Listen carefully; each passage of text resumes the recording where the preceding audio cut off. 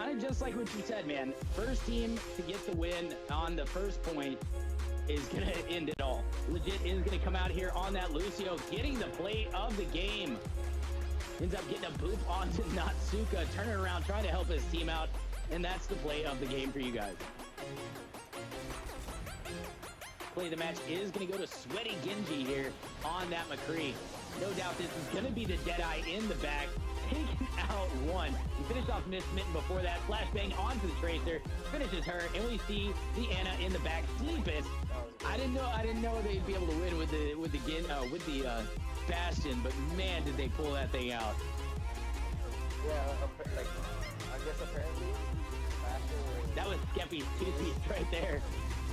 Yeah, Bastion is used on PC in certain situations. First game, they just, against Rupture, they just absolutely destroyed Fire Knights, faring no better against them. Here's gonna be the play of the game from the Mercy. Picks up 3, ends up flying in to help break down and surviving. Skeppy ends up getting some heals as well. They did, like I said, getting those key picks in. Gunshot, this is going to be that Deadeye in the back. I think he picked up 4 on this one, if I'm not mistaken. High Noon goes off. There's your 4-piece in the back. That's how it's done, sir. Ends up helping his team get 2 more. So here's going to be the play of the game coming out of Yuna Masaki. Over top, we're going to see the Graviton Surge come out here in a second, and it's going to be a triangle for victory here as he hammers into that thing. There he goes. He picks up 2 right off the bat, finishes off Gun. The next lobby, I am going to wait and see what Hog's accuracy is. It should show up in the cards. I would only hope. We're going to get the play of the game coming out of Six God. He's on the Hanzo over top, finishes off the Lucio, aims at the Reinhardt, helps take him out, aims down his sights, finishes off Skip. Yeah, it's good. Jobot with the pod. Let's see. This man got robbed a couple today, and this was not his only pod today. That is for sure.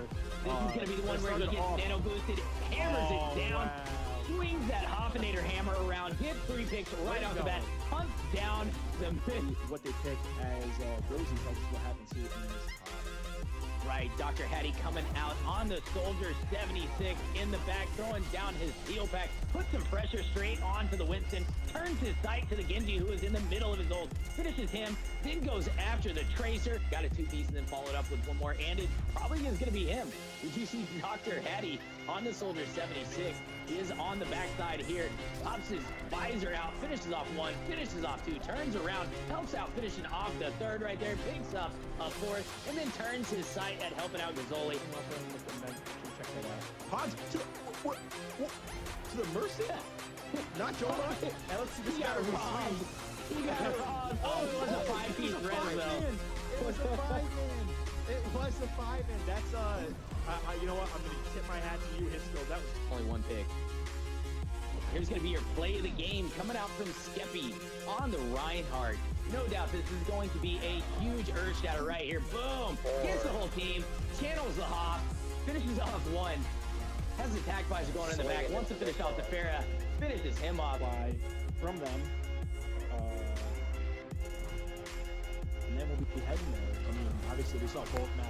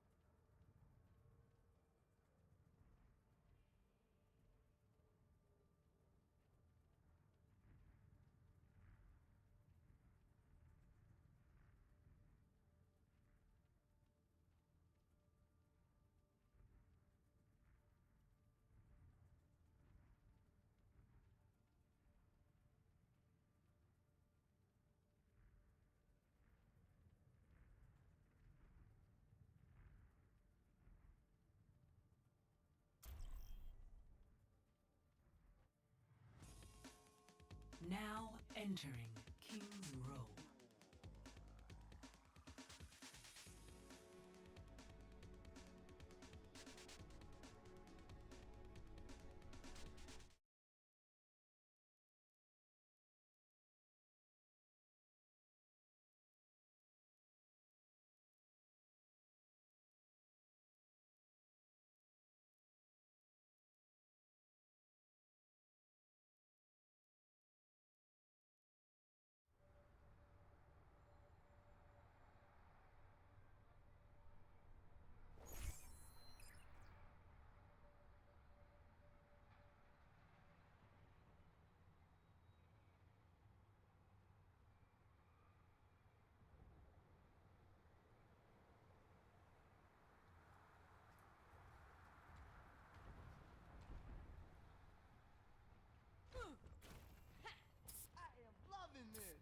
Move back.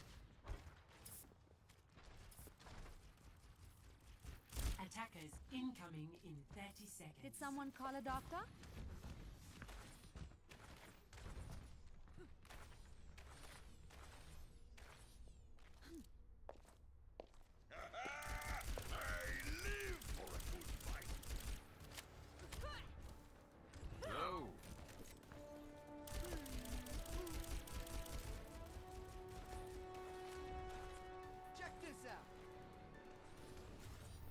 Attackers incoming.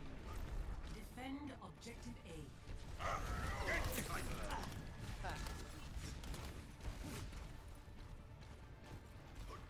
Pro level, at least from high level teams.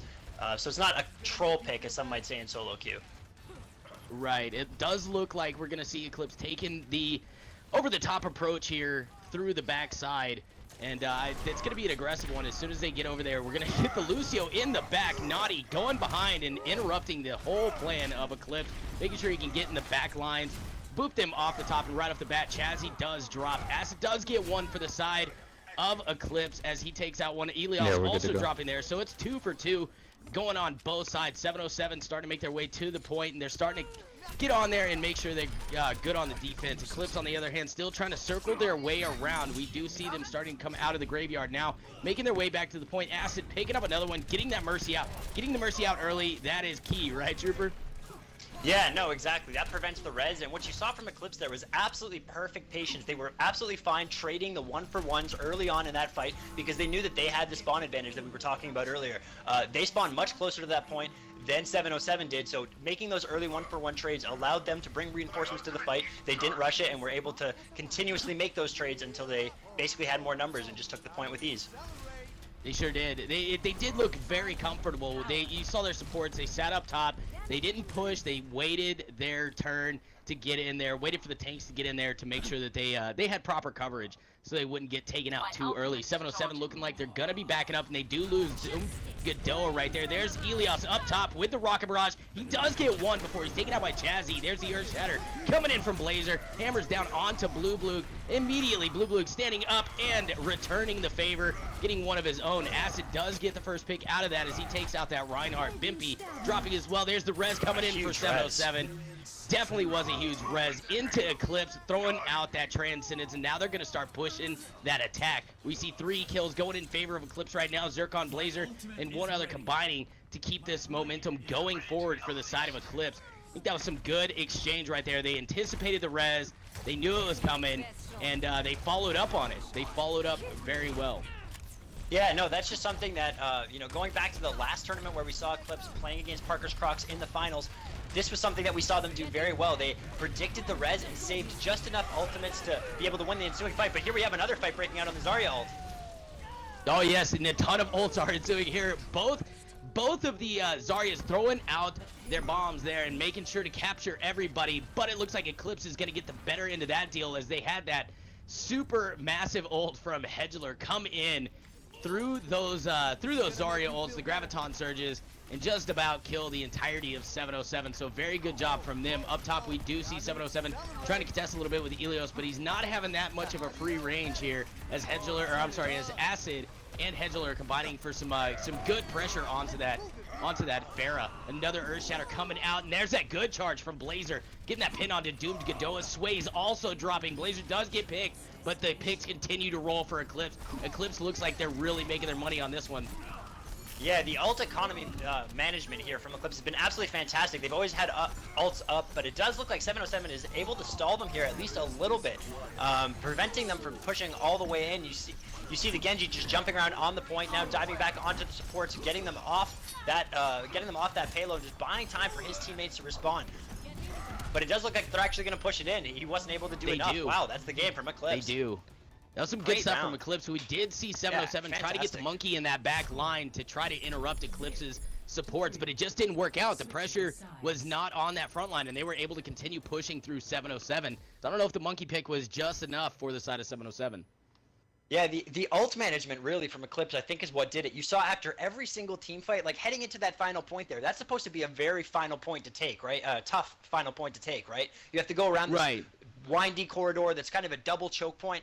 And they were able to do it because after that entire fight, they knew in that crazy Zarya, double Zarya ultimate team fight that they could save the Reinhardt ult. The team hugs. And then, yeah, exactly. They managed to save the Reinhardt ult, though, through that fight. So they had it up for the next fight. Reinhardt was able to use that when there was absolutely no ultimates available on the side of 707. And then on the other side, and then they also had the Zenyatta ult charging as well, actually. They definitely did. It was some good gameplay for sure out of Eclipse. In the chat, we got Jago saying, looks like 707 got Eclipse. Yeah, it did there for a minute, but they are going to have their turn at the attack now. So we'll see what they can do to push through this Eclipse defense. We do know that Eclipse has a pretty stellar defense with Oakley and Zircon in that back line, making sure to keep them up. They did great on the attack. I look forward to seeing them do it on the defense as well. Yeah, well, that was just an incredibly fast push, right? So now that puts a lot of pressure on the side of 707 because they have to push this very quickly. Because of how this map works, it's a hybrid map, right? So if they are able to push it, both teams are going to have a chance to recap this first point. And with the way it works, the system works now, just capping 33% of the point can actually earn you a win on that, right? So you need to have as much time as possible. 707 needs to move through this map very, very quickly in order to kind of give themselves a shot at actually winning this map. Oh, they definitely do. We do got some people asking some questions in chat. What is it? Melamo, Pablo, are all these games just everyone from top 500? A lot of these teams are definitely from the top 500, the players, that is. So some interesting gameplay going to be coming out from these guys. We have started off, though, 707 starting to make their approach. We do got the Pharmacy up top trying to rain some pressure down onto the back line of Eclipse. Shield damage going out on both sides of the fence. Both shields now breaking. Now Blazer gets his barely up. Doomed Godoa getting the first pick onto Hedgel right there. Now the onslaught starts as 707 really starts to put the pressure onto Eclipse. Both Reinhardts going at it. Blue getting the first one, taking out Blazer. He does drop to Oakley. That could be a little bit of trouble for the side of 707, losing that tank early, right? Yeah, but they did manage to lose it kind of right after Eclipse lost their Reinhardt. And actually, on the push, it was a pretty good job of splitting up the Eclipse tank line, kind of forcing Reinhardt and Zarya to go in and run away from the rest of the team.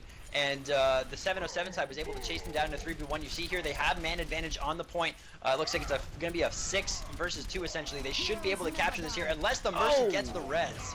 Gets the res. We did see a failed Earthshatter come out of blue on the 707 side of things. He went straight into the shield. Immediately 707 getting a res of their own. There's the Rocket Barrage through the Graviton Surge. He picks up a 2-piece before he ends up dropping. Sways is up top trying to get a good snipe down, and he does. Acid does drop. There's the breakdown coming out from the side of 707, keeping them alive as Blue continues to swing that hammer. Doomed Godot getting that pick onto Jazzy. Now there's one left, and it's going to be Lucio. They end up capping the point, and they're going to start this payload, moving through this street phase here in just a minute. 707 doing some good work, staying constant, keeping that pressure on the point. They knew they weren't winning the team fight, but they didn't give it up.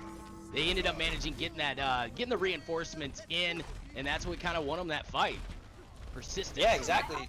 They used that numbers advantage, right? And it took them a little bit longer than it did Eclipse, but they still got it. They had to blow the ultimates, however, on that, so that's going to make this street phase a little bit more difficult for them because they're not going to have any ultimates at their disposal. Their Reinhardt does have an ultimate coming in soon, though, and so does their Mercy, so hopefully they can use those two ults to their advantage very soon to win this team fight.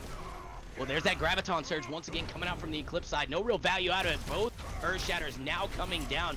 That's not really translating to any kills just yet. Blue and Blazer swinging hammers around in front of the point. Blazer getting the better end of that deal as he takes out Blue. Acid over top, trying to get some picks with that mighty soldier. Ends up getting nothing out of that. There's the res coming in from 707, bringing everybody back. Remember, Zircon does have his res ready to go on the Eclipse side of things, so look for that to come out here in just a minute as they already go down too. There's the Graviton Surge coming out from 707 and the res, just like we were talking about.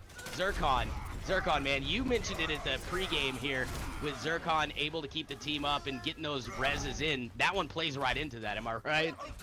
Yeah, he's been a fantastic support, and it looks like just really the fights have been going ult for ult, but Eclipse has just been able to come out ahead on these trades, and because of that, you know, saving their Mercy res for last, they had the man advantage and forced 707 to kind of regroup and fully push again. Most definitely. They were able to stabilize very well. We do see a good hook now coming out from the side of Sways, who's switched over. He switched a couple of times now. He went from, what was it? He went from the Widow to the Winston. Now he's on the Roadhog. He's trying to make a difference here. We saw him get a good hook on a Blazer, get him down, or I'm sorry, yeah, Blazer, and end up getting him down. Now the res does come in. 707 continues that pressure coming forward as they start putting everybody into that back corner. We do see the Graviton Surge from Eclipse. No translation to kills on that one. Sway's getting the next pick as he takes out Chazzy. There's the rocket barrage coming out from Elios, trying to clean up the point. There's no one there, though, to rain those rockets down on. Oakley is trying to survive, running away. Elias trying to chase him down, ends up converting that to a quick kill. Doomed Godoa finishing off the Mercy. They're going to be able to translate this to a quick cap, right? Yeah, definitely. It looks like they were able to win that fight pretty cleanly on the back of some nice kills early on, and the Mercy res came in as well, which helped them out quite a bit. But now, you know, the Mercy res is up on the side of Eclipse, and that's going to make it quite difficult unless they can get a really nice Reinhardt here ult here from Blue Bug. It's difficult. Right, we're difficult not really name to pronounce. Yeah, it definitely is. I'm sorry. The breakdown does come in for the side of 707. Unfortunately, they do drop 2 in that team fight. There's the third one. Acid taking out Nadia. Good dash from Hedge finishes off Elias, and they're going to continue pushing this through here. Zircon staying far away, making sure to be able to res if need be, but Chazzy picking up that 2-piece on Blue and on Bimpy ends all hope of 707 converting that one through here. Eclipse stabilizing on the point. Sway's picking up a 2-piece though. That's gonna be some good. Fight to go into. You're already up 2, and now you're gonna continue moving forward through the 4 that are over there. Do remember, Zircon's got his. Oakley's got the breakdown in case they gotta relieve the pressure. Also Hedge, just in case he's gotta zone people away, he can pop out that Dragon Blade. Maybe he can get Elios or somebody to get their ult out. There's that Graviton Surge coming out now. They do end up converting 1. Hedgler and Acid and Chazzy now combining for 3 kills for the side of Eclipse. And Doomed Godoa gets 1. Sways. There's that res coming in now from 707, bringing the team back. Rocket Barrage does go up, but he gets taken out before he can convert that to any sort of real damage. Seeing a lot of ults come out from the side of 707, but not much translation to Graveyard. Yeah, it's been really unfortunate. You know, the Genji actually had an ult. I was going to say on the last Lucio ult that we saw that kind of started this point off, the Genji was very, very close to his ult. If he had maybe saved that, they could have been able to do a little bit more with that fight. Instead, they lose 2 members instantly, and then Genji pops his ult kind of at the end of the fight because they thought they might be able to turn it. However, the members of Eclipse were playing it very safe, the members who remained alive, and had sat back on the point and kind of made sure that Genji wasn't able to get anything with that ultimate. So just... Right. Really, really unfortunate uses of the ultimates here from 707, not able to capitalize on some of those big ultimates that can be game changers. Most definitely. 707 really needing to put the pressure on here, but unfortunately, they did lose their tank in the start of that team fight, which chewed up a ton of time for the side of 707. Now they're losing people left and right here as we see Doomed Godoa end up eating a Flame Strike and getting taken out. Next one to drop is Blue, and they're pushing them. Eclipse just being very aggressive here. They're not giving any inches to 707 at all. Yeah, it looks like they're just trying to push them back all the way into the spawn there. Really try and stagger those spawns, which you see they just killed those 2 final members while members of 707 have already spawned. So that's going to delay the push another few seconds. And like we were talking about at the very beginning of this match, you know, even if 707 manages to score in overtime, they will not get an opportunity for themselves to attack the first point again. Whereas Eclipse will have 4 minutes and 11 seconds to simply get 33% on that first point. But here's a huge Graviton from Eclipse coming out right now. Oh, but in the backline, Hedge finishing off Naughty. He's got that Dragon Blade out. He gets his second one, taking out Elias. I think that was a good switch for Elias on the Soldier, but I don't know. He hasn't been doing too much. He was on the Pharah earlier. I think he should have probably stuck to the Pharah, got a little bit more spread damage for the side of 707. Maybe Hedge could have went into the back line and started cleaning him. Or, I'm sorry, maybe Doom could have gotten to that back line and started cleaning them up a little bit better. 707, they're not converting those kills. They'll get a ton of damage out, but then after that, it just seems like nothing else comes. We do see a good Earth Shatter from the side of Eclipse, and that is going to win this one for them. They've got 10 seconds on the clock, 707 does. I don't think they're going to be able to get back to the point. Eclipse might be able to walk away with his first round victory here. Yeah, well, definitely this first game victory. I mean, what we really saw there was like just beautiful ult coordination, and it's not just the ult use from one person and catching multiple people, but how they coordinated together. I mean, it does look like 707 is mounting one final fight here. They are trying to stay alive on the point, just contest it while they can, but they kind of have to run in at this point. They don't have time to wait for a final push, so they're running it one by one and just getting slowly picked off. There's a Zarya ult from Shazzy. My God, he gets those quickly. Right, he definitely does. He's good. He's the last one on the point, trying to stall things out with that Tracer. He ends up getting taken out by Jazzy. We do see Blue over there trying to get back, but that's not going to be enough. 707 dropping map number 1 here on Kings Row to Eclipse. Eclipse proving they want to be here. They were the winners in the last qualifier, so I do expect them to do some great work here. Yeah, I mean, Eclipse really, to me, based on this first game and based on what I've seen from them in the last qualifier, they really look like a team that has their teamwork down very well. Their use of ultimates, their synergy on their ultimates, is really what won them the game. I mean, I talked about earlier the Lucio kind of ulting just before the Genji had his ult, and the Genji ulting right after, whereas just a few minutes later, we saw Shazzy ult multiple people, and then Hegler came in and Genji ulted and got an instant double kill, which for Genji is beautiful, right? Everybody's stuck in one spot. Definitely. It's easy, very, very easy to get those cleanup kills. So you really see that coordination and teamwork coming out from the side of Eclipse that I think was a little bit lacking on the side of 707 that game and might have cost them that one. Most definitely. Well, we're going to be moving into map number 2. The loser of that one, which was 707, they're going to have their choice between, was it Li Jiang or Route 66. Personally, I'd love to see some Li Jiang. That's kind of what I like to see. What are your thoughts on what 707 should do? Do you think they should go with that capture King of the Hill kind of mentality, or should they try again on a payload kind of map? I don't know. I mean, I personally would probably go with the King of the Hill just because it's very different. And I think after a loss, like that wasn't a very narrow loss, right? That was a pretty staggering one-sided. One team rolled through the map and the other team really looked like they were having problems. Even through the streets phase, they got stalled a little bit, which is traditionally the easiest part of the map to walk through, right? I would probably opt for a King of the Hill if I was them, just because it's something completely different, a completely different style of play. And perhaps you can get the victory there, and that can give you a lot of confidence heading into the game, into the third and final game. Most definitely. I couldn't agree more with you on that one. Definitely needing a change of pace is what I think they would benefit from. Change it up, make sure to maybe it'll put Eclipse on their heels a little bit. We don't know how well Eclipse is going to translate to some victory on Kings of the Hill, but they do well on payload. We've already seen that, so hopefully they'll continue to do so in either map that gets picked, and we'll continue on through this tournament. Yeah, I mean, they're definitely, these early games are really important, and if you can win this series really, really quickly, that gives your team a lot of confidence, right? Especially in a long tournament where you have to play a bunch of games in a row like you're going to have to tonight to win that money. You really want to win those early series as quickly as possible so you don't fatigue yourself. You want to save the stressful situations for the finals, right? You don't want to be stressed out all night. Most definitely. Let's see if we can get one of these guys to decide on a map here. Who is the captain? I think it's what? Ilias? He is the captain. I'm going to Li Jiang. Just a second. Oh, we're going to Li Jiang. Okay. Sounds good to me. I'm glad we got that all sorted. So Li Jiang, this is going to be a best of 3 series. Moving on into the semifinals is also going to be a best of 3, and then the finals is going to be a best of 5.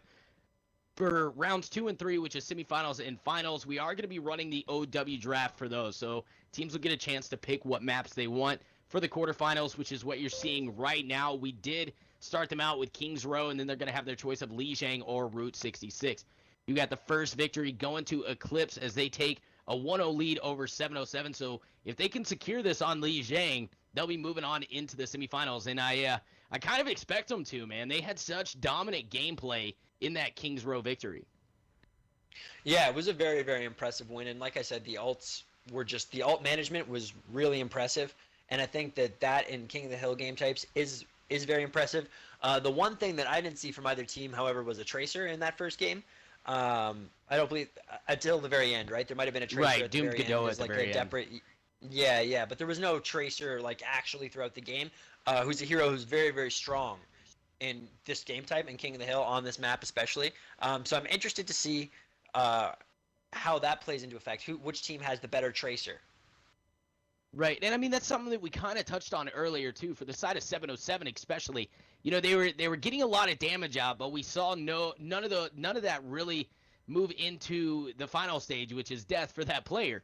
They weren't able to clean up the damage. It wasn't focus fire, and they didn't have that back liner. We did see the Genji trying to get back there and do some work, then Tracer towards the end, but they just didn't have enough damage going out on that back line because Zircon and Oakley are just spectacular support. So getting back into that back line to finish them off is something you have to do when you're playing at this high of a level. Yeah, and especially, you know, on Lijiang Tower, Lucio especially can be such a dominant pick, right? Because the 2 of the 3 maps, he can control an area or a path to the point with his boop and just knock people off. So if you don't have people who are frustrating the supports and making them kind of fear for their life, they're going to make you fear for yours, which is not what you want, right? You don't want their supports being an extra threat. You've got enough to deal with their DPS and their tanks. Oh, yeah. You definitely do, especially when you're talking about a team like Eclipse, you know. They've got that frontline pressure, and they've also got that backline. Oakley and Zircon able to handle their own in that back line. So, going to be something to look out for. This map, not as much as the other 2 for Lijiang, but this one can still be pretty good for zoning when it comes to Lucio. You've got so much ability to get out of the way when it comes down to it. You can jump over the center walls. You can ride that center area as well. So, something to look forward to when you see these Lucios play in here. Yeah, definitely. This is actually the worst map for him, unfortunately, on this series. So we're gonna have to wait a little bit, I think, to see people flying off and hear him go boop. I wonder how many of them got that voice line. It's the new voice line from this series. I think that's gonna Stealing become it from a staple. Somber, right? Oh yeah, it's gonna become a staple for sure in the competitive pro scene. After those pros get those boops, you're gonna hear him. Definitely. So I'm looking forward to that, but unfortunately we don't get to see it this series. Some pretty standard comps coming out from both teams. But we have the Zarya we have the D.Va instead of the Zarya, rather, coming out on the side of 707. Right, so it looks like they're going to go with the Zarya Winston kind of combination for the side of 707. On the side of Eclipse, they're going to be running the Winston and Zarya instead of the D.Va. So we're going to see how that works out for both of them. Both teams now trading blows. Sway's equalizing it out here, taking out Chazzy. Naughty does drop here as they start swinging still on the point. It is 3 versus 3 on the point. Egler getting one onto Bimpy, but he's in some trouble. Doomed Godot Blue also in some trouble here. Sway is getting a pick onto Oakley. The point could fall either direction at this point. The Tracer should be a pick here for the side of Acid. He needs to get in that back line. He has to get in that back line and just antagonize 707. And then they're going to win the team fights. That's what's going to translate. Eclipse has to get into that back line. Acid already with his pulse bomb ready too.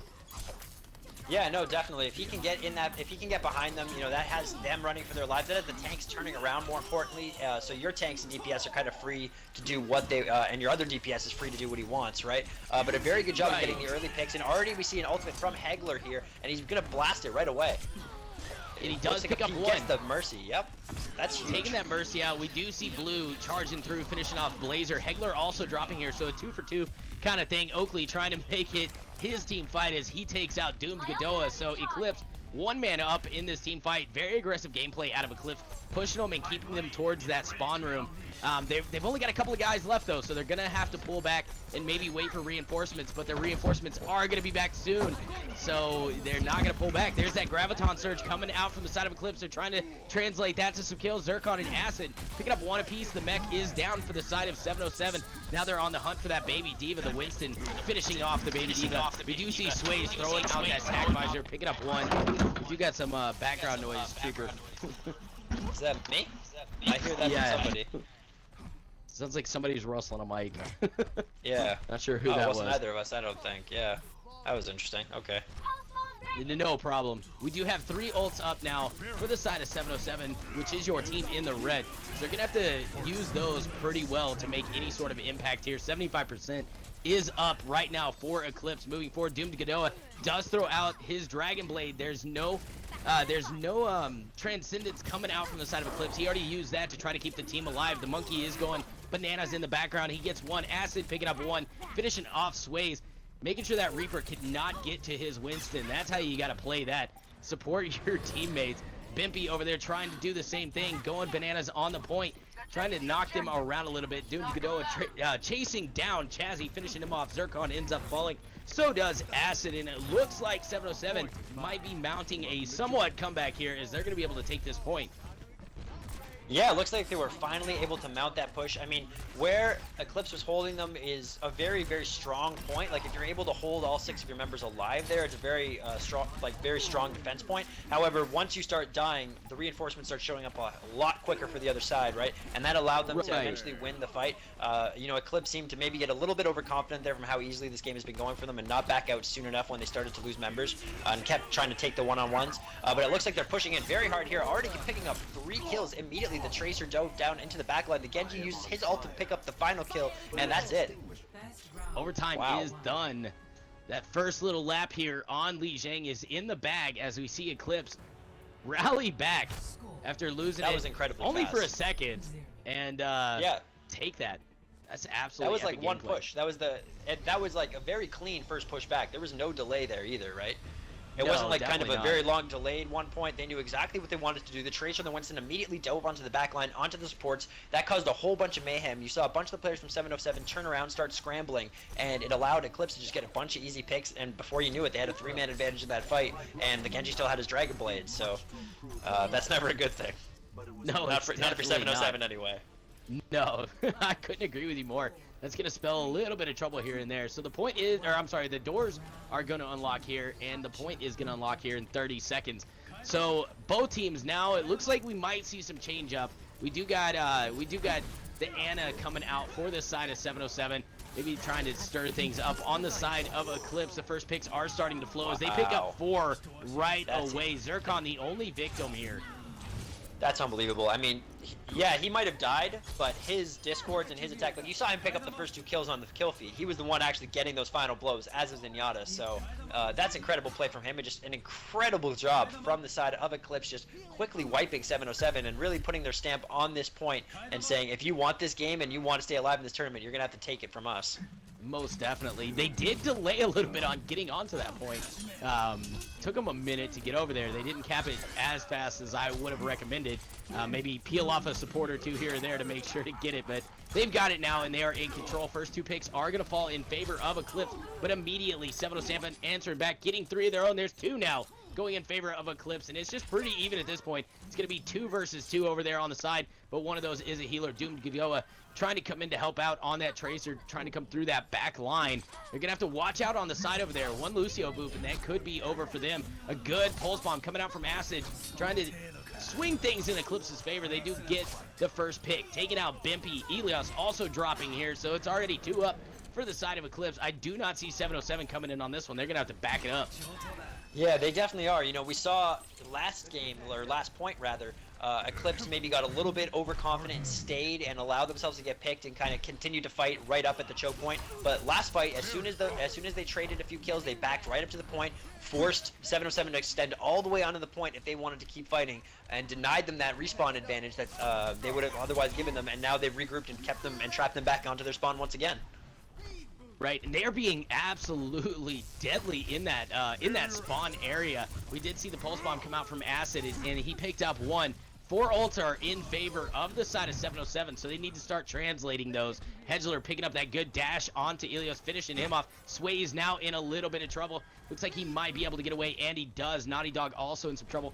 Having to or Naughty Deacon rather, sorry, not Naughty Dog. Able to save himself a little bit here. Sway's going over top, trying to translate some kills. There's that Dragon Blade now coming out from the side of Eclipse, and he picks up 1, finishing off Blue. The whole hog coming out from Bimpy. He gets 1. Blue getting 1 as well. That Transcendence coming in now to save a little bit here, as well as a breakdown. Graviton Surge going out. Nobody there to capture him. Overtime timer is ticking down. Finish off that Lucio, and you'll take it. They do. Overtime finishing off here in just a second. Doomed Godot trying to stall things out. It's not going to work out too well. Now the Diva coming in. Graviton on the side of 707 trying to save themselves. Vimpy out of the mech, taken out by Zircon. They are just trickling in, and Eclipse making them pay for it. That's going to be over. Lap number 2 in the bag for Eclipse. Yeah, unfortunately at the end there, you don't really have any choice, right? Once it gets down to those final 5 or 10 seconds, you kind of just have to sprint in, try and contest it as long as you can. But unfortunately, no player on 707 was able to start getting picks, kill 1 or 2 of the players with them, and therefore it just kept being, you know, 5 versus 1 versus 5 versus 1 versus 5 versus 1. Nobody that could from 707 could get there fast enough. Right. And that puts their backs up against the wall now. Well, they have to win this one, or they are packing their bags and waiting for the next tournament. So Eclipse, very, like we said at the beginning, Eclipse just very dominant gameplay. They seem to be utilizing their ults a lot better, getting a lot more out of them than 707. Yeah, no, definitely the team coordination seems to be much better. You see a lot less people getting away with very low health as well. And they just do an excellent job of zoning the Mercy. Even if they don't kill the Mercy, they force her into a situation where she's not able to safely heal anybody, so she's not able to really charge her ult as fast as I'm sure she'd like to. And on top of that, she's usually not in position to be anywhere near ult range, safely at least, in these key fights. Yeah. So now Eclipse trying to make their way to a victory. They do get 2 picks right here, but they did lose a couple in the team fight. Oakley finishing off. Bimpy Hedgeler does end up eating the ground over on the side, falling off the map. Oakley gets finished off, and it looks like it's going to go to 707 for this first point. Yeah, it was a good first early win for them, and that's really important because this is the the last point for them to make a stand. If they lose this, they're out, and for them to capture it, that gives them the momentum. However, here's a full push, and already 2 members of 707 getting taken out. Tracer doing an excellent job. Acid there, managing to kill the support, like you said, getting onto that back line. He's doing just that, and eliminating the Lucio makes it an easy team fight win, and they take control of the point. They definitely do. Chazzy does drop by that Pharah, but they should have enough to make things up on the Eclipse, and if they can pick off 1 or 2 here, maybe a good boop coming out from Oakley would have done it, but it looks like 707 is going to start making their way to the point. It doesn't seem like Eclipse is really concentrating as much as we've seen them in the past fights. Correcting me if I'm wrong on that one. Eclipse, they look more spread out than they did previously. We see a lot more 1v1 fights than we usually do out of Eclipse. If they team up and move in together, you think that'll spell victory for Eclipse? Yeah, I think they're just also playing a little bit overconfident. I mean, they were holding it up very, very aggressively there. When the other team has a Pharah, and hiding on that grassy area and that bridge is usually not a good idea when the other team has a Pharah. She can boop you off. She can do a lot of damage out in the open. So I think they're just playing maybe a little bit aggressively because they have such a big lead in the series and in the game, and getting caught out just a tiny bit. But it looks like they're making a big push here, but it looks like they're actually not going to be able to get much. You see the Roadhog ult and the Lucio ult kind of preventing them from being able to walk in here. There's that Graviton Surge now coming in from Eclipse. They need to translate some kills on that one. It looks like they pick up a 2-piece even through the Mercy res. Now they're continuing the kill streak as Hedgeler finishes off Bimpy. Acid trying to track down the last remaining one, which is Doomed Godot, as well as Blue still over there. He's being chased down, though, by Blazer on that Winston. Looks like they are going to get both of those kills and turn the point in favor of the blue team here, which is Eclipse. 67% on the clock for 707, and now ticking up is Eclipse. They are going to push forward once again, like you were saying, very aggressive, and they do lose their Zenyatta. That was what you were just talking about. You don't want to leave that open for the Pharah to be able to boop you off, and that's exactly what happened. Yeah, and they lost Lucio there as well. He actually ended up falling off the map. I didn't see quite how that happened. Maybe he got booped off as well, kind of while he was jumping, or I'm not entirely sure. But it looks like they, losing both your supports right away, that makes a very difficult fight to win. Despite Hegler here popping the Dragon Blade, getting a kill along with Shazzy. It does look like they're able to hold this for quite a while, which is actually quite impressive without any healers at all on the team right now. Well, I mean, they did have Zircon come in and try to save things a little bit with that Transcendence, and now they're starting to really trickle up those kills as we see Eclipse. Very dominant gameplay. They were down 2 supports. Zircon coming in late in the team fight, able to get out that Transcendence and keep the remainder of his team alive through that team fight, and then the rest of the team comes in and cleans up. They haven't learned from their mistake, though. They're going to keep on that bridge and keep covering that. There's a Graviton coming in now for the side of 707. Elias up top. Rocket Barrage gets one, and he got a second one. Taking out Oakley. There's the third. Finish off Heg. This is a one-man show for the side of 707 as Elias is just really taking it to him. Sway's able to capitalize on Blazer's mistake, finishing him off, and now it's going to switch over to 707. That's just, like you said, man, you can't continue to hold that 1 point. If they were holding in, they're giving the Fair too much free reign at this point. You know, yeah, get yourselves very inside. Disrespectful. Yeah, Right. definitely. They're being very disrespectful to Elias right now, and he is making them pay. I mean, he has been the reason that this game, this third point, has been so close, and has been the closest part of the series we've seen so far, for sure. Well, now we got a Huge Graviton Graviton surge ult. coming in from the side of Eclipse. They do get one and a second one. Elias dropped. There's Blue, ended up dropping. The res does come in from 707. Maybe some relief of pressure, but there's the Dragon Blade from Hedge coming in, trying to translate to some kills here. He's on the hunt, finishes off Vimpy. Overtime timer is ticking down. It's 98% to 99%. 707 desperately needing to win this, but it does not look like it's going to go that way. Looks like Eclipse is going to be able to hold this thing on. Sways is still in the back. Yeah. Doesn't make it in time. Eclipse is going to be moving on to the semifinals. Yeah, that was a very impressive display from Eclipse. I mean, despite the problems they had on that map, and it's hard to say whether that was, you know, actual errors, and maybe that's one of their weaker points, and something for future teams or teams that are going to be playing them today to look to exploit this map and game type in particular. Or whether that was just overconfidence, you know, and them just kind of going, guys, we got this, we're better than these guys. Because like you said, it looked like they were kind of looking for one-on-ones a lot, and unfortunately they weren't finding one-on-ones, they were finding one-on-twos with Ferris shooting rockets at them from the sky. Right. So it's pretty hard to win those a lot of the time. However, you know, they were still able to win a team fight 4v6. So what that tells me is Eclipse has got incredible teamwork and coordination, just fundamentally, just in terms of who to help out, and definitely you see Shazzy's Zarya plays fantastic. Definitely, his bubbles make a big impact in those skirmishes. Most definitely. So that was a pretty astonishing victory here for Eclipse. 2-0 over 707. They're, like I said, they're gonna be moving on into the semifinals. We're gonna go ahead and report and update the brackets here. A little bit of an update.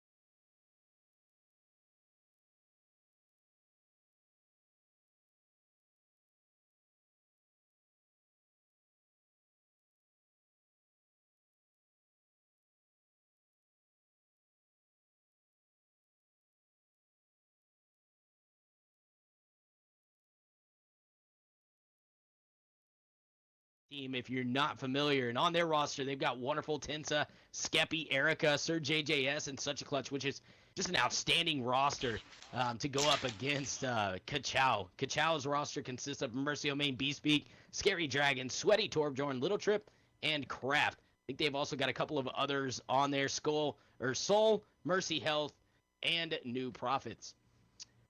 We're gonna have to see. Interesting. Where So we're they have a gonna go. 9-man roster. Yeah, they've got a couple of people on there that probably don't need to be, that they're probably not going to use. But better safe than sorry, right?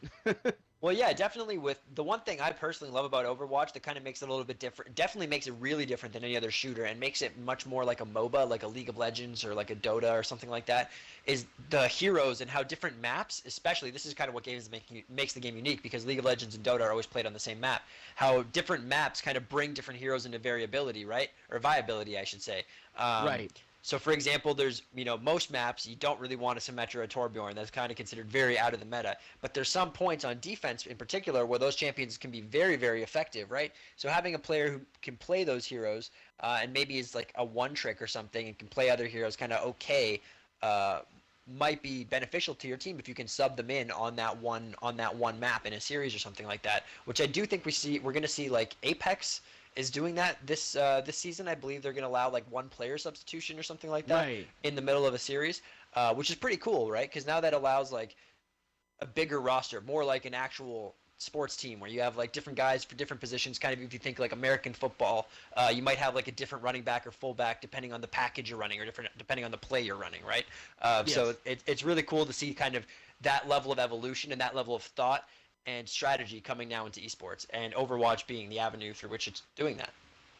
Yeah, they're definitely setting some sort of precedence here when it comes down to the esports world with the addition of the Overwatch League that Blizzard's trying to put on.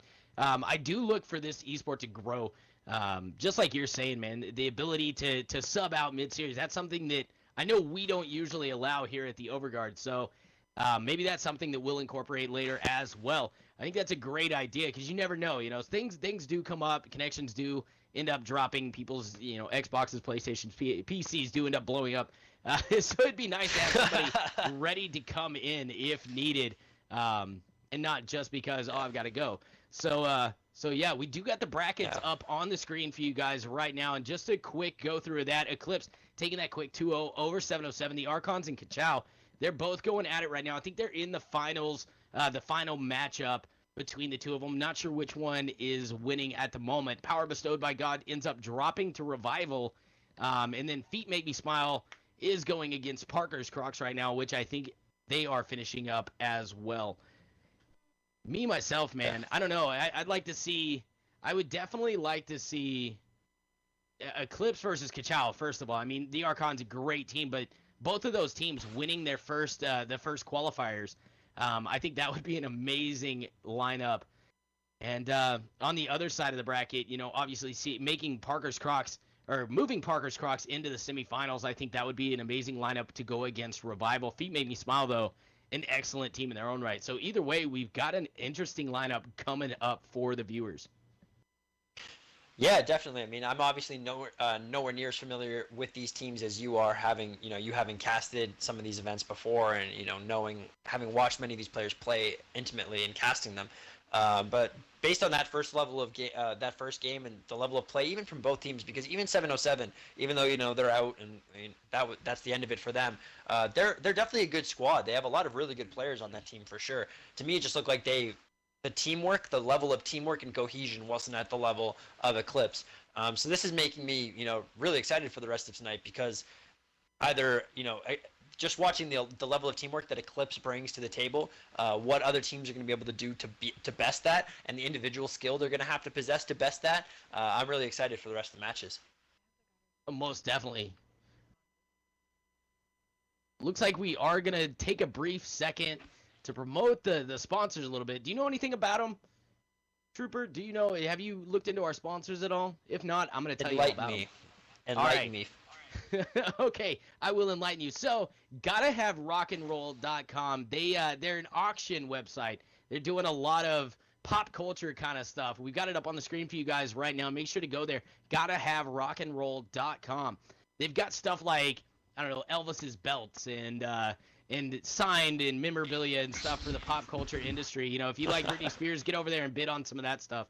And they're donating $1,000 for this tournament that we're fighting for right now. So that's what everybody's playing for. Make sure to go visit GottaHaveRockandRoll.com. You see it up on the screen right now. I think we got some lingerie coming up on the screen every once in a while.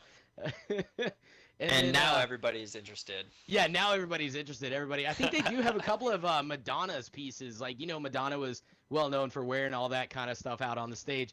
I think they got a couple of pieces of hers up for bid as well. Pretty sure they were worn. Insane. So if that's your thing, do that. The other sponsor that we do have to talk about is going to be G Fuel. G Fuel donating in $600 worth of merchandise. So each winner each player from the winning team is going to be walking away with one tub, one shaker, and a hat for taking a victory. All that totaling out to $600. So big thank you to G Fuel. Make sure to use code STRIATUM, STRIATUM, to get 10% off all of your G Fuel products. Those guys, both Striatum and G Fuel, big shout out to both of those guys, Striatum, helping us out, talking to G Fuel and making them aware that we were having this tournament today. But back to the Gotta Have a Rock and Roll thing. I got to shout out a little bit more of their information here.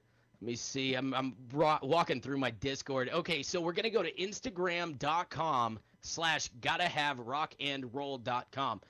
And the other one is facebook.com/GottaHaveRockandRoll. Make sure to throw a like on all of their stuff. Follow their pages, guys. If you want stuff like this to continue, tournaments like these, we got to show love to the sponsors. So make sure you let G Fuel, make sure you let GottaHaveRockandRoll and all of those guys, as well as Stridum. We are Stridum is their Twitter. Make sure you send follows out to all of those guys. While you're at it, make sure to slap some follows on to the Overguard stuff.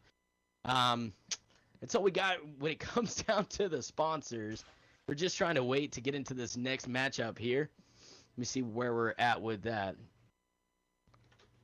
Give me just a second to see where we're at.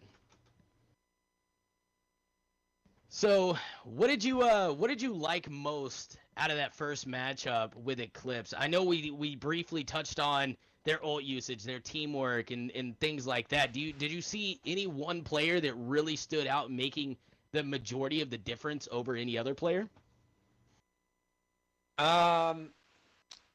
It's hard to say, because I think a bunch of players on Eclipse are super talented. Acid is clearly a very, very skilled DPS player. He was constantly able to get into the back line and do what he needed to do, essentially, against very talented opposition. So I really enjoyed watching him. Shazzy, I mean, I said it multiple times, during the series itself, like, he's a very, very talented Zarya. So he was really, really fun to watch. Just the speed with which he got his ultimates, the amount of damage he seemed to consistently be doing. Very impressive play overall. But then, Zirconate, I'm not entirely sure how to pronounce that. Forgive me if I butcher your name. I am so sorry. People butcher my name all the time. I feel your pain. Send me the phonetic spelling, and I will never do it again. No problem. Don't even worry about it, dude. Like I said, I'm like the king of messing up names. There's even like a hashtag support Gozy thing that goes on in our Twitch chat. So don't feel bad. Do not feel bad at all. It does look like we're moving on, though. From what I'm seeing, we are getting one of the teams into the lobby right now. We're going to be moving straight into the semifinal matchup, which is absolutely spectacular. Just to update you on who's going to be in here, I'm pulling up the brackets right now. Archons ended up 2-0ing Kachow, Archons' Tensa's team. They, I think they made it to the semifinals in one of the qualifiers and ended up getting a forfeit loss because they had too many disconnects or something happened. So the Archons, we really didn't see them very much in the qualifier, but they did take out the winner of one of the qualifiers, which is Kachow. So that's pretty exciting. We're going to be seeing Eclipse versus the Archons. The Archons, it looks like they're going to be in red, and Eclipse looks like they're going to be in blue. That could change, though, if it's up on your screen right now. We should be cutting to that screen here in just a second. We're going to be going to the OW draft to get these teams to vote on what they want to do. I'm going to get that up really quick so that we can get that going on. We got the Archons versus Eclipse. All right. Give me just a second. I'm going to pass that over to you, Bella, and you'll be able to observe with us. I'll also get you, Trooper, in there. Perfect. Let me get the observer link for both of you guys. I'm in a lobby as a spectator currently. I don't know if it is the right. No. I'm talking about the link. If you look on Discord, you just got a link for the OW draft. That's how we're going to be map voting to see what maps we go to. They're going to be selecting 3 maps. They're going to dwindle it down. Taking turns banning matches. You're not too familiar with it. This is kind of your first time here, right? Yeah, well, I'm definitely familiar with the map kind of pick and ban type of scenarios, but I don't know exactly how you guys do it, so I'm excited to see what these teams pick, because you can kind of learn a lot from a team based on what they like to play and what they don't like to play. If there's a certain theme of map or something like that kind of comes out, or one map they particularly don't like, it's kind of interesting. And also, seeing an upset early on, a semifinals winner take out a qualifier winner, a semifinalist take out a qualifier winner. That's kind of what I love about the game being so young and about the scene being so young. It's kind of unpredictable. You have so many really talented players that are undiscovered, and these kind of tournaments are where they can make a name for themselves, right?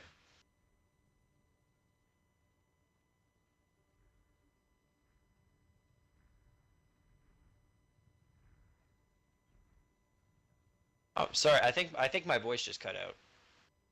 Did I just like stop speaking mid-sentence there? Yeah, I no longer hear Boise. Oh, I'm here. I'm sorry. I was trying to get the links okay. out to make sure all the teams were able to join in. Make sure to go ahead and check out that OW draft. It should be up on your screen here in just a second as both teams starting to move on. Eclipse already in the lobby. Archons still waiting for them to join. Bella, you got the link, correct? Okay. All right. Awesome. So Archons will be joining here in just a minute. We're going to get this underway for you guys. It's up on the screen. You'll be able to see each team vote and where they want to vote. Looks like Archons just joined in, and they're going to be first up to ban. So how it works is they're going to pick them out, and it's going to be removed from the playing field. Eclipse does the same thing, and they keep going back and forth until we get to the final 3 maps that these teams want to play on. So it's a very fair system. Both teams able to decide what they want and what they don't want. Ilios going out first, so none of that jazz. Watch point brought to the next one out for the side of Eclipse. What would you like to see these teams play on, Trooper? It's tough. Ilios is my favorite map, so the fact that they've kicked that out already is I'm kind of sad already. But you know, you that's gotta get okay. used to that one. Yeah, I really like Route 66. I think that's a really fun map to watch. Numbani, I really would like to see as well, but I don't think either of those have been banned just yet. So I don't know. To be honest, I really like a lot of the maps in Overwatch. You know, for a game that has so much map variety, I would have figured that half of them would not be good. You know, if you play like Halo or Call of Duty or something like that, like there's a competitive map pool that's about a fifth of the size of the actual map pool in the game because the rest of them are just seen as not balanced or good maps. But I have to say, almost all the maps in Overwatch are pretty well designed and seem very well balanced. Pretty well balanced, you know, yeah, you have Eichenwald that's very defense heavy. But that's the only one that I can think of. They That's updated that like, one too, though. Yeah, they did. They made that one better. Definitely. They made the first point a little bit easier. I just think that second point, even like most Streets phases, when you think of a payload map, you think of that second point as kind of like a gimme, right? You don't see many teams getting stopped in that second portion of the map. But in Eichenwald, because it's just such a long choke point, like it's just one big long Reinhardt corridor, right? They can kind of catch you anywhere along that bridge. So most teams kind of have 2 places to mount a defense. They can kind of stop you at the bottom, and then even if you wipe them there, they can get back fast enough to fight again at the top of the bridge, or at the top of the drawbridge, right before you kind of clear that checkpoint. And then you, as the offensive team, spawn really far away there. So it's a very defensive-heavy map.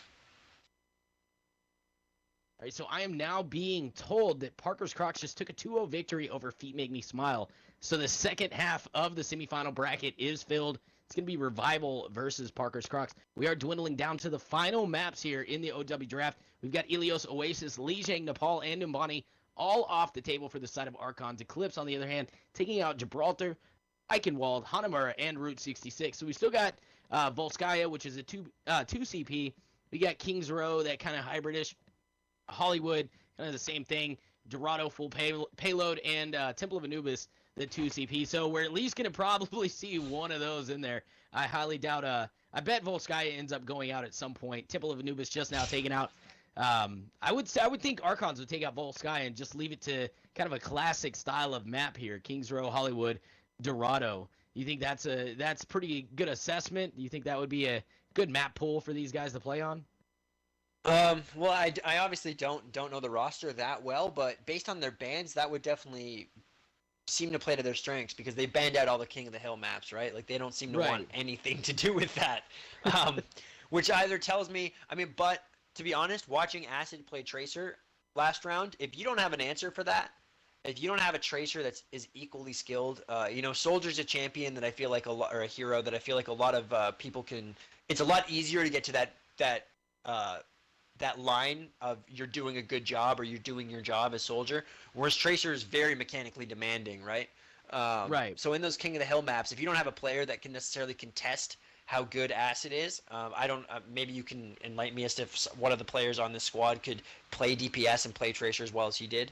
But otherwise, maybe you just say, okay, King of the Hill is not going to go very well for us. Let's stay to the payload and the hybrid maps where it's more where we don't have to necessarily pick that and it's not a Tracer war. Most definitely. I'm excited to see what these guys got. It looks like we're going to be going to Kings Row once again. Very standard map for all these teams. It seems to be one that all the teams like to play on. Very balanced map when it comes down to it. The one thing that I do like about Kings Row, though, is we've seen it time and time again on the console side, and I've experienced it on the PC side. Once you get to a situation where your back's against the wall and you're through overtime and you're sitting on that payload, we have seen multiple teams carry that through all the way to the end. It is such an easy map to get that sort of snowball effect going. Is that something you've noticed as well? Yeah, it's definitely something that I've seen. Like you said, you see it a lot on this map, even at the highest levels of play, which is kind of like, what's going on here, guys? Isn't that like stop trickling in thing supposed to stop at top 500? But right, even you saw it at Apex with some of the absolute best, undisputed best players in the entire world, right? And you still saw that happen multiple times in that tournament. So I'm not sure what it is about this map. Maybe the second phase is kind of weird, I think, because if you can get far enough up that you can kind of get up onto the ledge and kind of get behind them, especially if you're playing like a soldier or a Pharah or something, right? So then that way when they're kind of winding through it, you can pop like an aimbot or something like that from behind them and from above. You can do so much damage. And I think sometimes trying to go for that setup where you can go, okay, we can stall them in the second point for a long time. Right. Going for that overextension, if you don't get it, maybe if you're a couple seconds too late, they spot your guy, they spot your flanker, that can just cause this massive snowball effect that almost seems impossible to recover from. It really does. So they're gonna have to be on the lookout for that kind of stuff. If they even let it get that far. Both of these teams, though, very talented. I think this is either gonna be one of those hard fought ones or I know it's kind of just odd to say it's gonna be either or because obviously it's gonna be either or, but it's either going to be just this hard-fought victory between these two, or it's going to be just totally one-sided. And I don't know who I would lend favor to, Eclipse or Archons. Both of them just have so much talent. Erica playing the support for the side of the Archons. We've known her joining a bunch of teams. Tensa as well. Just such talented players, wonderful, such clutch. Skeppy and Sir JJS, all so talented. And we've already seen the side of Eclipse, so we know the talent level of those guys. We're going to be changing the team names here in just a second to reflect what teams are kind of where. It looks like we're going to be switching to offense and defense. Eclipse is going to be on the offense first, and Archon's going to be on the defense to start us off here. Bear with us while we flip things over here in just a second. Well, yeah, it doesn't surprise me at all that you see Eclipse wanting to take offense. They played so well last game on this map, going through the entire map in 4 minutes, and just, I think if you're them, you just want to replicate as much of that feeling and as much of that last run through on this map as possible, right? So I wouldn't be surprised if we see the exact same comp come out of Eclipse, the exact same start, and just see if that carries through for them, because when you cap the entire map in under 4 minutes, I mean, they give you 4 minutes to cap the first point. Right. So when you go through the entire map, that puts tremendous psychological pressure. It's what we were saying, right? As soon as they do that, you can't just cap it. Like, you can't just cap it in overtime, because if you cap it in overtime, you still 99.9% lose, right? Hey, how am I adjust these team names? I'm not sure how you adjust the team mains. Yeah, well, whoever's the leader, I think, has to do it. Killicon. I'm the leader of lobby, and I don't have an option to. Okay. Sorry, guys. We're trying to figure out how to switch the team names up top. Give us just a second. But once again, this is going to be Eclipse versus Archons. The Archons is going to be the team in blue. Eclipse is going to be the team in red. So give us just a second to figure out the whole name thing, and we'll get this match underway. We're ready to start whenever the protection team is. We're just waiting on that. Looking forward to this gameplay. Obviously, you're going to see. I'm not sure who the other support's going to be for the side of Archons. Can't remember who's the other support for them. Do you know, Bella, by chance? For the side of Archons, we didn't really see too much of them in the qualifiers, so figured I'd ask before I made too much of a fool. But we are going to definitely see Erica on one of the supports. She usually plays either the Mercy or Lucio, so very slippery when she's on that Mercy. A little bit less so on the Lucio, but she still does a good job on that one. It's really cool to Looks see, like we're just gonna you know, have to to see a deal with girl it here. playing it. Really cool to see a girl playing at this level too. You know, you don't see too many females playing at the highest levels of competitive play, and you know, being in all male tournaments and stuff like that, or not all male, I should say, but open tournaments. So it's really cool to see a girl playing at this level and thriving and doing well. Right. Well, you come from other games too, right? Yeah. I mean, I've been around esports for a while. I come from a League of Legends, Halo, a little bit of Call of Duty, and there hasn't been too many. I mean, in League of Legends, there was a female player that kind of made it to like the top ranks of challenger teams. I don't know if there's ever been one in the LCS. I don't believe there might have been one. There may have been one female player in the LCS at one point. But it's not a very common thing, right? Back in the old days of Halo, there were a couple, but again, not very common. So it's really cool to see one competing here at such a high level in such a new and upcoming game like Overwatch too. Right, and that's kind of what we were touching on earlier. Is it's just such a, it's making its rounds in regards to how things go.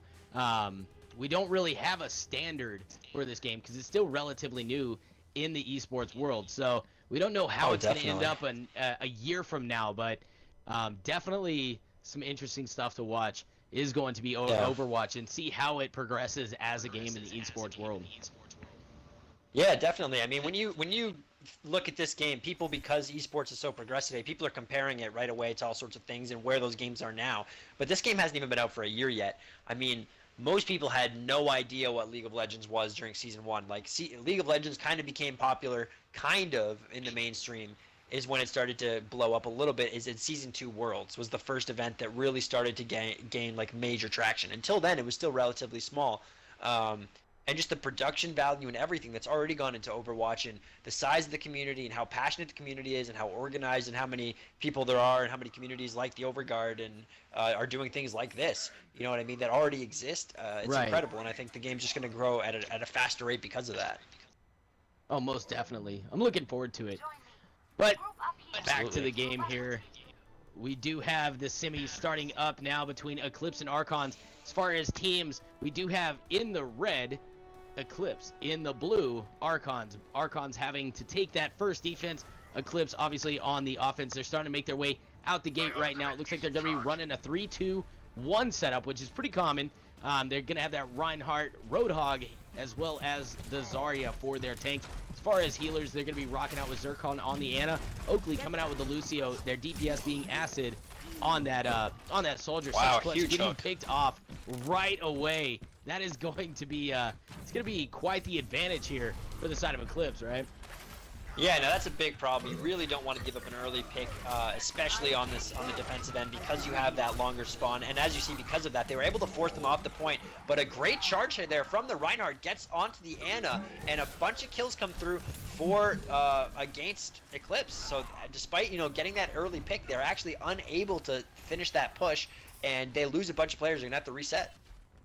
Most of, I mean, that's kind of the name of the game when it comes down to it for these two teams. We've already stated how good each of these teams is, and making those little mistakes right off the bat, although it was a Genji, it could be troubling. They just weren't able to convert on it. Eclipse wasn't. They weren't able to move forward with it. We do see Wonderful could be in a little bit of trouble here. Chazzy gets taken out. Oakley and Blazer all getting taken out. Archon's doing a terrific job on the defense here, able to capitalize on the few mistakes that Eclipse has thrown out. That's kind of what we were discussing at the beginning a little bit here, is it's either going to be very one-sided or it's going to be very back and forth. And so far, we're seeing a very one-sided defense out of the side of Archons, not giving up any ground to the side of Eclipse. Eclipse really struggling to get in here. They are going to start making their next approach right now as they make their way straight to the point. Tinsa throwing out his great little transcendence, making sure to keep his team up. Such clutch. Getting the first pick on it. Chazzy, there's the whole hog coming in from Skeppy. Sir JJS does drop, but they are up a couple of picks. Archons is. So they should be able to be just fine while they wait for that player to get back here. Yeah, they've done a really, really good job of just playing around the point. They're almost baiting Eclipse into coming into the point, and they're almost predicting where Archons is predicting where Eclipse is going to walk, it seems, and just playing around that and doing just an excellent job. Right here you see the soldier actually gets taken down though, but doesn't matter. A couple of big kills here for Eclipse, and they're still going to have the man advantage, or for Archons, excuse me, they're still going to have the man advantage. On top of that, the res comes in. Right now they're stuck in a Graviton Surge. Eclipse is no real translation out of that. Chazzy is trying to hunt down Erica right now to convert some kills on that one, but she is just so slippery here. Surge JJS finishing off a two-piece. There's the Graviton Surge from Archons, and Surge JJ and Tensa combined for 2 more kills. Surge JJ just cleaning up on that McCree. Wonderful swinging that hammer to finish off Heg, and that is going to be ending another Eclipse onslaught as Archons able to stabilize on defense once again. 1 minute still remaining on the clock for Eclipse. They've got one really good push left. After that, they're going to have to structure and get in very quickly. So Archon's doing a terrific job. They've got ults to spare here with 3 on the table. Wonderful Surge JJS and Tensa ready to go. We're going to see Skeppy and Erica's coming up during probably this team fight. Team fight is underway. Surge JJ getting taken out first, so no Deadeye coming out from him. Acid doing a terrific job on that trace to get through that back line, able to take him out. Tensa throwing out the Transcendence, able to keep his team up, but he's being hounded in that back line by Heg and Acid. That's what we were discussing earlier. Getting those flankers in through that back line, which is what we just saw out of Eclipse. They made work in the back end, taking out just about everybody. Zircon finishing off 2, Acid getting another one. Looks like they're going to be able to take this point. Yeah, you know, that early pick on the Surge JJ on the McCree was just so impactful, because what it did was it forced the Zenyatta ult to be popped to kind of keep his team alive in that 5v6 scenario, because they were down the man, right? They were all going to drop otherwise. And as a result of that, then even when he spawned and he could kind of make his way back, they didn't have that Zen ult for the ensuing team fight, and then they could just easily, you know, start dropping. And the thing that if you're Eclipse that you have to be a little bit worried about here is you don't have ult advantage either. I don't know if they're aware of that, but they are actually they're actually about tied, and the Zaryas will be gaining ult at about the same time, so it's about even. And definitely you want to play around that and make sure you get your Zarya ult first, and make sure you don't get Zarya ulted. So I think that's going to be the huge thing, especially in this tight corridor, to be aware of. Almost definitely. They definitely got to set it up on one side or the other and make sure that they can follow up with it. We do see the Graviton Surge coming out now. It was a good breakdown coming out from the side of Eclipse, able to survive. There's the res coming in from the Archons. Erica dropping that thing down. Surge JJ picking up 1 with the Deadeye. Tensa does get 1, but it's not going to be enough. Eclipse looks like they're marching forward with this payload.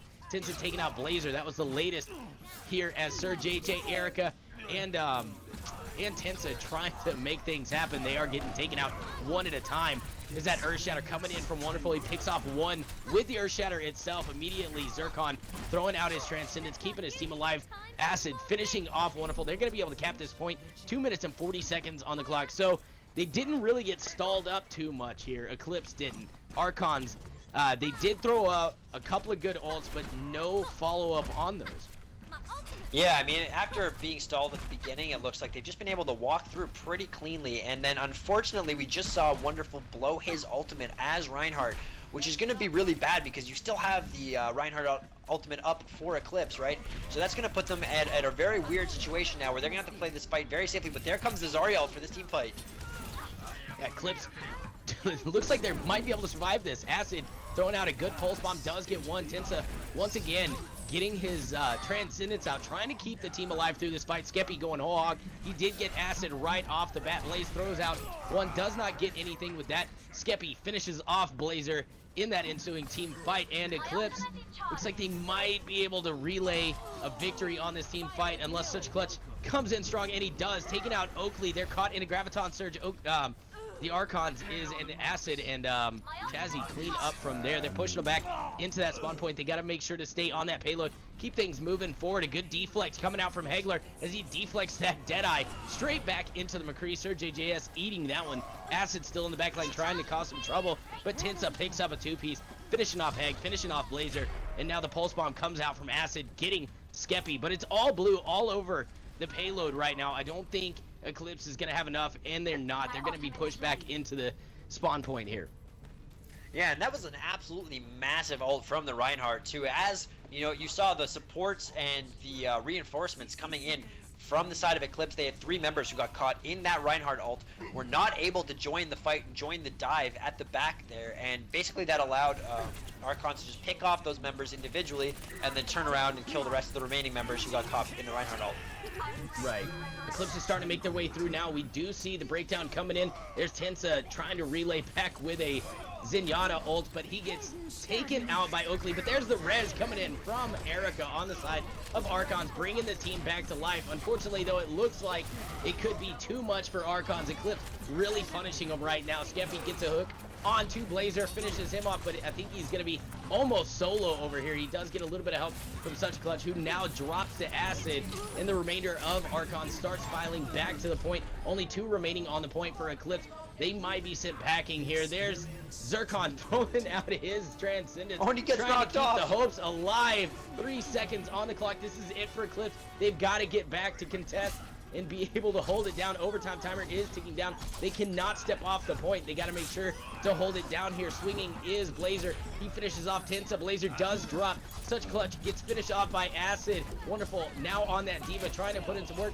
Taken out of the mech. There's the Graviton Surge coming in for Eclipse. They're trying to clean things up now. Skeppy, the last one, trying to fight against Chazzy and Oakley over there. He gets booped off, but ends up surviving to keep his team in the fight. Archon still all over the point right now, able to contest things. They finish off Oakley. The remainder of Eclipse starts trickling back now, but it could be too late. Overtime does get saved by Blazer and Acid, but they're not long for this world. They get booped, and it's over. Archon's able to survive the 3, only leaving Eclipse at 2. I mean, Eclipse won that fight twice and didn't win the game.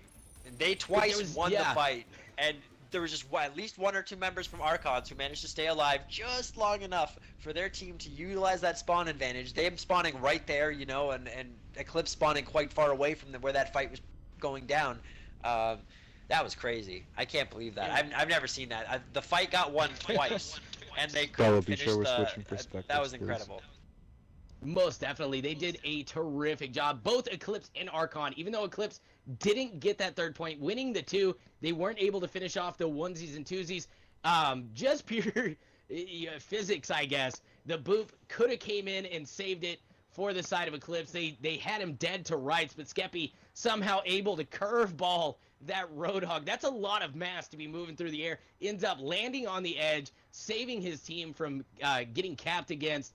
Archons did a terrific job in that one. Skeppy doing amazing work. The stall is real for Archons. Now they're going to have their chance at a good offense. Eclipse obviously going to be on the defense. Eclipse is your team in red.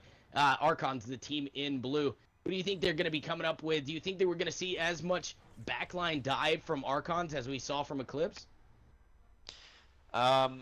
It doesn't really look like it from their comp. However, you know, it's hard to tell. They have a Sombra Junkrat, so that's probably a troll, if I had to guess. You know, like I was saying last series, we have seen the Sombra from the likes of Meta Athena, right? Like, there is some very interesting things you can do with, like, the flying down drop hacks and, like, some really interesting creative stuff if you're really well coordinated. But it does look like they are going to switch off it, and there you go, to a much more traditional dive comp. So now that they've switched to a dive comp, I'll say no. Alright, so Skeppy is going to be coming out with that Winston. Let's see if Wonderful and Skeppy can combine here for a good dive. We got Such Clutch trying to flank around it right now. Ends up falling off the building, so he's not going to be able to surprise them in the back line, so to say. But we are going to see Skeppy jump straight in. Such Clutch immediately trying to put some pressure on Erica on that Lucio.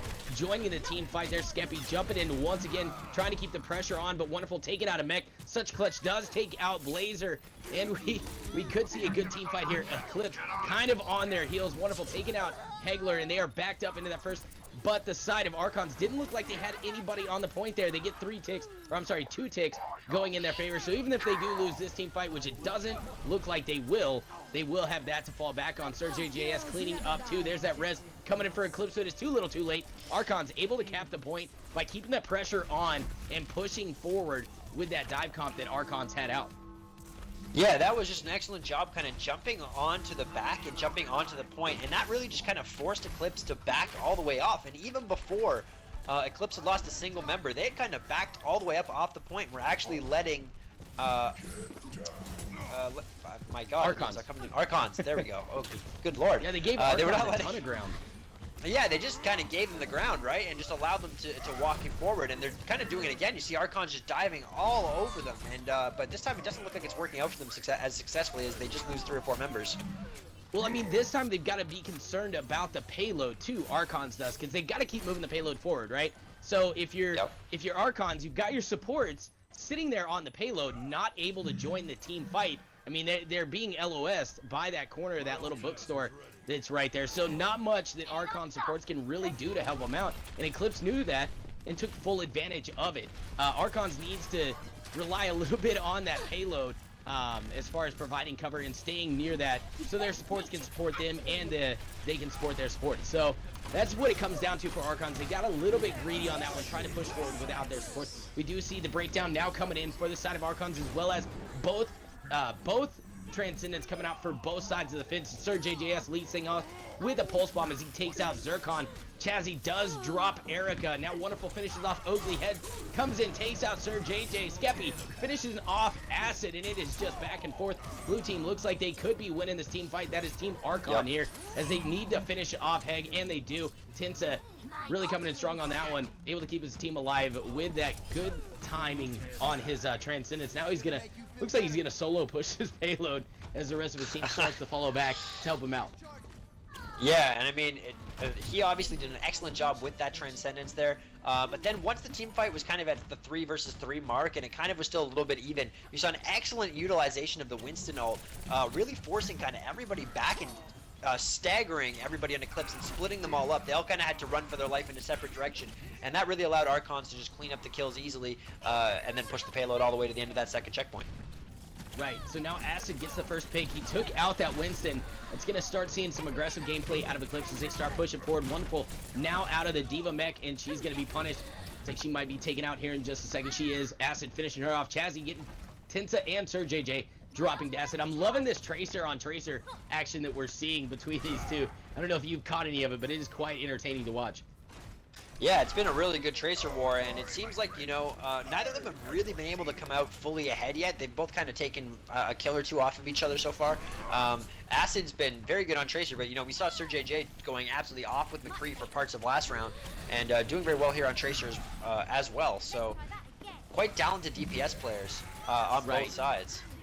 So Archon leading in, getting the first pick, Such Clutch and Sir JJS, getting Oakley and one other right there. Finishing off Chazzy is Such Clutch, who pops his Dragon Blade. Now Tensa coming in to save the day with the Transcendence. I don't think that one was really necessary, though. They were already winning the team fights, Archon was. I don't think he really needed to pop that Transcendence out.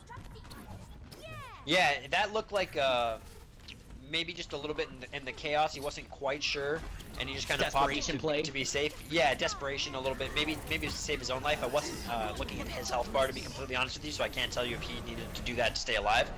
But let's see if that comes back to bite them here on this team fight. Well, there's that res coming in from the side of Eclipse, bringing the team back. Wonderful did throw out the Diva ult, picked up one. Now we got a breakdown coming from the Archons, which is Erica throwing that one down, trying to keep her team alive. And now it's 2 for 2 on both sides. As Wonderful drops, there's 3 in favor now for Archon side of the house as the Pulse Bomb comes out to take out Heg. Sir JJ finishing off Zircon. Acid dropped as well. Blazer, the last one over there, and they are going to be able to cap it. Archons taking the 3 over the 2. Incredible. Eclipse dropping map number 1 here for the Gotta Have Rock and Roll semifinals. That was absolutely incredible play from Sir JJS. You know how we said there was kind of back and forth between him and Acid in that Tracer war just before that? Sir JJ just won. Just won that.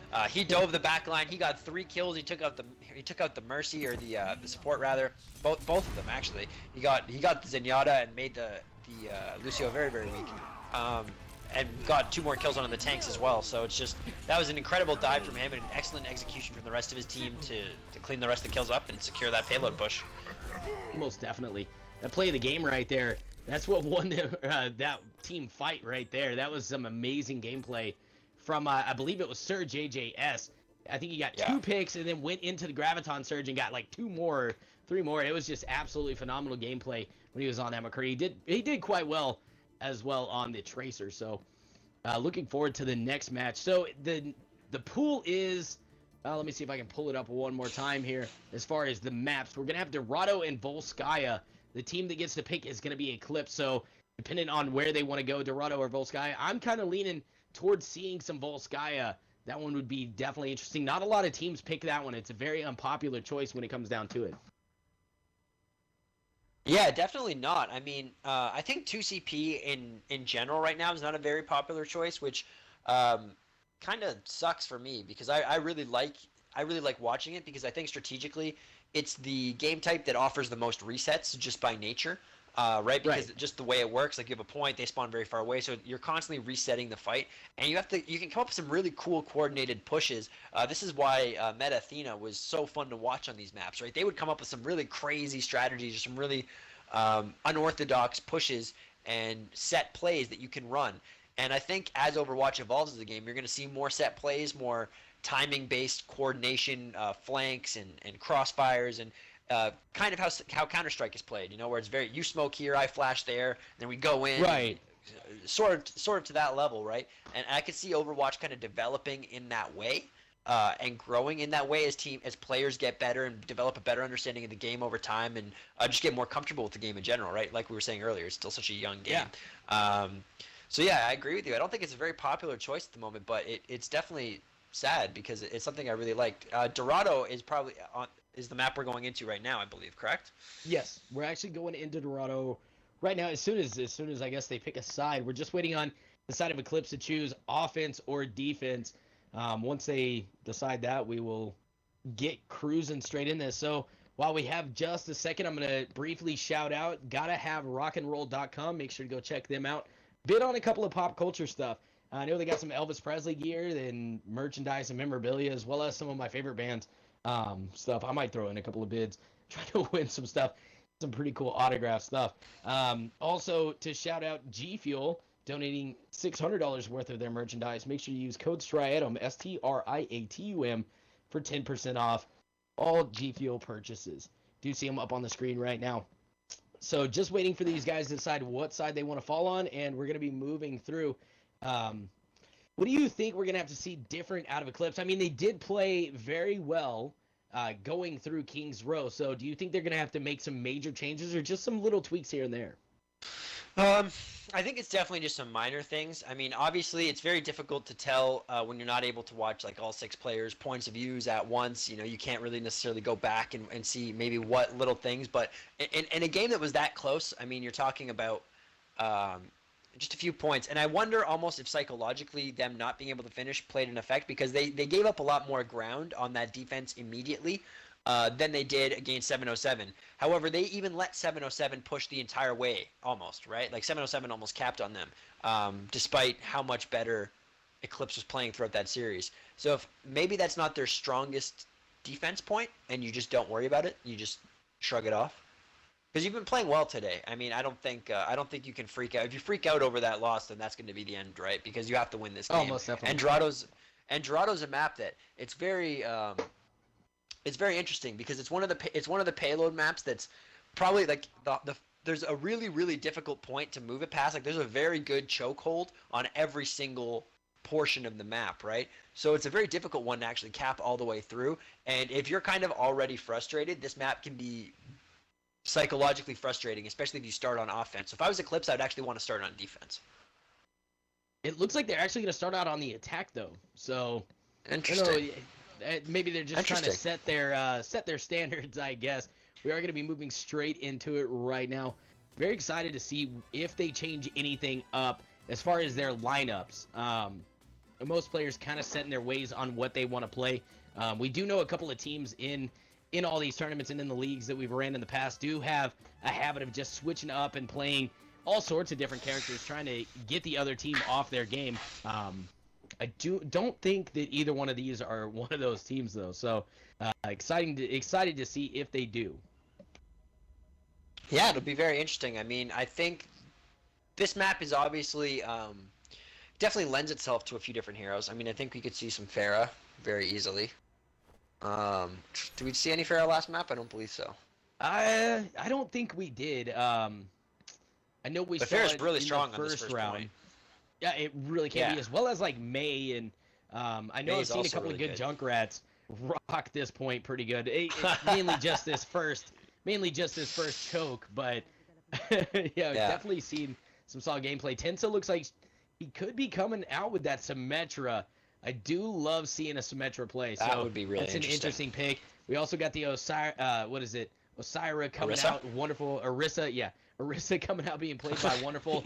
So they're going to be running a triple tank with double shield. Also, Symmetra obviously having a shield. So that's going to be some good pressure relief, so to say. They're going to be able to alternate between shields. I've seen a lot of teams do that really well. Orisa throw down hers to give the Reinhardt a little bit of a comfort, and as well the Symmetra doing the Names same are thing. And mixed. of course, Symmetra gonna have to play around hers a little bit. What I find really interesting though is that there's actually nothing over on the side of Archons to knock anybody off the top. So if Eclipse had decided to set up top this game, there's no Pharah, there's no Orisa to kind of grab well or pull them off the top and disjoint or disrupt that setup. So I think kind of fortunate actually on the side of, kind of fortunate on the side of Eclipse that that Archons decided to set up on the ground floor, As opposed to up top. Yeah. Most definitely. So Archons getting the first pick not going in their favor as Sir JJS gets dashed through by Hegler.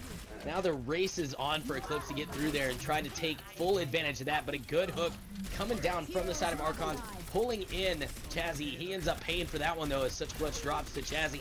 Acid taking out Tinsa, and the picks continue to fall in Eclipse's favor here as Skeppy also dropped. We do have Orisa over there on the side with the Roadhog, but they're not going to be long for this world as Oakley finishes off Orisa, which is being played by Wonderful. The Roadhog still over there for Archons, trying to put in some work. Tinsa's made her way back. Skeppy's still over there as well, but Tinsa gets taken out by the Dragon Blade. There's the portal down from Acid. He ends up taking that one down. Chazzy ends up taking out Erica and Hegler, finishing off such clutch. Looks like we do have a disconnect. I don't think we're able to pause. It's already 60 seconds through this first little section here, so you're just gonna have to play through it for the side of Eclipse. And that's gonna be that here. Archons kind of got the upper hand here, but Eclipse looks like they're not giving any leeway. They're still pushing through. Well, yeah. They played that really well. very- I mean, Very they played much. that first push really well. That's really unfortunate for them that they have a DC. Can he rejoin Very the much game? Will it be Yeah, possible he for him should to be rejoin? able to. Right, yeah, he Okay, should be well, able to. let's hope he's able to.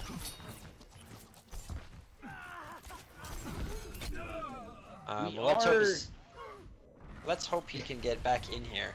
That would be, because otherwise this is just going to be, we're going to see what we just saw, where you just see a complete team wipe of Eclipse over and over again. 6v5, it's very difficult to do anything. It really is. I'm trying to get with Killicon and see if we can get a pause going on here so that he can join. There it is. We'll try to get him back in. We don't want to give too much ground leeway to one team over the other. Make sure that they have a fair fight. We don't want to throw them under the bus too much here. Yeah, this is kind of the unfortunate reality of just online whenever you do anything online, right? The internet isn't perfect. It's not infallible yet. If only it were. I know, right? They need there was to never any packet loss or never, Come never on, any we're in, internet what is it, disconnects. Like, 2017? come on. Yeah, this Come thing's on. been out for 30 Where's our years. flying You'd think it'd have it cars perfect by now. and not perfect internet, right? Yeah, That's what I exactly. want. Flying cars and perfect internet. Let's get what is it, Tesla? Get Tesla on that. Yeah. I'm sure Elon Musk is on it. The man's a genius. But that's really unfortunate for the side of Eclipse because they were doing so well. I mean, that was a really good first push. Despite that you kind of had that, you kind of saw Archons pull out that little opening cheese. You saw them had the Mercy Symmetra, so they were just there. You had to kill these guys like 3 times because they got a couple picks right away. And Erica, such a fantastic job healing and getting her ult right away. So despite her 2 teammates dying pretty quickly, she was able to bring them back. Bought time for her Symmetra to go place a teleporter. She placed the teleporter, and they still got team wiped and still got pushed. That point got pushed through. So it's really, if you're Eclipse, at least you have that. You're like, okay, guys, we did really well on this first offense. We got this. We still have 4 minutes to push through this next point. No problem. Most definitely. It does look like he's trying to get back in. There's about 30 seconds left on the clock before we unpause this thing. And they're just going to have to play with it as it is. Rules are rules, guys. We're kind of giving a little bit of leniency to these teams. We understand you know, just like you were saying, Trooper, the internet, it's not perfect, but we also don't want somebody to lose out on a chance to be able to move through to the finals just based on a quick disconnect. We are host of the lobby. That's kind of one of those things we had a problem with in the first qualifiers, is we weren't host of the lobby, so we weren't able to give these teams that pause button. Looks like we are going to move forward with the unpause now, since the timer has ticked down. So they're just going to have to play and hope that he can get back in and invite him. So that's just the way it is, guys. Titsa's team looks like they might be able to take a hold here, unless the 5-man squad of Eclipse can do anything about it. Looks like they're trying to make things through here, but that Deadeye from Sir JJS picks up a 2-piece, finishing off those. But there's Hegler coming in with a good Dragon Blade. He finishes off one, gets taken out by Sir JJS. They're still trying to put the pressure on Chazzy, finishing off Erica. The payload is moving forward here. Yeah, the Eclipse is doing a good job of actually getting it to move forward, despite, you know, being down a man. They're winning these fights, and they're actually managing to come out ahead, which is just really incredible. And it looks like Erica has now left the game. So we're gonna have I guess Erica. So it's, I guess it's I now mean, a that's 5v5. yeah, that's that's pretty even then. If one player on game each has team been is down, returned so to even. that's beneficial for both teams, I guess. I guess Both teams lost a healer too, it looks like. Right. Wow, what a... Genji just absolutely went off there. That was incredible. He just wiped the entire team almost single-handedly. Most definitely. So we are going to try to pause it really quick as well to give them their time now. We did it for one. We can't just not do it for the other. It looks like Erica is going to be able to get back into the game. So we'll be able to unpause this so that she can select her character. That's awesome. So we got Blazer and Erica both back in the game. That's, yeah, both teams now at full strength. They're going to be able to Penalties get back are over. into this game. Blazer once again leaving the game. Unfortunately, we cannot pause it at this point. It is what it is. They've already used up their allotted times because they get one pause, I guess, per game. So that's gonna be all. The payload's gonna continue ticking forward here for the side of Eclipse. They're gonna have to move in very quickly to try to make things happen. Erica is back in the game, but Blazer is gone. So Eclipse one man down as they start making their way through and back to the point. Hegler gets taken out by Sir JJ, and Zircon gets finished off by such a clutch. The Archons making their pushes through this 5-man offense of Eclipse. Quite unfortunate for the side of Eclipse. Yeah, there's just really not much you can do in a 5v6, especially when you're playing, you know, players who are this talented and a team that clearly, you know, we saw from game one, Archons has really, really good teamwork. But we do have Blazer rejoining, so maybe he'll, you know, be rejoining and joining for the rest of the game. Who knows? Maybe it's one of those like spotty internets. Maybe there's a storm going on in his area. It's, you know, there could be a bajillion of things, different things happening when it comes to Wi-Fi or internet and internet connections, right? But hopefully they're able to make the best of this and use him coming back. The only thing that's unfortunate is he'll never have his ult, right? Because he'll always be TCing. So he's gonna have to build up his ult charge very, very quickly if they're gonna want to have that Reinhardt at their disposal. It looks like they're starting to make their pressure known here for the side of Eclipse. They do have Acid's ult coming up, and Wonderful does get taken out from Oakley, so they do have the upper hand in the team fight as it sits right now. Eclipse starting to make their way back to the point. There's the breakdown coming out, and good charge from Blazer, who has rejoined us now, and he pins down Skeppy, finishing him off. There's the res coming in from Erica on the Archon side of the house. They definitely want to get her down. Looks like she could be stuck. There's the Earthshatter coming in. Archon's throwing out that Transcendence, trying to keep the team up here. Zerkanet is in some trouble. He gets taken out. So does Blazer and Jazzy. Two-piece coming out with that Deadeye, Sir JJS, and he finishes off Oakley with that flashbang. Such clutch, getting one as well. Archon's very dominant on that gameplay. Erica does such a fantastic job of staying right where you can see her and where you might change your paths or alter your decision making because you see her, but where you cannot kill her. It must be absolutely infuriating to play against this. I'm just watching her fly around, and she got that early res onto the Reinhardt there, and that saved the fight. If she doesn't bring the Reinhardt back, her team just gets steamrolled.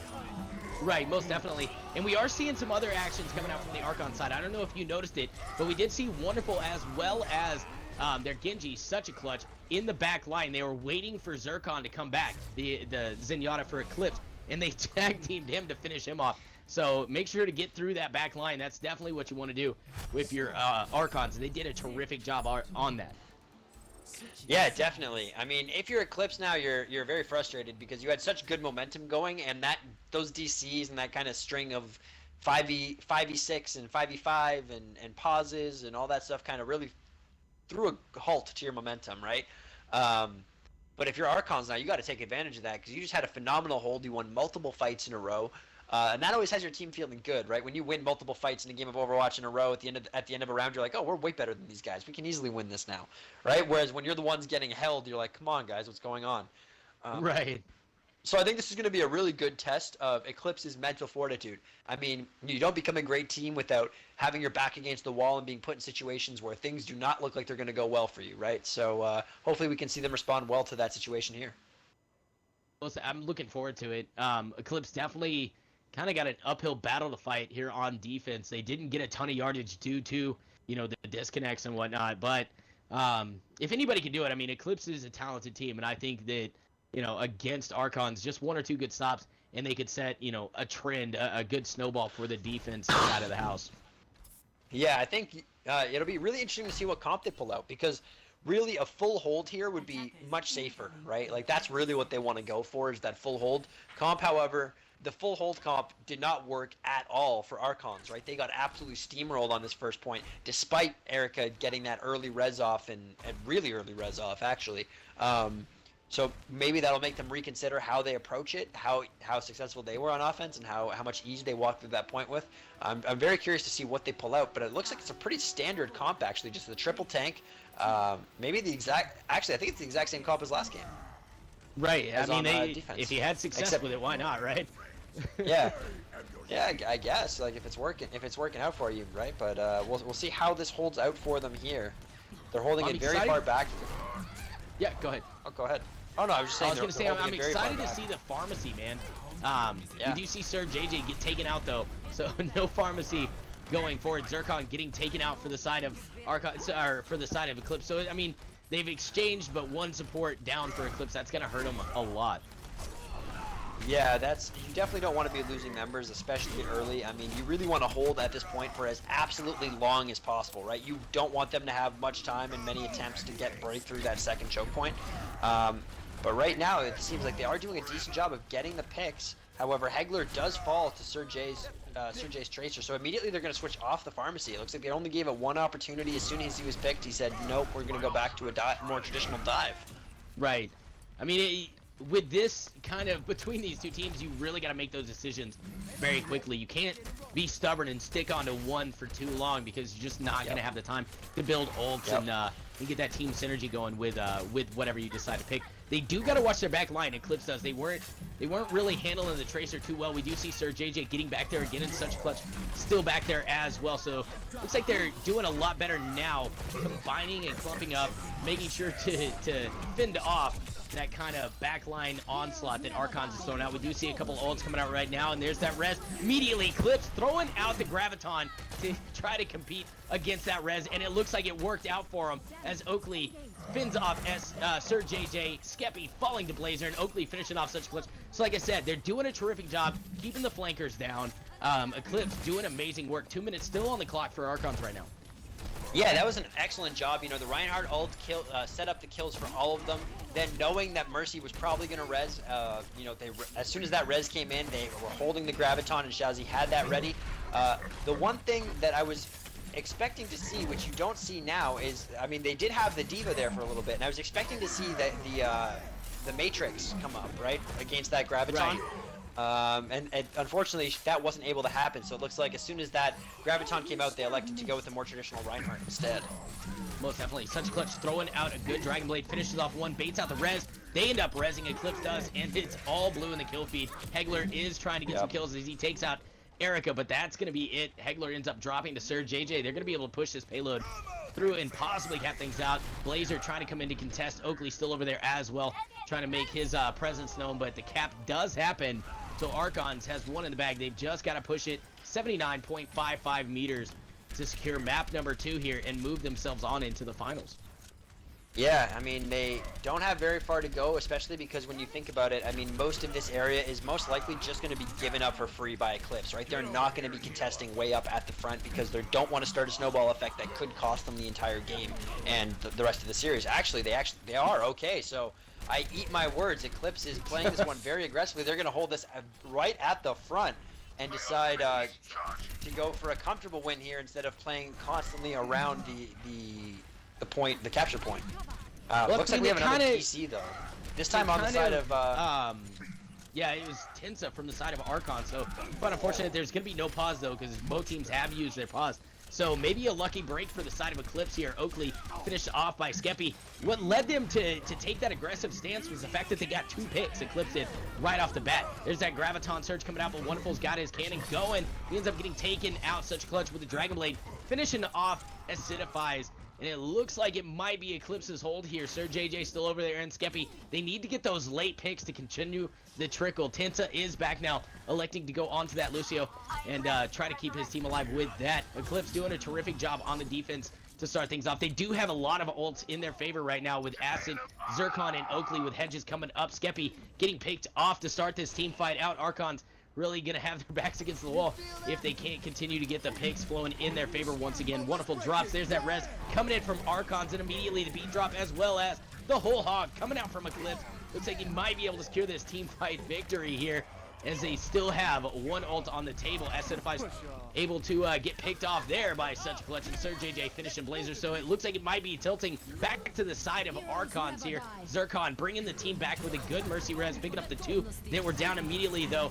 Eclipse throwing out that Graviton to finish off Wonderful, and Zircon ends up falling as well. Such Clutch over there on the side trying to put some back pressure on the line here.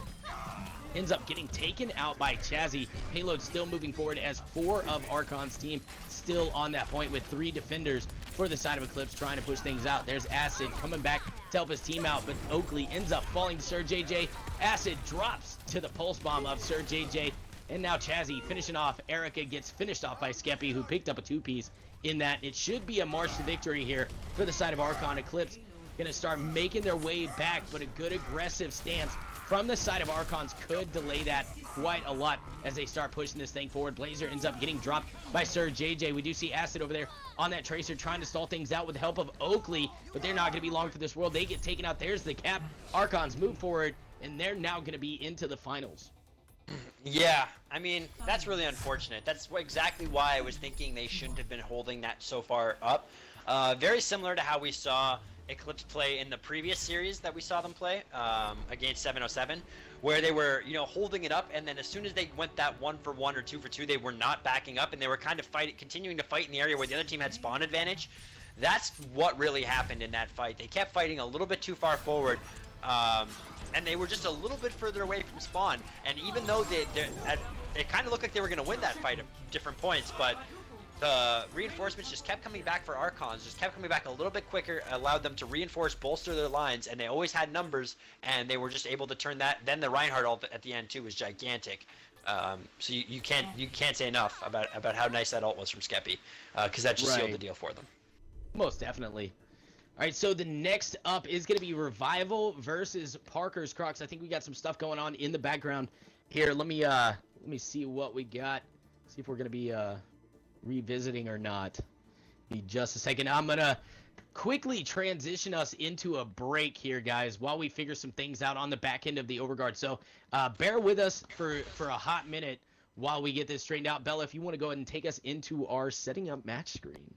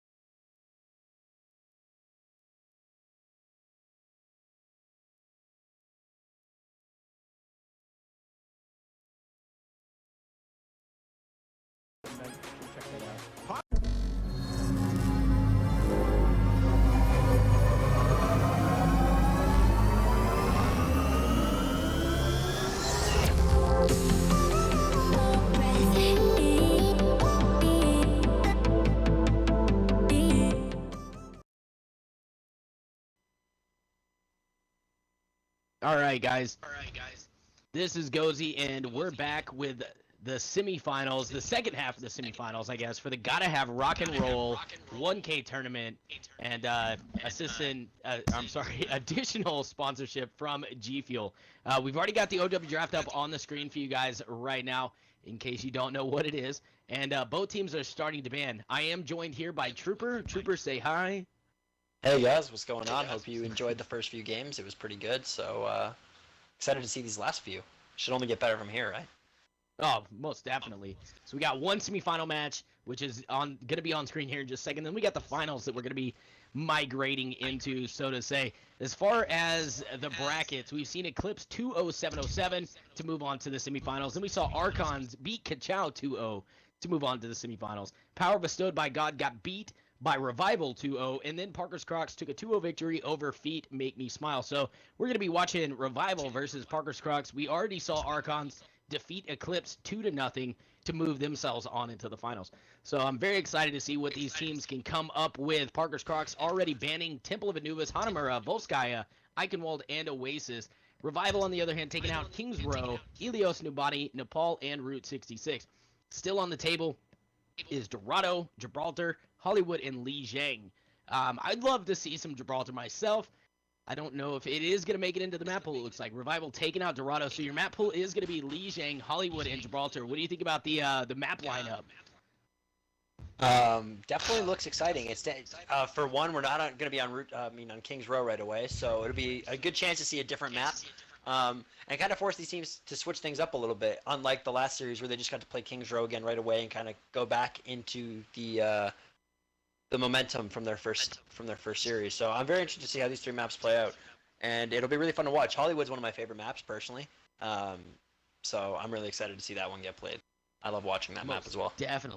Most definitely. There's a lot of area to cover for that map. We are going to be starting on Lijiang though, with Watchpoint and Hollywood being the second or third maps, depending on how long we go. This is going to be a best-of-3 series, so 2 victories takes home the finals spot, I guess you should say, to play against Archon. I'm pretty excited about either of these teams making it to the finals. Both of them very talented. Just looking at the roster on the side of Parker's Crocs, it's just chock full of talent. Fernie, Victorous, Styles, Killick, Six God, and Sir James Parker. I love watching Six God. I know I've said it before in the previous tournaments, but I love watching Six God on his Zenyatta. He does a terrific job. For the side of Revival, Cersei. I've loved watching Cersei on May. Hopefully we get to see some May gameplay coming out of the Revival side. You Suck as a Reaper, Dr. BFTD, Cool Kieran, as well as So Derpy and Dr. Hattie finish off the roster for the side of Revival. Did you get a chance to look at either of these teams and see either of these compositions in action? I saw Parker. Well, I can't speak either. Parker Crocs play against Eclipse in the finals, and they definitely impressed me of that one qualifier. It just seemed like they couldn't. It seemed like they would win the team fight, but couldn't find the Mercy. Like that was their problem in those games. Like they were winning the team fights, but then Mercy would res everybody, and they couldn't win the team fight twice. Right? They would almost have to blow too many ults to win the first time. But they look like a very, very talented team. Definitely understood how they made it to the finals. And I'm curious to see if they'll have maybe better luck finding if there's going to be a Mercy on the side of Revival, if Parker's Crocs will have a better luck finding the Mercy this time, or if they'll have maybe be able to win the team fights a bit more decisively, use less ults, and then be able to win even on top of the Mercy res, right? Right. But some very talented players. Because you mentioned in your last cast the six God on the Zenyatta, I was watching him in particular, and a very good player. Definitely agree with your analysis on him.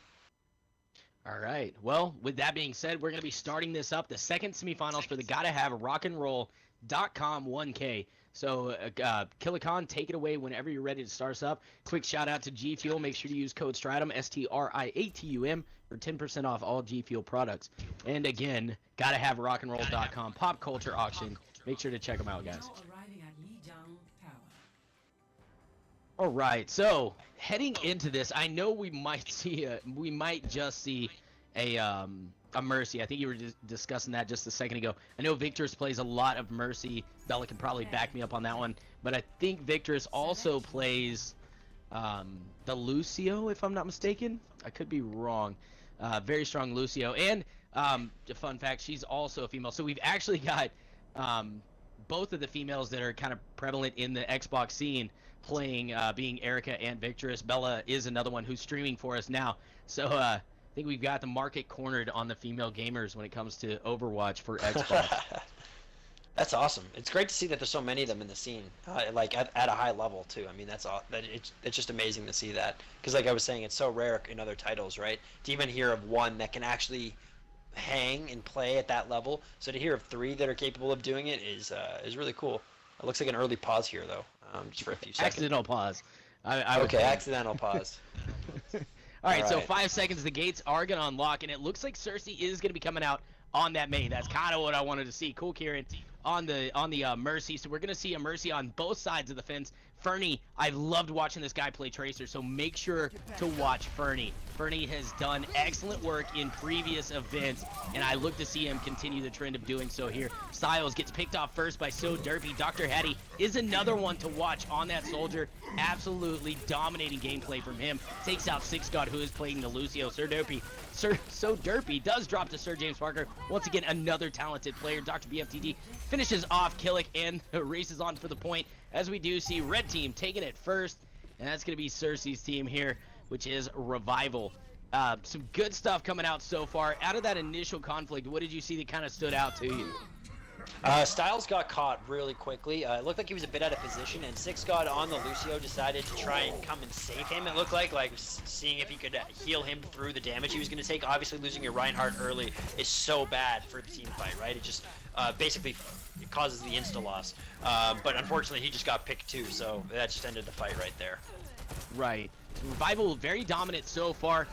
Even though they did lose, a play to start things off in that first team fight, they did make up for it in this team fight by getting the first pick and then ultimately winning the team fight. Cersei doing a terrific job of zoning on that Mei, keeping them guessing as to which direction they need to approach from.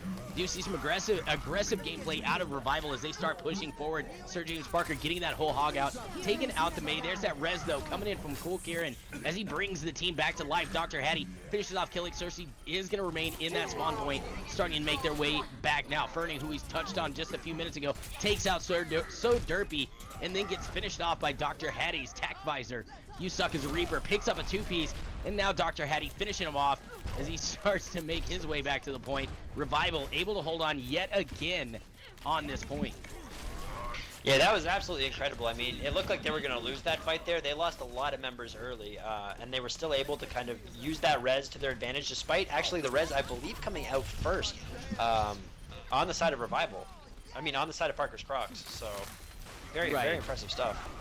Most definitely. So Killick gets the first pick, taking out So Derpy, and a good charge coming out from Styles, taking out Dr. BFTD. That's Sir huge. James Parker has switched off of the Roadhog, and he's now on the Soldier. He takes out Cool Karen with a good Helix rocket, and then Styles and Killick finish off for one more piece there, and Parker's Crocs is going to flip this thing over to their side. But it's only one fight victory here for Revival.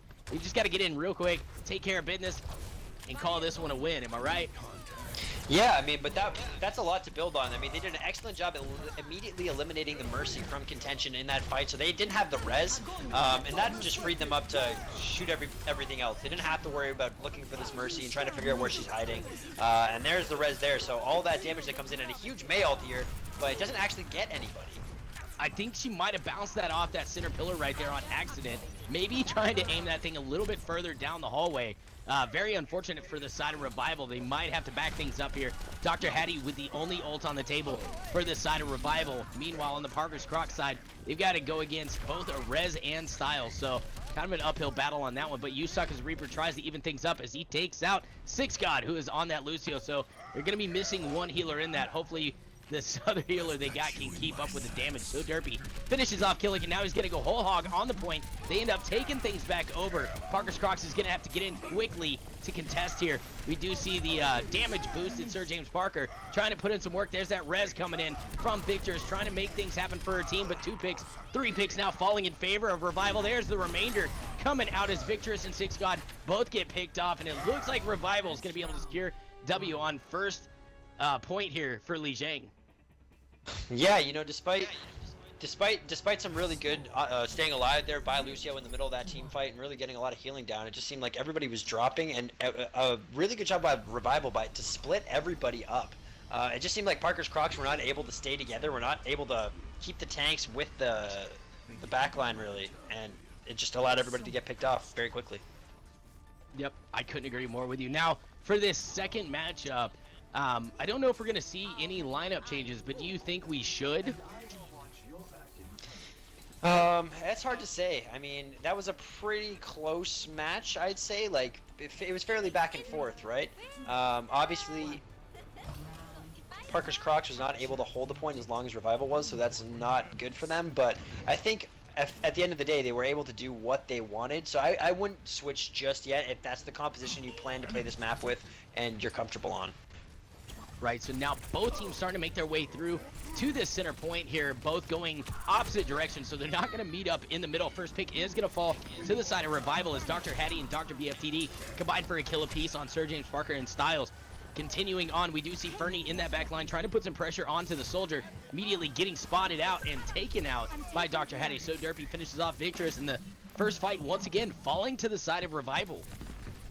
Yeah, that's the second point in a row now where Styles has kind of gotten picked off really early, and just you know, without your main tank, you know, without the Reinhardt or without the Winston in this case, he's actually switched back to the Reinhardt now. So maybe that shows he wasn't quite as confident in the Winston, and he just got eliminated immediately by the Roadhog upon jumping into the point. Most definitely. So Fernie is going to get the first pick here. He switched off the Tracer and gone to the Genji for this map here. And it looks like the picks are going to start flowing in favor of Parker's Crocs here. Six God, Sir James Parker, and Styles pick up a kill apiece there. So Derpy still on the point, gets taken out by Killick. Cool Kieran does have the ult up for this side of Revival, but it's going to be of no use at this point. Might as well wait for everybody to get back and move in here. So Derpy going to be joining his team here in just a second. Parker's Crocs, very good victory in that last team fight. Not as much percentage on the clock as the first map for the side of Revival. They got to 37% before the contest came in. Yeah, they weren't able to hold it for very long before the Genji was able to really go to work. And, you know, now Fernie has ult, but he actually gets picked right away, so that's huge. A pin does come down, though, from Styles, and he actually gets a few picks. Wow, that's actually massive. It looks like, yeah, four down on the side of Revival. Right, but the res comes in for Revival, bringing them back, but unfortunately Styles is just taking it to him. Picks up another two. Six God finishes off one. Styles does get taken out by Cersei, but Cersei gets followed up on by Fernie. It was not today, sir. And it looks like Parker's Crocs is going to hold on to the point for just a little bit longer as Cool Kieran also finds her way to the spawn point. Yeah, I mean, Styles really making up for getting himself picked early, right? He was not happy about those early deaths, and he just came out swinging, literally, in that fight, and took a whole bunch of people down with his hammer. So Revival gonna have the upper hand here as we do see Fernie ends up getting dropped. Sir James, though, evening it up through that Graviton, picks up a triple, finishing off Hattie, Doctor, and So Derpy. Killick picking up a two-piece. That's a hashtag gong in the chat, guys. That's a full team play for the side. Yeah, of that was a Crocs. beautiful very black hole good work. combo. Yeah, that was a beautiful black hole combo. Absolutely beautiful. I mean, that Zarya ult was absolutely perfect, and then the Tracer just dropping that pulse bomb right in. I mean, that's exactly what you want, right? That's why that Zarya ultimate is so powerful. Most definitely. I see her being a part of the meta for plenty of time. Oh, that was a good hammer down, but no follow-up because he charges off the point. Now we're going to see the breakdown coming in from both sides. Revival starting to make their way to the point, but it's back and forth. Looks like Revival is losing the team fight, though, as Dr. BFTD does get dropped by Six God. Overtime timer taken down, 99% going to Parker's Crocs. They even things up here at 1. Awesome. So that was a really interesting comeback because, you know, you saw them as soon as you saw Parker's Crocs switch back to the Reinhardt and off the Winston that they had Styles start that point on, they held it without a problem. So it kind of makes you wonder if they got maybe a little bit too nervous with that point switch, with the character switch. You know, after maybe losing that first point, they went, hey, maybe we should try something different. And after that didn't work, they went, okay, no, let's just play what we're good at. And that seemed to work out for them.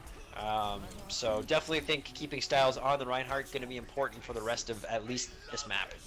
Probably the series as well. Most definitely. Now, as far as this one goes, we definitely need to keep an eye on Victor's and Dr. BFTD, both of which can zone pretty well on those sides.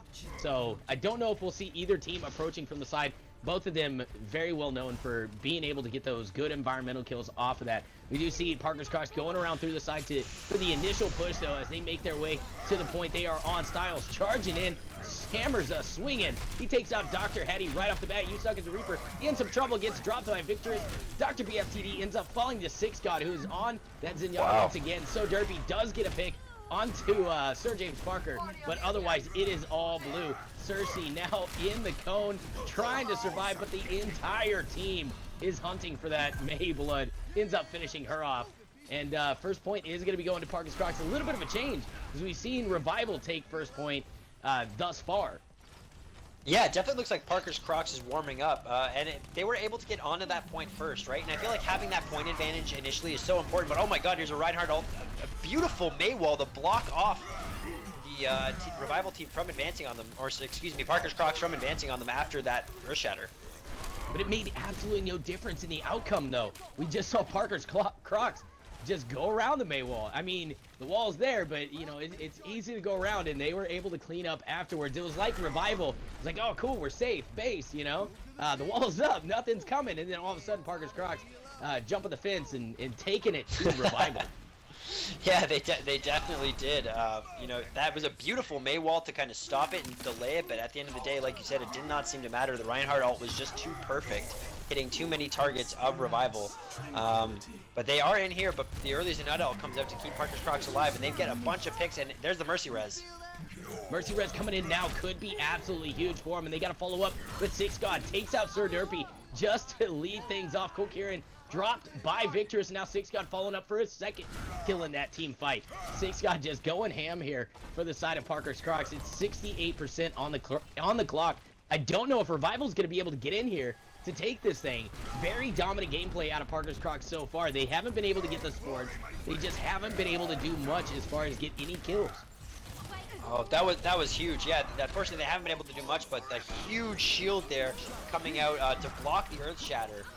And now the male counters to start a team fight further side, and it looks like they're going to get a few picks here, and that might be the luck they needed, or the play they needed rather. Most definitely. Definitely a good catalyst to start things off for the side of Revival. They got that good May wall. They got the good May ult coming in. Also, You Suck as a Reaper throwing down that great Earth Shatter that he did. I think he pinned down 3 or 4 people in that. Unfortunately, he charged through, knocking everybody out of the May ult. I think they could have won that fight a lot more decisively had he chosen a target instead of going right through the middle of everybody, knocking them out of the May. But neither here nor there. Revival did take that team fight victory, and now they're on the point, but they've got to hold it for quite a while here. And they've got a team coming in that's very talented. Parker's Crocs with 2 ults on the table, which they're using now. You Suck as a Reaper getting a good pin onto Fernie. Sir James evening it out, taking out Cool. Kieran Victorous drops the So Derpy. Sir James, it's back and forth, guys. It is back and forth. 2-3 remaining on the point for either side. Now Styles swinging hammer. Sir James coming in to save Styles a little bit from the May. The May stalling things out. There's the pulse bomb coming in, but the May cone was still up. Sir James finishes off Cersei. They're going to switch things over now to the blue side and probably secure the victory here. No, there's the res and the Earth Shatter coming down. Cersei finishes off Victorious. Revival is not out of this just yet. We've got You Suck as a Reaper coming on, defending the team. There's that Graviton coming out from Revival, as well as the May ult. They get him trapped. Cersei finishes off Killick and finishes off 6God. They are still on this, guys. They're still in the game. You Suck as a Reaper getting a good charge onto Styles. Sir James also dropping here. Overtime ticking down. They end up transferring it over to Red Team, and Revival holds on for just a second longer. Very clutch res out of Cool Kieran. Yeah, that was an incredibly clutch res, but also You Suck as Reaper has been playing absolutely incredible on the Reinhardt. Twice now he has blocked the Reinhardt ult from Styles. In order to give his team the advantage they needed. Removing that ult is just so gigantic. And then he landed a 3-person Reinhardt ult of his own that allowed his May to get some nice freezes and him to get a kill of his own and stall out that point. Take it back to themselves. We do see some lineup changes coming out of Parker's Crocs right now. Fernie switched off and went to the Pharah. Didn't like his choice, apparently, and now making his way over on the Roadhog. So definitely keep an eye on that, see if that can make any difference. We're going to see some ults coming up here pretty soon for the side of Parker's Crocs. They still got a little bit of time, so they don't need to charge in just yet. But Styles does exactly like I said, or said not to do. Any charges, pins You Suck as a Reaper. Fernie finishes off So Derpy, so they're 2 up. They need to definitely watch out for Cool Kieran. Cool Kieran has the res ready to go. Look for it to come out, and it's out. Killick picks up one onto Cersei, who's back up now. There's the breakdown coming out from Parker's Crocs, keeping them alive here. Cool Kieran ends up dropping Cersei, and Dr. BFTD also dropping here. Six God finishing off 2 in that team fight. Overtime timer taken down. They're going to be able to secure this thing. Man, I'm telling you, anytime I say anything bad about Styles, he just immediately turns around, does something huge. There he pins the Reinhardt, gets the kill. That was incredible. I mean, that initiation by Styles was what won them that fight and got them in there. Most definitely. Now they find This is a themselves Reinhardt in a very... Oh, definitely. They find themselves in a very good position here. Parker's Crocs being up 2-1 here on Li Jiang. With this victory here, they move 1 step closer to the finals. Yeah, I mean, they obviously are going to want to take this win, but it's not going to be easy. You're not going to. This is the point they lost on, right? So this is huge here. If you're Revival, because if you don't want to lose on this point, because then if you lose on this point, then you might think that the 1 point win was a fluke. The 1 point on that was a fluke, right? And you don't want to be thinking that going into the 3rd game. Well, it looks like Fernie is now gonna play Mei for Mei as Fernie now comes out on the Mei. First pick is gonna flow to the side of Parker's Crocs as Fernie and Sergi and Parker take out Cersei and Dr. Hattie. So being up 2 right off the bat, and then that good freeze from Fernie onto So Derpy and finishing him off. Dr. BFTD also dropping. Very quick victory for the side of Parker's Crocs in that team fight. Yeah, they got some picks right away, and really just playing in this control room, this white room area, slightly above the point there. Both teams have seemed to rush there, and Parker's Crocs has just immediately gotten the picks they were looking for, and turned the fight into a 6v5 or 6v4 within the first 5 or 6 seconds. Well, definitely. We just saw Sergi and Parker throw out a quick pulse bomb to get 1 kill, which stopped Revival from moving through the door. Very aggressive gameplay out of Parker's Crocs so far. They're doing a terrific job of keeping them over there. The Mei wall comes up to isolate them out a little bit. So Derpy is going to find himself in a little bit of a pickle here as the whole team is on him. He ends up surviving, it looks like. There's that Earth Shatter, though, coming in from Styles. Good flame strike. Takes out Derpy, and then he follows up with 2 more kills, taking out Cool Kieran, swinging hammer on her to finish her, and the good charge onto Cersei. That's another hashtag gong in the chat for the side of Parker's Crocs. Very commanding on these team fight victories here. They're doing a terrific job of utilizing ult and zoning. Yeah, that was incredible. I mean, and that was despite So Derpy on the Roadhog getting a pick. He hooked a player just outside of the Zenyatta ult range and killed them just on the border of that ult. So a fantastic play by him, but it wasn't enough to secure his team the win there. It does look like Revival's got a little bit of spark in them, though, as they start making their way through. It's just kill after kill, moving towards the point here, fighting through that defensive line of Parker's Crocs as they make their way through. They are on the point. They're going to cap things out. 75% is on the board for Parker's Crocs, so they're gonna, or 74% rather. So they're gonna have to hold it for quite a while, but they've got enough wiggle room that if they do make a whoops, they've got enough time to get back in. We are gonna see a little bit of one coming out here as the Mei ult comes out. They've got to clean things up. Cersei needs to be taken down, and it looks like she is. She does throw the Mei wall, or the Mei ult, and there's the res coming in. I'm sorry, Six God tries to get the Transcendence out to save the remainder of his team, but I don't think it's going to be enough. So Derpy throwing out that whole hog, and a good pin from Yusuck and Reaper. Yeah, that was a beautiful counter Mei ult, and then the res on top of that. The Mercy knew that she could fly into that area because she would be safe. The area was her friendly Mei ult. So beautiful play by both her and Mei there. Really turned that fight around. Right, I mean, I love everything about what they just did. Parker's Crocs, they were winning that team fight. I think they got in their heads a little bit that they were securing that victory. And then Revival just coming through with this amazing onslaught of, you know, ultimates that they were able to combine and calculate out for a victory here. Cersei does get a good Mei wall and trap down Killick. He does pop the bubble to survive a little bit longer. I think he might be able to survive. He doesn't. Cersei takes him out. Sick Revival is still on the clock here. 65% now up for them. Now they're going to take the aggressive approach, pushing forward. Cool Kieran, Yusuck as a Reaper, both with their ults ready to go. We're going to probably see Cersei's and Dr. BFTD's maybe within the next team fight. As far as Parker Crocs goes, they could be in a little bit of trouble here. Styles, the only one with his ult ready. We're going to see Six Gods too. Fernie picked off very early on, so Revival already up 1. The Earth Shatter does come out from Styles, but it's not going to be enough. He gets frozen, taken out. Dr. Hattie picking up one, taking out Victor's, and there's that Transcendence coming out, trying to keep the team up. They're forced into full retreat mode here, so a little bit of a waste on that. 93% still up there for the side of Revival. Revival looking like they're going to take this thing. 97%. Let's count it down, guys. 99. Overtime timer is ticking down. Someone contesting on the point, and it's Fernie. He gets taken out. Six God through that attack visor gets taken out as well, so they're down 2. There's the victory for Revival, and it's tied up 2-2. Very interesting. So it looks like this map might not just be the map for Parker's Crocs. You know, it just might be a map that they're not good at. It's possible Right. everybody has those. Everybody has points, you know what I mean, that they're just not that strong at, and that might be one of them. So I don't know. This sets up a very intense game 5 now, right? Because both these teams had a fairly easy, we could say, or 2-0s in the quarterfinals.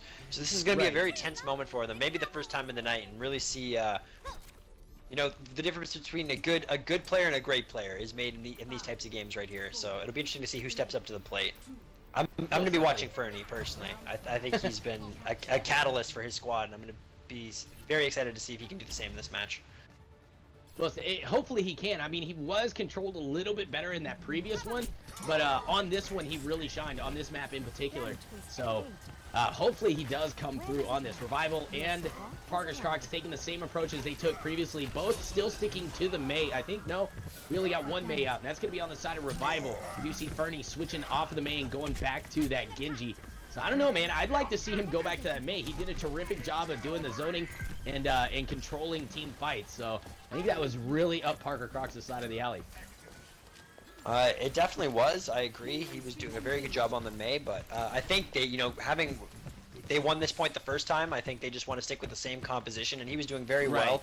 Despite dying early, he's already at 94% ult charge. So he's going to be the first hero outside of a Mercy to have his ult.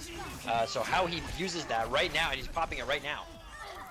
And he's definitely on the hunt. He gets taken out before he can use it. Cool Kieran coming back for Revival, bringing the res down. Good Earth Shadow from You Suck as a Reaper. Killick ends up finding the edge of the map and falling off that. Here comes the charge from You Suck as a Reaper. Misses absolutely everybody. Parker's Crocs still trying to find their game here in this 5th map on Ligier. Very surprising. Yeah, that's very unfortunate if you're Parker's Crocs. I mean, you had the Genji ult before anybody other than the Mercy had their ults. You were able to get kills without using the Genji ult.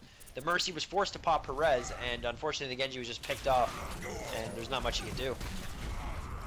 Most definitely. We do see the whole hog now coming out from Sir Derpy. He is going to force some people off map. Killick ends up finding his way. Dr. Hattie throwing out a good tack visor, picks up a 2-piece, and Revival saving the day a little bit, making sure they pop their Lucio ult. Dr. BFTD getting that sound barrier out, making sure that his team does not end up dropping. And it's another team fight victory for Revival. So kind of what we saw in the first one with Parker's Crocs is happening to the side of Revival now. Revival doing the exact same thing. You got Styles getting a good Earth Shatter down through a beat drop. Is happening for Parker's Crocs. They're starting to get the kills going, but Cool Kieran once again with the res on the side of Revival. Parker's Crocs now getting out the Transcendence, but they might get stopped up in this Mei ult. Styles does drop to Surf Derpy. Fernie getting out that Dragon Blade, picks up one. 6God gets one as well, but it's all red otherwise. Last one over there is going to be Fernie, and they got a couple more. Killick, 6God, and the Tracer. I don't know if it's going to be enough to go against this defense of Revival, though. Revival doing a terrific job. Sir James throwing out that pulse bomb, finishes off Dr. BFTD. Dr. Hattie now getting out his DAC visor, finishes off Sir James Parker. They were caught up in a Graviton Surge, but it looks like he might be able to survive this as Revival still on the point. Last one is Victorous. Finishing her off is So Derpy, and they're going to take it for map number 1. Revival goes up 1-0. Yeah, that was an excellent last fight. I mean, you saw the res come through. You saw Zenyatta, as soon as he got res, popped his ult, tried to keep him and the revived Reinhardt alive. But Mei threw a perfect ult that trapped the Reinhardt. He couldn't get out of it in time, and Zenyatta was not able to stay in that ult and heal him throughout the whole thing, or else he was going to get frozen too. Because of the timing of it, his ult would have expired. So he basically had to leave the Reinhardt for dead, and it's very difficult to win the team fight once you no longer have your main tank, right? So really excellent ult placement, really excellent ult coordination. But Cersei on that Mei, I think that ult is what ultimately did it, because that allowed them to get that Reinhardt pick and take that one home. Right. Well, you mentioned Hollywood. I think we're going to go there next because it's Hollywood and Gibraltar. Those are the 2 maps on the table for these guys. Obviously, we're going to have to let the loser choose, which is Parker's Crocs. I say they lost, but man, it was close. Man, it was close. Taking it all the way to a map 5 on Lijiang in the semifinals here. Couldn't get any more thrilling than that to watch. We're going to see what Sir James Parker wants to do now. Yeah, definitely. I mean, the only thing that's concerning me about Parker's Crocs, just watching them now, is that they did win that exact same map, that same control point, the one that they had game 5. That was the round 2, right? Round 5 and round 2 were the same map. And they won round 2 very decisively. So I'm not sure if that's nerves getting to them because it was game 5 or what's going on. That's the only thing that I'm going to be watching for now is to see if they maybe are playing a little bit differently, because you can fix small playstyle and gameplay issues even within a series. You can make minor tweaks, but a mentality issue or not dealing well with like a really high pressure situation and that round 5 moment, that's something that is a little bit harder to fix overnight, right? Or within the course of a night even. So we'll be interesting to see how they play out other pressure situations in the series if there are any, which this game is about to be, because if they lose. Most definitely. So much talent coming forward. We are going to be moving to Hollywood, so you get your wish. You're going to be seeing some Hollywood, and we're going to see, Excellent. I want to say, Parker's Crocs on the offense to start us off here. Awesome. So we'll see what they can do. It's going to be really strong for them to come out. I mean, it's going to be really important for them to come out really strong, just to get some momentum and to get some belief back in themselves.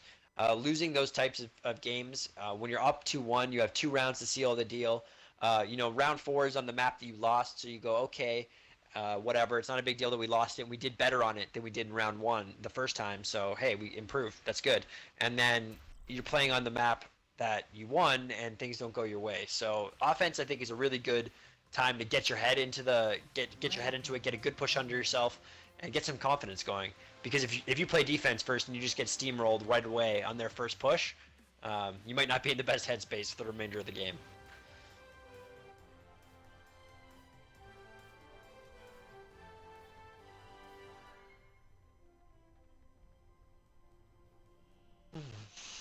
Looks like we might actually see an Ana coming out here from 6God. I don't think we've seen an Ana yet tonight, actually. Have we seen one? A few times. Such a few times here and there.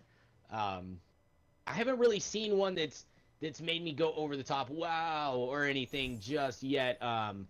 Both teams doing a terrific job of kind of holding them down. So I guess we'll see kind of what comes out. I wonder if Sir James Parker is actually going to come out on the Widow.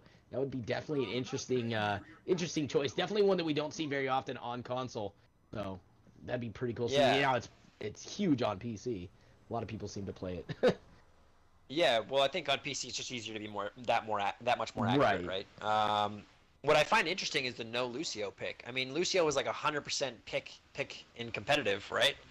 Well, I mean, they still got a little bit of time until the on last clock to patch. change things. So yeah, I guess we'll wait and see. I'm interested to see if they will, but the new changes to Lucio have been interesting. How have you felt he's been playing out? I haven't had a chance to play him since I've been playing a lot of PC lately, and I don't go the typical support route other than playing Ana when I'm on PC. I've kind of given up my PlayStation, and I don't really play much on the Xbox, so I haven't seen him how he's interacting on console. But that's who I used to main, and he did need some changes, and I want to say that the changes that they made are quite good. If you're a good Lucio, you're even better. If you were kind of iffy on Lucio, you're definitely not gonna have as easy of a time playing him anymore. That's the general consensus that I've kind of came to. Dr. Hattie getting that first pick on Fernie. We did say we'd like to see a pharmacy, and it is out right now, but Dr. Hattie makes quick work of it, taking out Fernie. So do you think we're going to see Fernie switch off knowing that we've got the hit scan? Oh, he does. Sombra. No, back to the Chimera. Back to it. Yeah, I mean, I don't know. Despite winning that first game, if I'm Rivalry, I'm a little bit concerned. Fernie's been dying almost immediately in a lot of fights. A lot of fights. So that's definitely something he's going to have to be playing a little bit safer with his life. If he wants to make this an easy win for his team and not make them sweat over it. Most definitely. It does seem like Revival's focusing a little bit on him as you see him come in, but they're not able to get the kill on him on this first team fight. And that's quite unfortunate. He's able to have kind of free reign and rain down a lot of pressure onto the line of Revival. Revival still doing pretty well, keeping up here. They still got So Derpy and Cool Kieran over there. Cool Kieran, Oh, wow. not even close on the ult. They're gonna get cleaned up here. Revival, Cersei comes in to try to stall things out, but gets taken out by Fernie. Fernie picking up a 2-piece right there, taking out Cool Kieran and Cersei. Dark Caddy ends up falling as well here to Sir James Parker.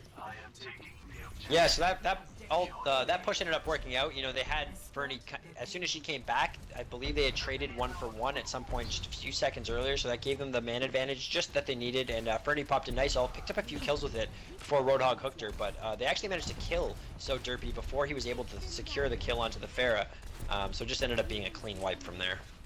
Right.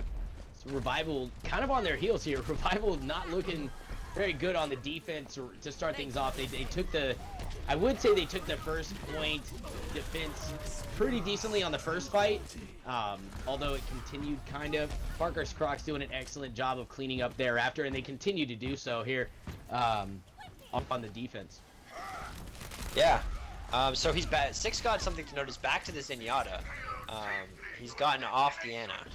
So again, we're seeing a lot of Zenyatta, Mercy a ton. A lot more than we see on PC, which I find very interesting. Do you have any insight as to maybe why that would be? You know, when it comes down to these teams, that's all I've ever really seen these guys play.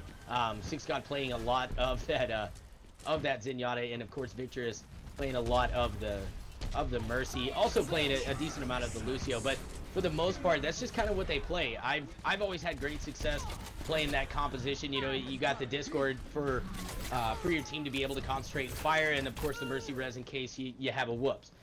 So I think it's pretty good here.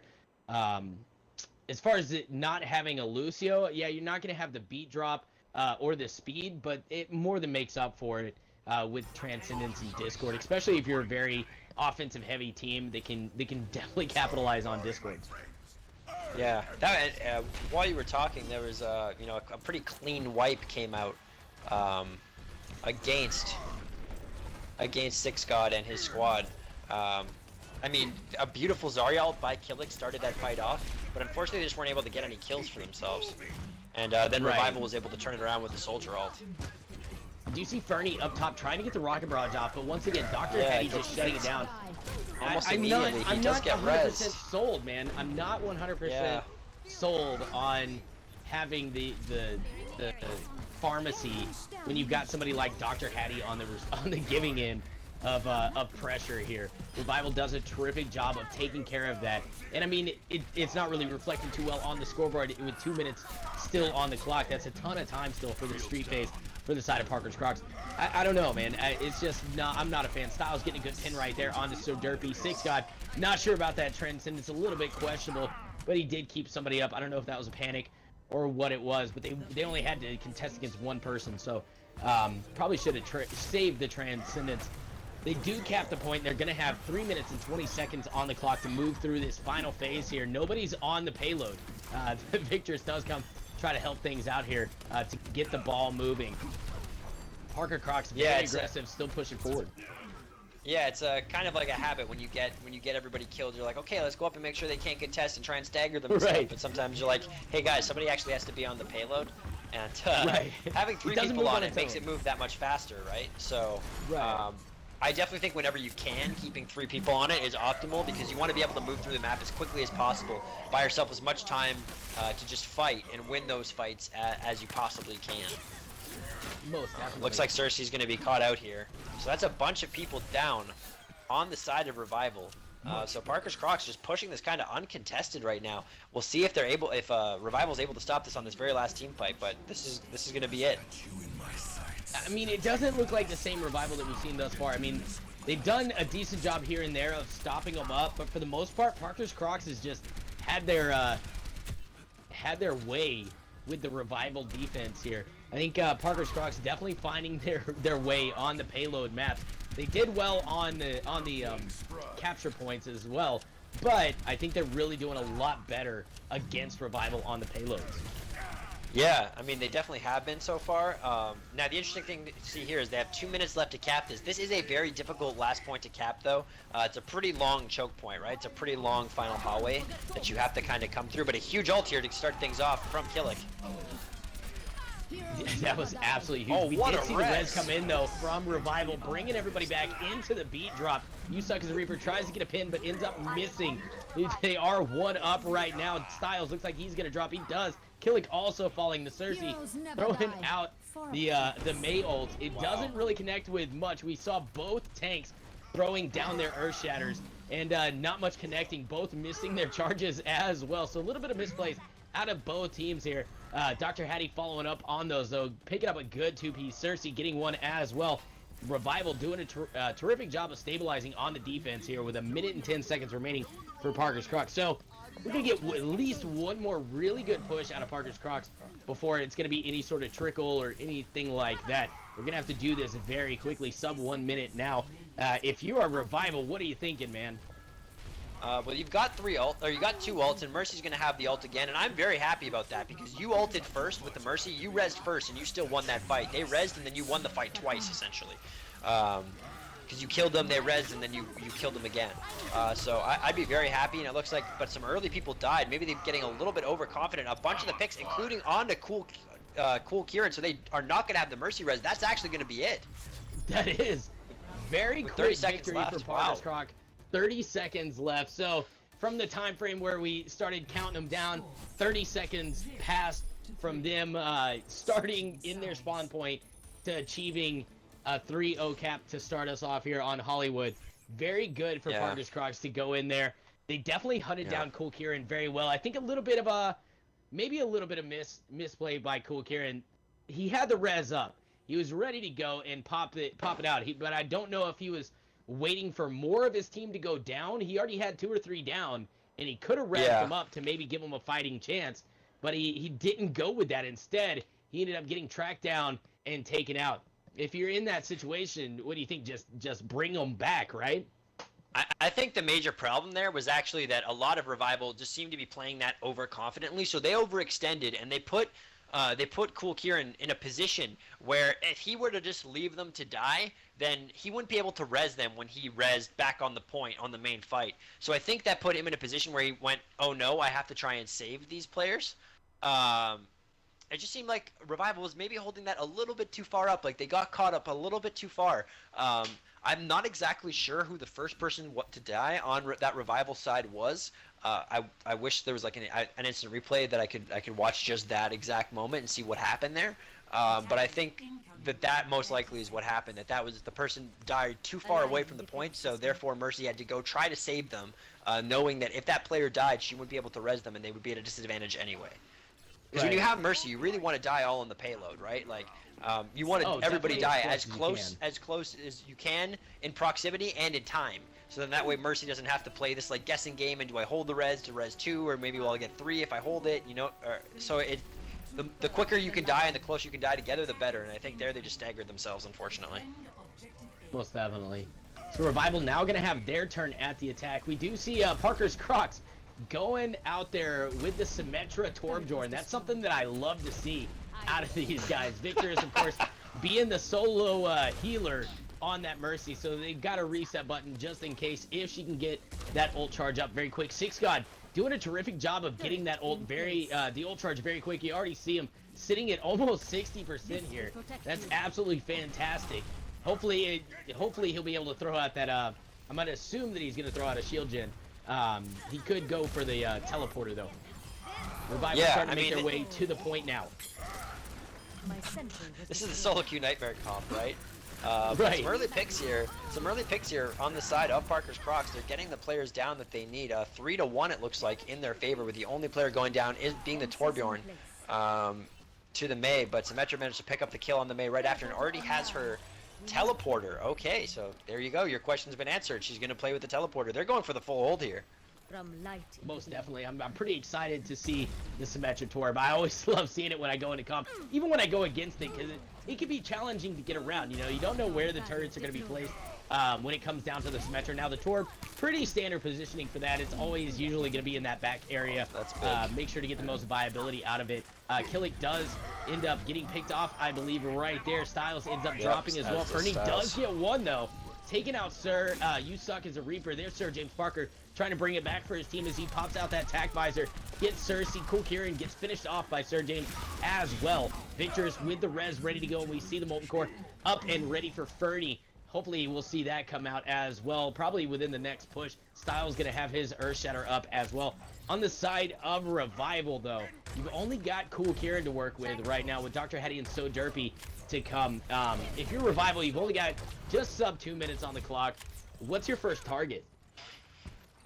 That's a tough one because there they got the picks, right? They got the pick onto the Zarya, they got the pick onto the Reinhardt. Theoretically, you should win that fight, but that just shows you the power of the Symmetra teleporter. I mean, they really need to make sure they kill that thing. They don't want any heroes coming back to the fight that should not be coming back to the fight. Well, it looks like they're working on it right now with Cersei and Dr. BFTD over there, trying to put some pressure onto it. Styles gets taken out by the whole hog. Fernie's turret gets one. There's the attack visor coming out from Dr. Hattie as he picks up one onto Killick. We still got that teleporter live. You Suck as the Reaper spots it out and finishes it off, but the rest of his team is caught up in a Graviton surge, and they all get finished off.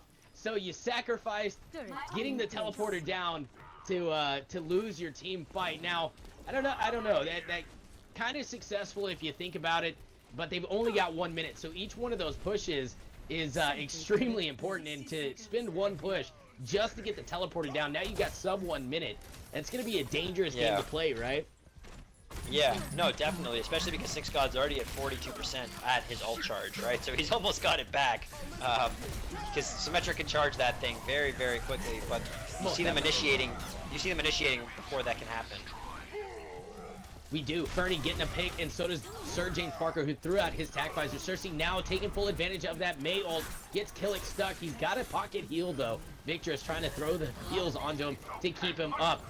Very commanding victory in that team fight from Parker's Crocs. They did lose a couple, but, man, they kept their cool, and they were able to hold on here. Fernie still ready to go with his ultimate. We're going to see Six Gods probably come up in this team fight as well. All of his turrets still ready to go, so...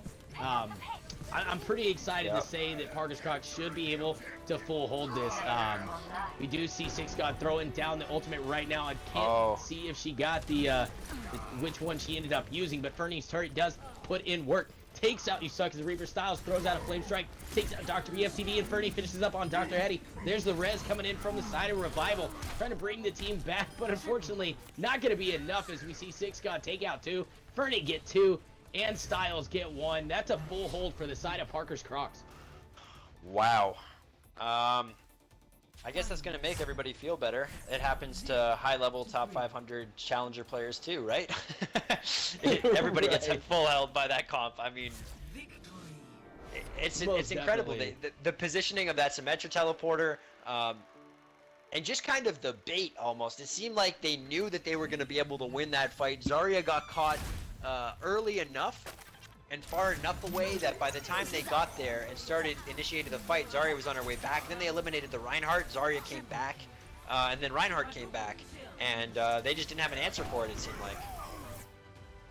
Right. That was just awesome to watch. I had a blast watching that one myself. I can tell you did as well. So we're all tied up here. Revival and Parker's Crocs tied at 1 in the semifinals. I think this is actually the first thing that went to 1-1. Everybody else has been 2-0, right? Yeah, this is the first series today that's an actual even series in terms of the games, right? So we're actually going to go into a game 3. We're going to go into that really high pressure environment. Parker's Crocs responded really well with their backs against the wall there. They played that very, very well. And that comp coming out, that is frustrating to lose against. And pulling that off feels oh so good. So the momentum heading into this final game, I think, is definitely on the side of Parker's Crocs. Oh, most definitely. I couldn't agree with you more on that one. And they're going to be going to Gibraltar. So they did really well, obviously, on a payload map. Now they're going to do this. They've essentially got the same thing going for them. It's been back and forth on the King of the Hill, but now we're seeing, just like we spoke about earlier, Parker's Crocs seem to find their rhythm better on these kind of hybrid kind of payload maps. So I'm very excited to see what they can do on Watch Point.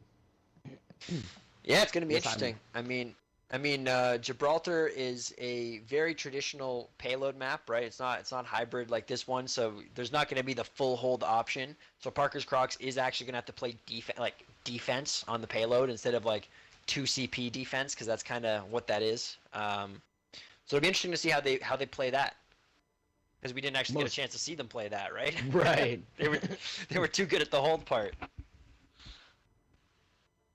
Let me see if I can. Looks like attack, I guess, is going to be Cersei's team here. Let me make sure before I start things up.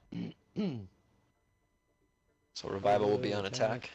Right, so Revival's going to be on attack, so we're going to be able to start this thing up right now. Let me go ahead and get this gameplay started. I'm pretty excited to see what they can do on Watch Point. I know we're probably going to see the Mei coming out either way for Cersei. It's been kind of a staple character for Cersei to play, and been playing it quite well. So, don't know if we're going to see any response from Parker's Crocs. Obviously, I don't think they need to address it because they did so well on the Hollywood map. I think it would translate over very well onto Watch Point, but I guess we'll see. Yeah, we will. I mean, their defensive strategy is going to have to change, that's for sure, right? Like, you can't really run Torb Symmetra on this map. I mean, you can, but I don't think it's going to be. I don't think that's a very viable strategy. So they're definitely going to play something different defensively. Yeah, that's the first thing I'm going to be looking to see is what they do differently on defense.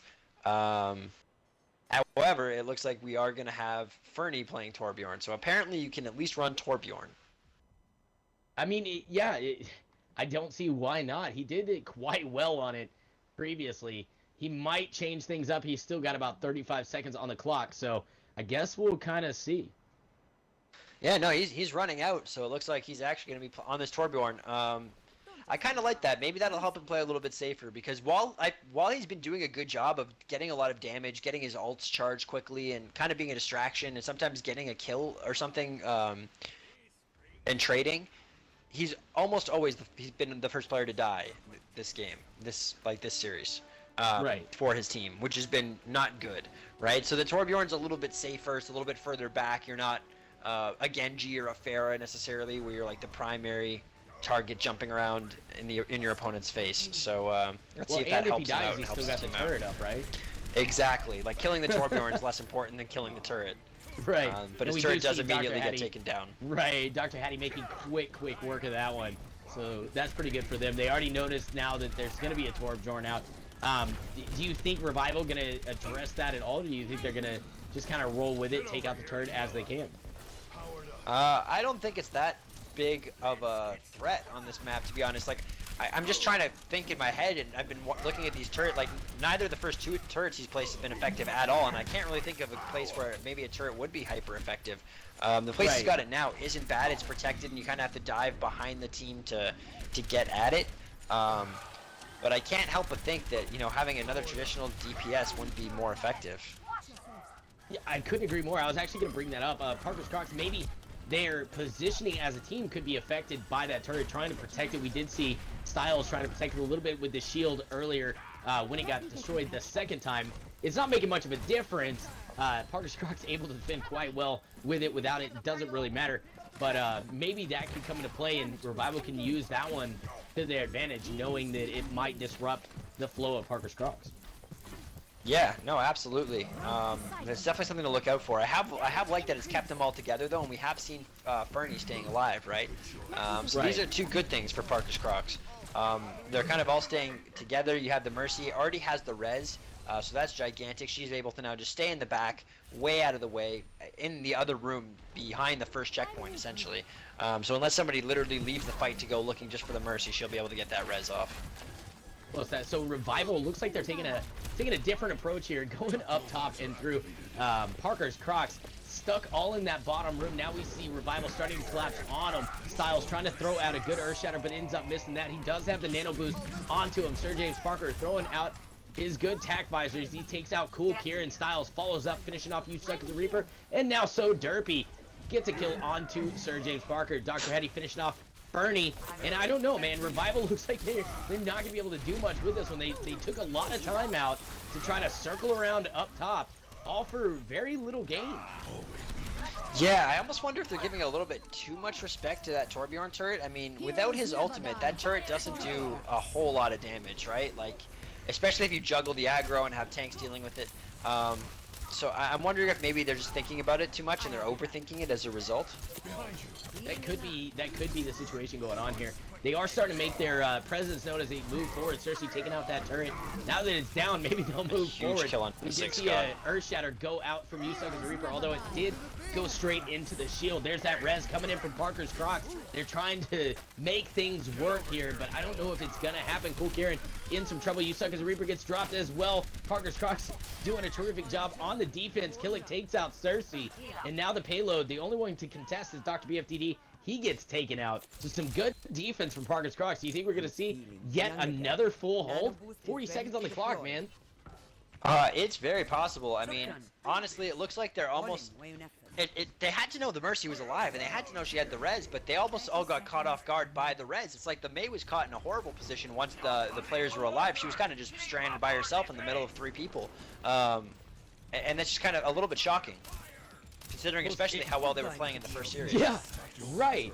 And now Revival, a huge uphill battle to go against here, is they're going into 4 ults, which are now getting used. Now Dr. Hattie and Sir James both getting their tag visor out, but Sir James picking up a 2-piece on that, taking out Dr. BFTD and Cersei just to get them out of the way. Yusuke's Reaper gets finished off, or I'm sorry, finishes off Victorous and then finished off by Fernie. The point is still being contested here.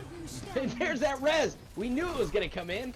Revival bringing the res down, bringing them back. Yusuke's Reaper follows up, taking out Sir James, and there's that Graviton, but no follow-up on it. Yusuke and Dr. Hattie both caught in that. Earthshatter coming in from Yusuke's Reaper. He gets one with that. Dr. Hattie picking up a 2-piece, and they're going to be able to cap this thing. So no full hold for Parker's Crocs for that one.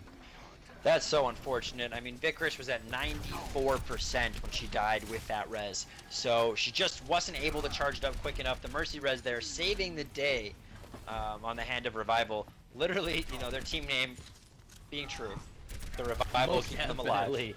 Most definitely. So Parker's Crocs, they had 4 ults to go into that team fight. Revival only having 2, but ultimately Revival taking the better hand of that one. Now they're going to get a ton of yardage out of this one, as we see Parker's Crocs sucked back a lot on defense here. They did switch off the Torbjorn, and they're going with Fernie on the Tracer instead now, who does get picked off right now by So Derpy.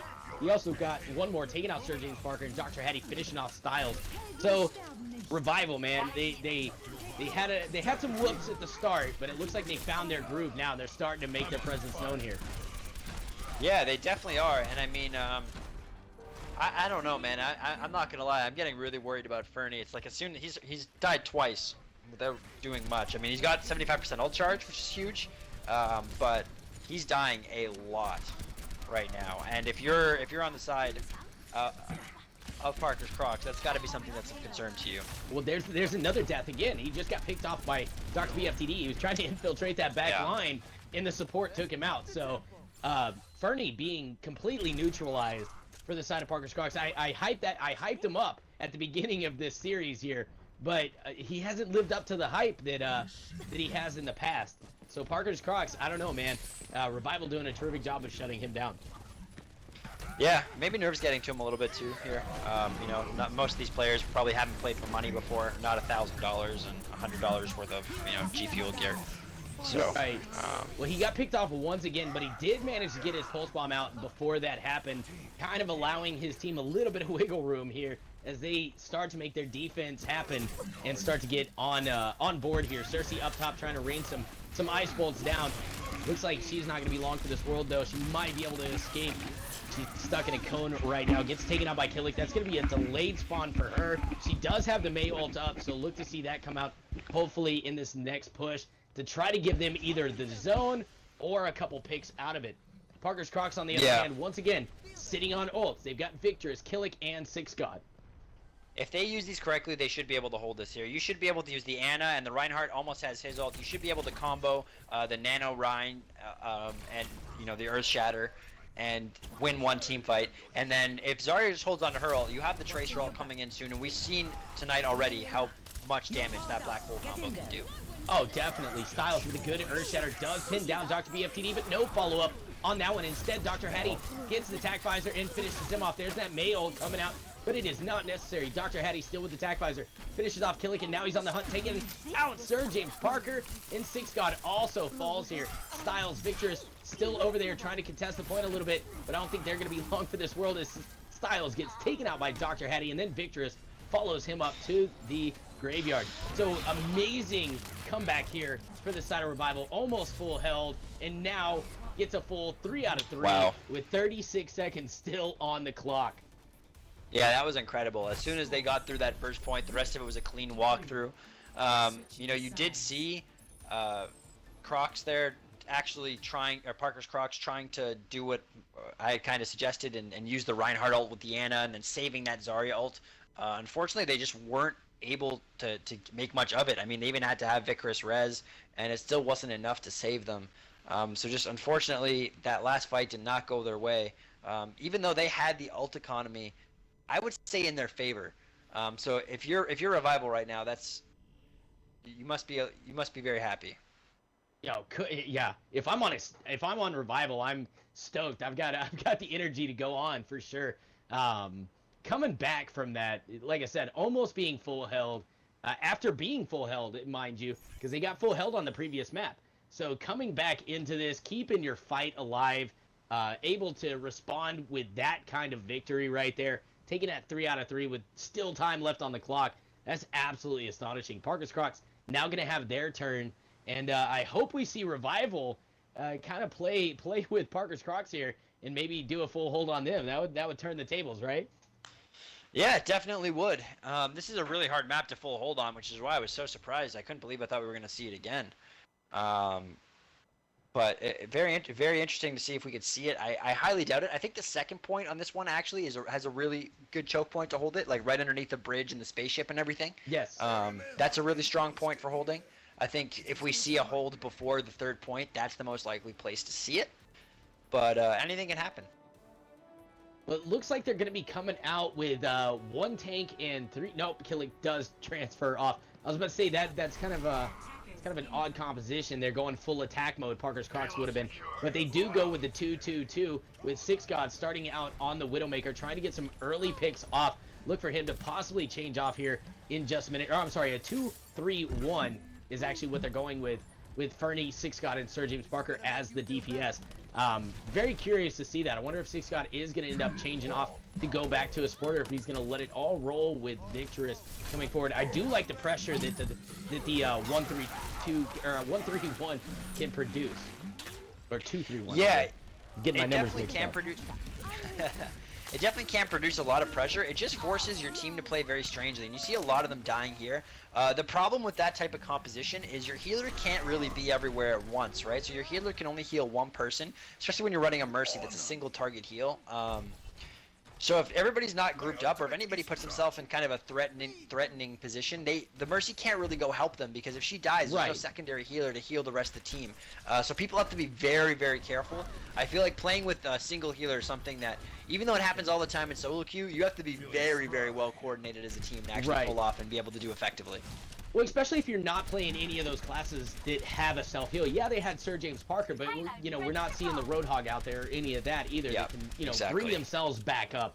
So, I mean, I don't know if I like that initial choice. It was a ton of pressure right to start things off, but they ultimately ended up paying for it, and Parker's Crocs chewing off a ton of their own time by going with that. It looks like they're going to start making their way through now as Killick picks up a 2-piece, getting you stuck as a Reaper, and So Derpy finishes off Dr. BFTD. It's all on his shoulders right now. Cersei does take out one, but gets picked off by Sir James. There's that res coming in from the side of Parker's Crocs to bring the remainder of the team back to life here as they push forward. Cersei still in the spawn point, and So Derpy getting a pick onto Killick. It's a ton of red down there. There's a ton of red down there. Fernie throws out that pulse bomb, does pick off So Derpy, but Sir James Parker gets finished off by Dr. Hattie, and Revival holds on once again. Yeah, the res just wasn't enough there. I mean, too many people died too quickly. Too many of the players on Revival had too much health, so even when the Mercy rezzed, everybody was ready for it, prepared, and they were just able to wipe them. pretty cleanly twice. I don't even think they lost. I think they lost one person there. I like the switch back onto the Ana from Six God though. I think that's gonna help the team a lot more. Right, and we noticed it just right off the bat as soon as they started that second push after losing the first one. We did notice them get a lot of ground out of it just because of going with that. He was able to survive. Their team was able to survive. I think, though, that if Parker's Crocs made a different choice, because we saw half the team go up top, half the team go below, I think they would have stayed together. They would have had a lot more successful of a time here. We do see them separating out a little bit more in this team fight as well, and that could be their downfall here. Definitely need to see Parker's Crocs group up, move together as a team. Yeah, I mean, Cersei's doing an excellent job, though, of splitting them up. I mean, that right there, the Reinhardt, she managed to put the wall right behind the Reinhardt, and I can't remember who else it was, but there was one other person. It might have been the Victress, actually. But basically, two people got split off. May used her ult, froze both of them. They both died. No, it was the Zarya. It was Reinhardt and the Zarya, Killick. But just immediately wiping out the tank, splitting them off from the rest of the team, and just making it so that, you know, Parker's Crocs has to back up. Most definitely. We do see him trying to take that high ground approach once again, and immediately Revival moving over there to try to make things happen for them. There's that Graviton coming out. Fernie picking up a 3-piece, taking out Derpy, taking out Suck as a Reaper, and Dr. BFTD. There's 5 now in their favor. Dr. BFTD, Dr. Hattie, the only one left. He survives with 1 HP, and we're going to see Parker's Crocs. Very similar situation to what we saw Revival in on this very map. Yeah, I'm really struggling to understand that. I mean, you know Zarya has the ult. She hasn't ulted once this round yet. You know she's gonna have that, and I wouldn't have grouped up in such a small area. I mean, that's just asking to get team wiped, and that's kind of what happened there, right? Like they all got caught in the Zarya ult. There was not much anybody could do afterwards. It did look like they got baited a little bit onto that one. Just a little bit. And Parker's Crocs taking full advantage of it. Cersei now jumping through to the back line. We do see Revival trying to get a little bit, I guess, aggressive on their defense. There's that res coming in from Cool Kier and bringing them back, but immediately Victress answers back with a res of her own. Dr. BFDD getting the first pick, taking out Fernie, just like we talked about before. Fernie, the first one in the spawn point. You're not doing your team very much on that. Sir James Parker following up with a 2-piece in style, swinging that hammer, does pick up 2 himself. Last one is going to be Cersei. Gets a nice Helix rocket to the face. Sir James Parker doing a terrific job on that soldier. Parker's Crocs able to move this payload forward even better, I think, than Revival did in this middle section. Yeah, unless they get held right here, but up until this point I agree with you. And that really came down to Styles just having an absolutely perfect Reinhardt ult, and they're blocking the other Reinhardt ult with his shield. So excellent Reinhardt play from Styles here on this middle point. You do see the Mei ult come out, and it did zone him out a little bit with the wall as well. They were able to take out Killick, but I don't know if they're going to get any further as we see Styles just swinging that hammer. He did get nano boosted. Ends up taking down So Derpy. Fernie finishing off Cersei. Now he's going to charge to see if he can get any back spawns to the graveyard, but there's nobody back there. I think Parker's Crocs definitely found their rhythm in this late stage of Watch Point. It all comes down to this, though. I mean, if they're not able to cap, Revival is going to be moving on to the into the finals. If they do cap, they're going to take it to an overtime situation where the pressure is on, and Revival's only going to have, what is it, a minute? They get a minute added to their time or something like that to move forward. Yeah. So, I mean, there's just so much riding on this final push here for Parker's Crocs. They've got sub 2 minutes to make something happen. And that Earth Shatter right there could have done it, but there was no follow-ups on it. Cersei was in some trouble. Ended up surviving, though. You Suck as a Reaper gets taken down. There's Sir James throwing out his tac visor, gets Dr. Hattie, and there's the res coming in from Revival, bringing them back. Fernie in that back line, trying to put up some pressure. Sir Derpy. So Derpy does get dropped by Killick, but immediately 3 fall for the side of Parker's Crocs. There's Victress coming in with that great res into a Graviton surge. Parker's Crocs, they know they've got nobody left to bring them back. Now they've just got to follow up, and it doesn't look like they're gonna do it. It's 1-for-1 right now. The pressure is on. So Derpy takes out Fernie. Cool Kieran ends up getting taken out, and there's Whole Hog going on the point by So Derpy, who ends up getting knocked down and taken out. Mayo comes out from Cersei, and he follows up onto Six God Styles. Drop. And Killick now going to be hunted down. Ooh, that's unfortunate. That's very unfortunate. And with a minute left, we saw Ana use her ult onto the soldier to try and help them win that fight, I guess. However, I think the better option there would have been to ult the Zarya to help her get her ult back. That ult being such an important game changer. You see that a lot at the highest levels of competitive PC play. Ult, the meta revolves around Anna ulting Zarya, well, at least before the D.Va changes. But there's no D.Va in this game, so Anna would ult Zarya constantly to help her gain ult charge faster. And right now she's only sitting at 47%, so she's likely not going to get it until the end of this fight if she gets it at all. Well, she just got picked off too, so that's not going to be coming. We do see Fernie trying to get into that back line and put in some work, but So Derpy is there to protect his support. Taking out Fernie. Sir James Parker gets the attack visor going, takes out Dr. BFTD. He ends up getting taken out by So Derpy though, and Hattie just going nuts here. Picks up a two-piece. There's the hook from So Derpy, landing it on Six God, and that should be it here. Revival able to move on to the finals. Looks like we're going to be seeing Revival versus Archon in the finals. Yeah, that was a great full hold there. I mean, I don't know if the Zarya ult would have helped them in that situation, but it's just something to think about maybe for them in the future. You doing that, because that was a really close series. I mean, both those teams are very, very good, very even. It's one of those series where you kind of wish we had a best of 5 or a best of 7, right? Because I think it would have gone 5 or 7 or whatever we made it a best of. I think this series would have gone the whole 9 yards. These teams were very, very evenly matched. I mean, we're talking about losing the series ultimately by, like, what was it, 5 meters, 10 meters, something like that? Like, that's not even, right? Ultimately boiled down to. So great play from both teams, but congrats to Revival, and now we get to see them play in the finals. I'm very excited. Right. And before that, we're going to take just a brief break. Before we take that brief break, though, we're going to plug the sponsors really quick. That being GottaHaveRockandRoll.com. Make sure to go to their website and bid on a couple of their pop culture auction things that they got going on. I know you got some Elvis, some Madonna, some Britney Spears, whatever suits your fancy. Get in there and make sure to get those bids up so that they can have a successful auction. This is the last day of their auction, so if you were waiting until the last minute, it's now. Now's the last minute. Get over there and put your bids in.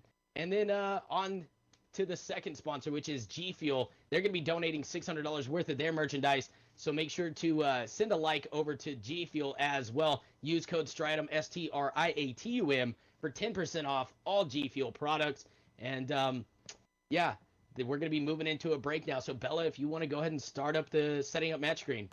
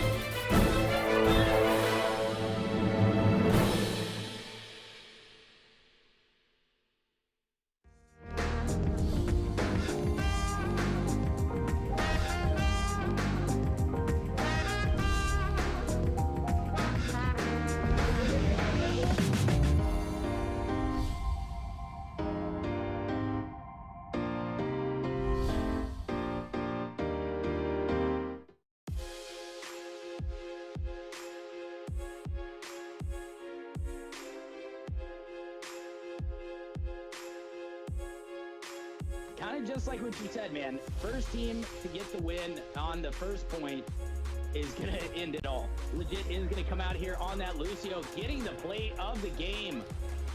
Ends up getting a boop onto Natsuka, turning around, trying to help his team out. And that's the play of the game for you guys. Play of the match is going to go to Sweaty Genji here on that McCree. No doubt this is going to be the Deadeye in the back. Taking out one. He finished off Miss Mitten before that. Flashbang onto the Tracer. Finishes her. And we see the Anna in the back. Sleepest. I didn't know they'd be able to win with the Bastion, but man, did they pull that thing out. Yeah, like, I guess apparently Bastion. That was Skeppy's two-piece right there. Yeah, Bastion is used on PC in certain situations. First game, they just, against Rupture, they just absolutely destroyed Fire Knights, faring no better against them. Here's gonna be the play of the game from the Mercy. Picks up 3, ends up flying in to help break down and surviving. Skeppy ends up getting some heals as well. They did, like I said, getting those key picks in. Gunshot, this is going to be that Deadeye in the back. I think he picked up 4 on this one, if I'm not mistaken. High Noon goes off. There's your 4-piece in the back. That's how it's done, sir. Ends up helping his team get 2 more. So here's going to be the play of the game coming out of Unimasaki.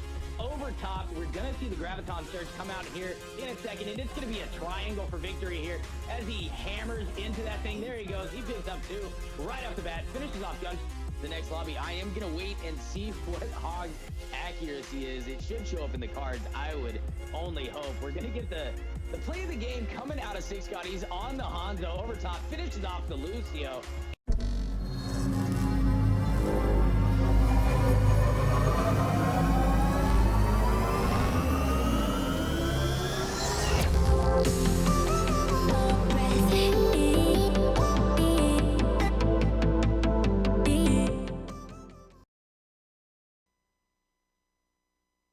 Hey guys, welcome back. This is going to be the finals of the Gotta Have Rock and Roll 1K here, hosted by the Overguard. My name's Gozy, and I'm joined with Trooper, and we've got Bella streaming this all for us with Killicon adminning it. So big shout out to everybody that's been working behind the scenes thus far. You guys have been doing a great job. I couldn't be more thrilled to be a part of everything that we got going on.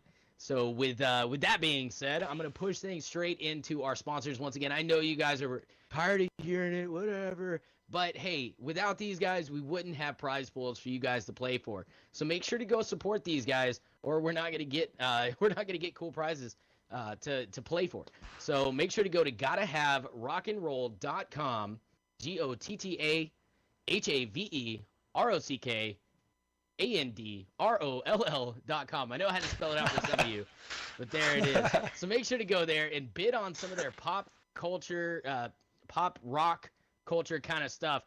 Looking at their page right now, I can see they've got some Aerosmith stuff, some Beach Boys, Bob Dylan, Bon Jovi, Elvis, Eminem, if you're into Eminem, Guns N' Roses, just to name a few here. If you like Kesha or Lady Gaga, they've got that for you as well. I know they got Madonna too, if that floats your boat. So make sure to go over to GottaHaveRockandRoll.com and support these guys. Also check out their Facebook at facebook.com/GottaHaveRockandRoll and their Instagram at instagram.com/GottaHaveRockandRoll.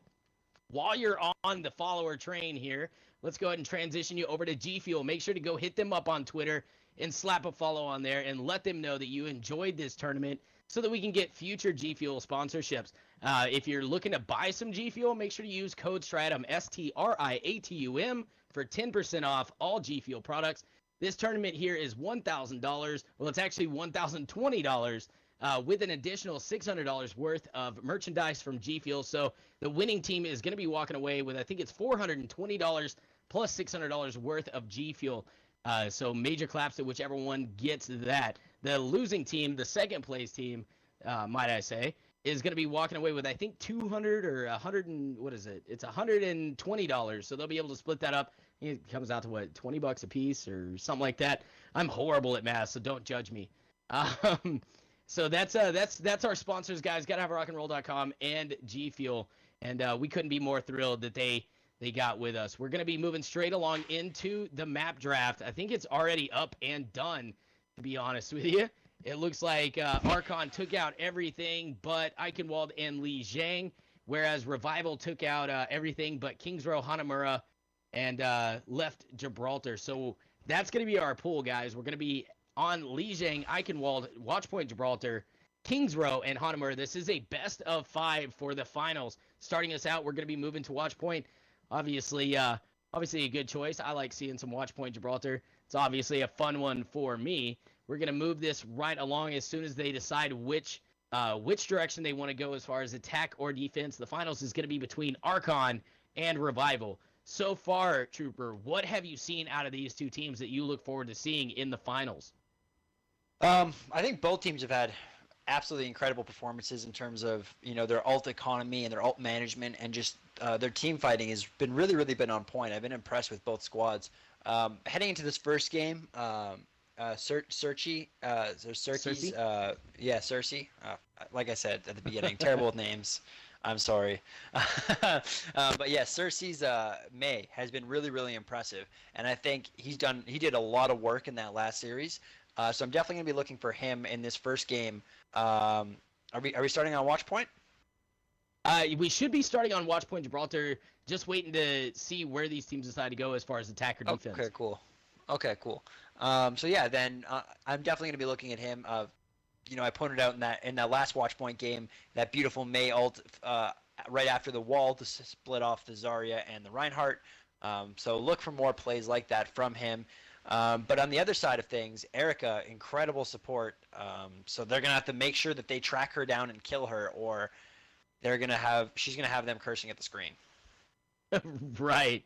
I couldn't agree with you more. As well, Tensa too. He's been coming in clutch with a bunch of his supports as well when it comes down to the transcendences that he has thrown up. As far as tank battles, when we get down to it, we've seen Skeppy and Wonderful both man the tank role for the side of Archon. For the side of Revival, it's been kind of on So Derpy and You Suck as a Reaper. When it comes down to those 4 names, do you lean either way as far as the tank fight?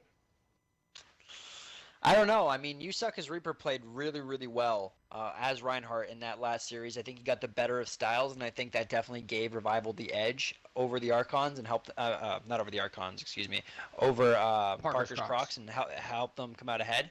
But Wonderful played really well too. So I'm not sure who I would give the tank advantage to. However, I do think Sir JJS was a ridiculously impressive DPS player, and I didn't see anybody on the side of Revival that stood out to me as doing that well of a job. Right, the only one that role who stood out is as Dr. much. Hattie, right? I mean, because they had Cersei locking down Mei. He's coming in clutch here and there with the soldier, but when I look at DPS, I think Archons is going to have the edge on the DPS side of things. As far as tanks, I know I asked you the question of which tank. I would actually lean to Revival on that one, and I guess the tiebreaker would be supports, right? Yeah. I don't know who between Tensa and Erica, and then we've got Dr. BFTD and Cool Karen. They both play kind of similar, so it's going to be really hard fought match between these two. I do know though that Twitch over here in the Twitch chat, they've got their own kind of thing going. I've seen a lot of Archons voting either a 2-0 or a 2-1 victory for Archons. So I guess that's the chat vote here. And I did see somebody ask me as well, where do we go to vote for the MVP? Because we are giving out MVP prizes to some lucky winners here. We've got them, I think, labeled out for both the qualifiers, and now we're going to have an MVP vote for the finals as well. So if you're interested in voting for the MVP of the tournament, or of the games rather, make sure to go to our Twitter. It's going to be twitter.com/theoverguard to cast your votes. It will be up I want to say it's going to be up right after the tournament's over. Don't quote me on it though. It could be tomorrow when it goes up. We do have some cool Overwatch merchandise to give out to the MVPs. Yeah, that's definitely something to look forward to. So it gives all these players a little bit something extra to play for right now, right? On top of the bragging rights and on top of all this other stuff, which I'm sure they're all very pumped, very excited This should be a really good series. So I'm very excited to see what happens here. Most definitely. So very Killicon's interesting to see actually for in chat Revival. right now, though, saying that the MVP vote's gonna be during this championship. So don't vote right away. Obviously, you want to see some gameplay out of both of them before you pick. Yep. But make sure to go over to Twitter to cast your vote as soon as Killicon starts linking that out. Yeah, I'm pretty. I would make excited, sure man. one team. I would make sure one team has at least 2 wins before you cast any MVP voting. There you go. Just to because the finals is such an important part, right? Like you can play great an entire tournament, but if you don't play very well in the finals, then it's all kind of for naught. Right, most definitely. All right, so we're gonna see Revival starting making their way out. It looks like they're going with kind of a protect the prez Bastion. kind of pick Okay. here, which is obviously gonna be a surprise for the side of Archons. Let's see how they Yeah, adjust to absolutely. this. Because anytime you see that Bastion come out, it can kind of get hairy here and there. The Orisa, though, could play a huge role because that does suck up the Bastion, regardless if he's in turret mode or not. So look for that to maybe make the difference here. Archon already up 3 picks here. That he did, what's that? I don't even know the name of that move that Orisa throws out. I'm sorry. But he gripped off the Bastion off the payload and put him behind the payload. So That's essentially making Bastion ineffective. He can't shoot through the payload. Yeah, exactly. That's kind of the danger of running a Bastion at a really high level, and it's why you don't see it done too often, right? That's like a mid-level solo queue kind of cheese strat. Surprised we saw it get pulled out here. They did immediately switch off. Dr. Matty's now back onto the Soldier, which we saw him play pretty effectively last series, so I would expect to see him stay on that. He already is making a difference. Look at that, 2 picks right off the start and then putting the pressure back down. We do see Skeppy going whole hog in the back, taking out So Derpy. There's Dr. Hattie, though, bringing back in for the side of Revival, taking out 2 right away. Such a clutch, and Skeppy both dropping. Sir JJS finished off by Dr. BFTD. It looks like Revival is going to be able to make this thing go all the way for the first point. Yeah, so that switched to Soldier. I mean, he was on fire almost immediately, and he's almost got ult. So that Bastion, maybe a cute little pick to kind of throw the Archons off guard a little bit, and kind of maybe get them thinking a little bit harder than they should be, and a little bit frustrated. But now he's back on the Soldier, and things are going quite well for them. Most definitely. Look at that. He already got another pick, taking out Sir JJS. So the Deadeye's not going to be into this team fight. They do have a relatively quick respawn for the Archons, but right off the bat, you're going to get some good yardage with that payload because you're a man. You know, you put them a man down. So that's forcing Archons into full retreat mode right now. Yeah, exactly. And it's like, you know, Dr. Matty seems to be a little bit upset that maybe I was talking about Sir JJ as the ADC to watch or the damage dealer to watch here, because he's going absolutely off. Huge res, though, there coming out. But it doesn't seem to matter. You just see all blue in the kill feed. Some great follow-up from Archon. Sir JJS responding back quite viciously here as he picks up 2 right at the end of that. Still holding on to that Deadeye. Erica still with that res. We got Skeppy with the whole hog and Tinsa with the Transcendent. So, you know, if trouble comes their way, they've got the ults to deal with it. For the side of Revival, it looks like they're sitting on 2 with Dr. BFTDs and Dr. Hattie's both ready to go here in just a second. Dr. Hattie's just now coming up. So look to see that tac visor come out very strategically here in a minute. Maybe they'll play through the Cersei ult to make that happen. I do like the Orisa pick, though, for the side of Archons. I think it's been playing very well. They've been positioning very well, utilizing that. Yeah, it's definitely something that's not as conventional as the Reinhardt, and there's just nowhere near as much pro information on it, right? You haven't seen as much pro footage with the Orisa being available as the last season of Apex had come to a conclusion without it being released yet. So very interesting to see the teams pulling it out here. Doesn't quite get work there, though. Gets picked by Yusuka's Reaper. Reinhardt managed to get that pin, and a huge Earth Shatter there, but it looks like he missed. Oh, no. Yeah, it looks like he missed pretty much everything. JJS, man, he got one, was in Deadeye through the back. I don't think Revival knew where he was. He was in behind everybody. He ended up picking up a 2-piece with that Deadeye. That's what we like seeing out of these DPS, being able to change the flow of the game just in that instant. That's how you do it, my friend. Yeah, his McCree's been exceptional all night tonight. I mean, we saw him earlier in the series absolutely go off with this McCree, and looks like he's doing it again here up on top of the spaceship, looking to rain down some fire on top of the members. Most definitely, we do see Such a Clutch trying to get through. It looks like he did fall off. He gets punished for that one. So Derpy finishes him off. Erica might have been caught off guard a little bit as she was floating down. She ends up surviving. May ult coming out from Cersei on Revival. Definitely going to zone off the Archons here, as we do see a good hook from Derpy, but unfortunately, he just hooked down the wrong guy. Tensa ends up popping that Transcendence to survive to keep his team alive a little bit here, but it's going to be all for naught as So Derpy ends up finishing him off ultimately, and then Such Clutch gets finished off by Cersei. They cap this thing. Now they're going to have just over 3 minutes to push it through this final section here. Archons playing, I mean, I don't know how to put it. Yes, they stalled him a couple times, but Revival's having their moments where they're able to just capitalize on these little mistakes that Archon's having. Archon's going to have to tighten things up, right? Yeah, I think they're just gonna have to be a tiny bit better with their ult usage because they're finding themselves without ults, and that's what happened there. They had 0 ults to the 2 of Revival. I think a third might have popped up for Revival right as that fight actually initiated. So when you enter a fight down ultimates, especially when you have 0 to counter a fight with, that's really not a good place to be, right? You almost always want to make sure you have at least 1 ultimate at your disposal to help your team secure that fight. And here's another one right now. Right, a good Earth Shatter coming out from Revival. We did see Orisa throw out the ult, but I don't think it's going to be enough. Wonderful and Skeppy do pick up 1 apiece. Skeppy picking up another one as he gets a good hook onto Cool Kieran. That's what you got to do. You got to find that Mercy, get him out of the play. We talked about it before, getting the Mercy out. Don't let her get that res off. And it just changes the flow of everything. When that Mercy goes down, that's what you want to see in the kill feed. Yeah, absolutely, because not only does that remove such a massive source of healing from the fight, but also it completely eliminates the possibility of them coming back. And because both teams are playing the Mercy, if you have your Mercy alive and their Mercy's dead, that just secures that just guarantees a win, essentially. Right. And I've seen Wonderful throwing out those grips every once in a while, but nothing really following up on it. He's doing a good job of gripping people down, like we just saw it right there, you know, moving the tanks back, getting the pressure off a little bit, but no follow-up on it thereafter. We do see Erica flying in for a huge res. There's that May ult, though, from Cersei trying to respond to it. They capture a couple. Skeppy ends up dropping, finding his way to the graveyard. Now they're turning the tide in their favor. That is Revival, as Sir JJ has other plans as he's in that back line.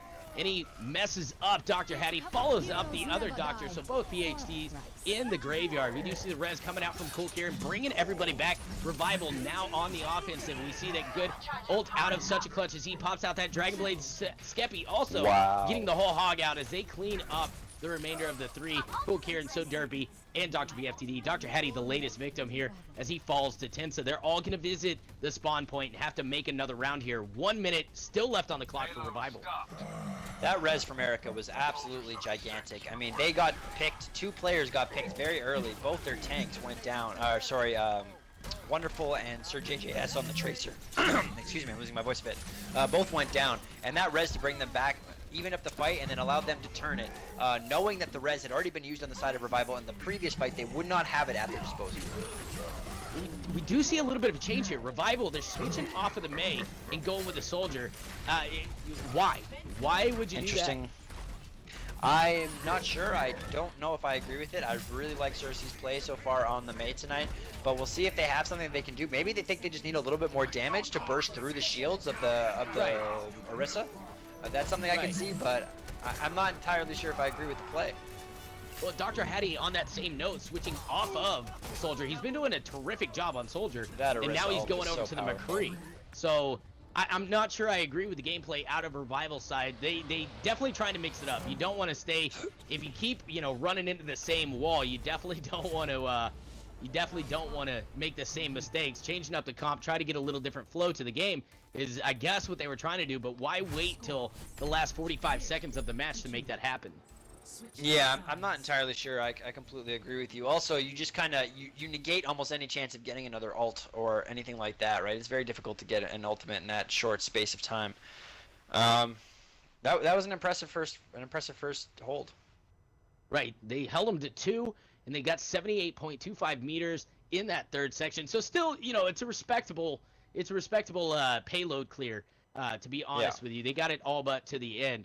As long as they can hold Archons to somewhat closer to that, they'll be just fine. And Revival is a team that could make that happen. It looks like they are going to go back to Cersei with that May. I think a terrific pick for this defense. That's my opinion. Of course, Dr. Hattie switching straight off and going to that Soldier. I think that's the setup they need to run with here, going with that 2-2-2 that they've been so dominant with to start things off. Archons, on the other hand, looks like they might be going with a similar kind of thing, a 2-2-2, except for Wonderful being on the Winston and Skeppy going with the Zarya. So maybe a little bit of dive from the side of Archons here, trying to get that quick damage out, the quick picks to move the payload that much faster.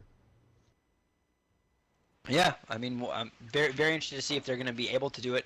Right away, I'm just noticing that we're having an Ana here, and we don't actually have Erica on the Mercy. So I think she's exclusively played Mercy tonight. Obviously, she could still swap. In one match earlier, I want to say that she definitely went Lucio, but it was pretty brief. Okay. So yeah, we'll see her impact on this Lucio here. She's been fantastic on Erica all night. So excited to see what she brings to the table as the Lucio. Oh yeah, on Mercy. No, I got me. you. It's been a long night of casting.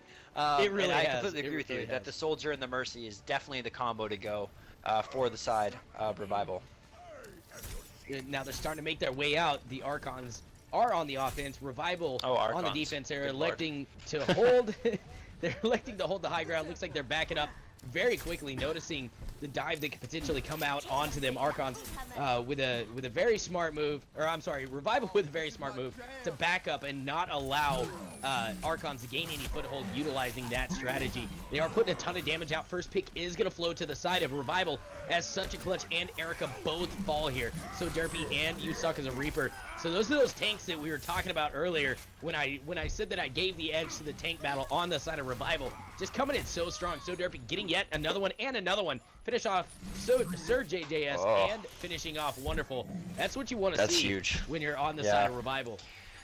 Yeah, unfortunately, Sir JJS was really deep, and he was way behind enemy lines when his teammates started getting picked, and although he tried to get out, he just couldn't, and they did an excellent job there on the side of Archons, waiting and kind of waiting for him to, like, killing him at the last minute to stagger him as much as possible, but now it looks like they're going to be able to regroup and have another opportunity to attack. Cersei ends up finishing off Such a Clutch. He went down to try to get the kill onto Cool Kieran, but Cool Kieran just too slippery of a customer on that one.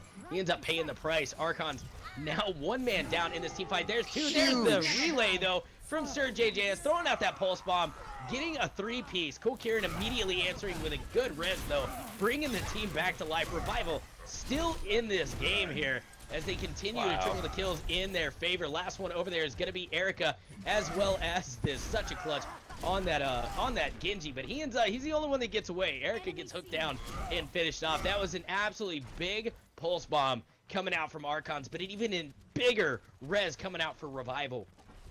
Yeah, that was huge, and Sir JJS right now is just creeping behind them. I don't think anybody has seen him. Oh, now they have, so good job by Revival, especially by, I believe it was Dr. BFTD there who spotted him out. Otherwise, he was going to be behind them and be able to do a lot of damage to that backline. But it does look like him being behind them managed to distract them and got a team fight going. Huge pick onto the Mercy. Right, and we do see a lot of ults coming out right now. Cersei now throwing out that Mei ult, hopefully capturing somebody, and it doesn't look like she is, but Sir JJ capitalizing very strong on that Tracer, picking up a three-piece in that team fight. Erica and Wonderful getting two as well. That's just some good gameplay out of Archons, good ult utilization. They ended up out-ulting, so to say, Revival. Revival threw out, I think, two or three, or I want to say two in that team fight. I know for sure they threw out Sir Derpy and Cersei. See a little bit of an exchange in the front line here as Dr. Hetty takes out Erica and Sir Derpy drops to Such a Clutch. Archons getting a little bit more aggressive. We see them pushing up a lot more. I wonder if Revival is going to make them pay for that. Yeah, it's definitely a possibility, but I mean, that last fight, Sir JJS just went absolutely off. Like, he killed everybody, he distracted them. I mean, he's playing phenomenal right now, and they're gonna have to find an answer. They're gonna have to find an answer quick. If you're on the side of Revival, you need an answer to that Tracer immediately. You definitely do. It looks like they I don't know, man. I'm kind of at a loss for words. We saw Revival come on so strong, and the Archons respond just as strong, and it's just so back and forth at this point. It's hard to pinpoint who's going to come out the victor, especially on this map here. I don't know what to expect. They're still exchanging blows up top inside the spaceship, kind of ignoring the payload at the bottom, which is getting ultimately backcapped at this point, and moving forward since Revival doesn't want to get down there to defend things. There's that Graviton Surge coming out right now. I think they're going to try to capitalize on that with such Clutch coming in with the Dragon Blade. He dashes through So Derpy, finishes him off, gets no real value out of the Dragon Blade. A decent amount of damage does go out. Cersei throwing out that May ult, trying to freeze down somebody. Doesn't look like he's going to get anything out of that either. Tensa finishes off You Suck as a Reaper, but not before Dr. Hattie can tip his hat to Skeppy to finish him off. Dr. Hattie now with the Deadeye up, looking to get some kills out, but the May wall comes up and blocks his vision. He does get one, though, taking out such a clutch. So Cersei blocking off a little bit of Dr. Hattie's vision on that one. Yeah, and I mean, that mail, while it didn't get anybody from Cersei, it did, I think, exactly what he intended it to do. Was it zoned off 3 of the members from Archons, and they were basically not able to get there in order to push the payload or to attack it all, and they just had to watch their teammates die on the other side of the mail. Right. That's how an effective Mei plays Mei. It doesn't always have to freeze down everybody. It's a good zoning maneuver, though, for sure. Yep. All right, so we do see Tensa throwing out that Transcendence for Archons here, and it's back and forth as such clutch drops. So does Sir JJ, Erica, and Wonderful, though, trying to even things up for the side of Archons. There's that res coming in from Cool Kieran on Revival side of the house. Now they've got to do something with it. We haven't seen very much conversion from the reses going forward, but hopefully it changes it up here. Skeppy ends up taking out Dr. Hattie, so Derpy gets dropped by Tensa. Payload is gonna maybe move forward here.